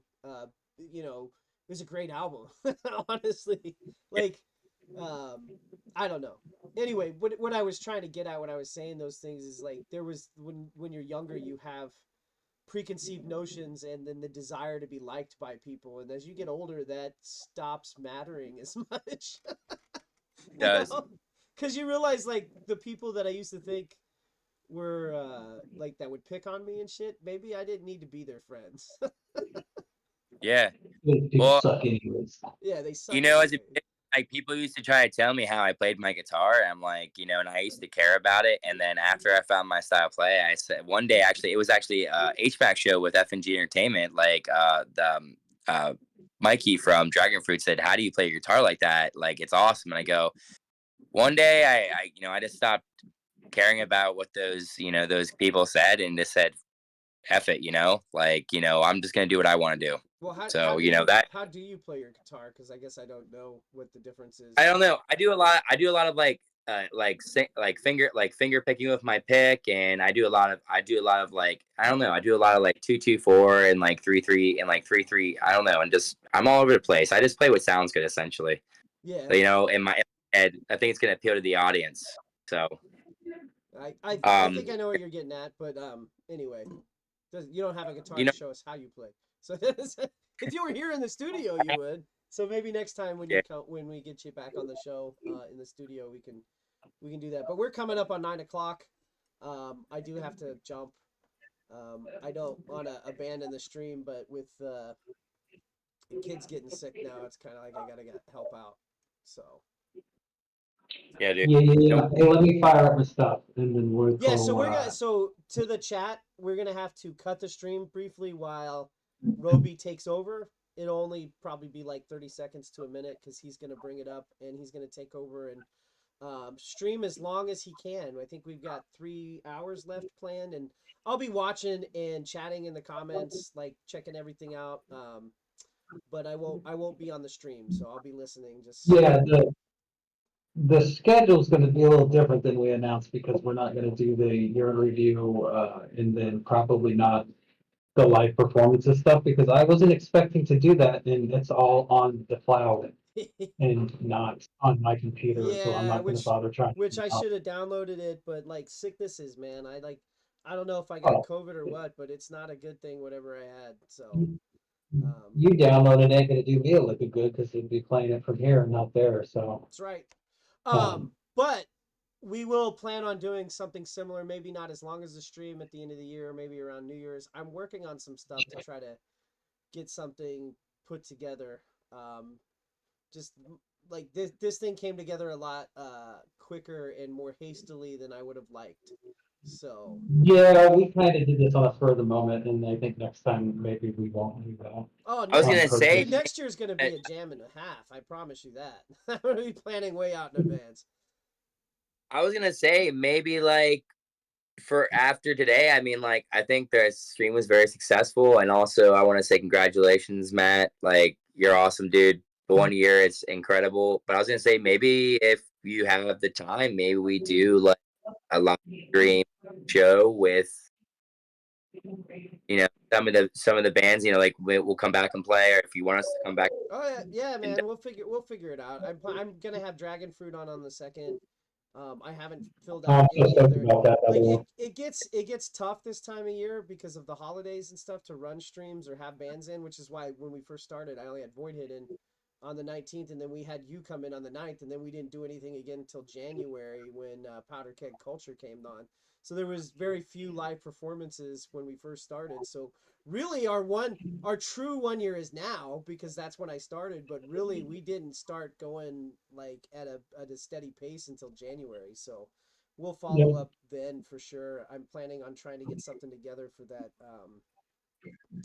New Year's Eve weekend. But I'll keep people in the loop. That might still be too soon. It might have to be February at this point because I still have a lot of work to take care of before Christmas gets here. So just busy time of year for me. All right. Well, I'm signing off. We're gonna cut the stream briefly. And Josh, thanks a lot for joining us. We appreciate you being on here and just being so ardently passionate about music in this area. I think everybody in Central PA respects how earnest you are, and I think that's why you get a lot of shows because you're down to earth and you're earnest. You're very good at being you. If that makes any sense, man. I think the word you're looking for is genuine. Yes, that's it. That's the word I'm thinking of. I probably would have came up with it sooner if I didn't have the brain fog. What was the word? I'm sorry to hear you. No, not a New Year's party, hun. Just a New Year's stream of some kind that weekend, not on New Year's Day. It's not a party. I haven't said anything about a party being done here, so that just to be clear, that's not happening. It'll be some kind of stream thing. Yes, I mean you're friendly, Josh. That's what Betsy's trying to say. So, thank you. Yeah, I'm just bad with words sometimes, but anyway. All right, guys, I'm cutting it out. We will be back very briefly with Roby taking over the stream. So, all right. Yep. Give me a shout out when you put the stream, and I'll start the stream right after that. Yeah, I'll text you right now when I cut it off. All right, man. All right, man. All right. Talk to you later. Peace. See you later.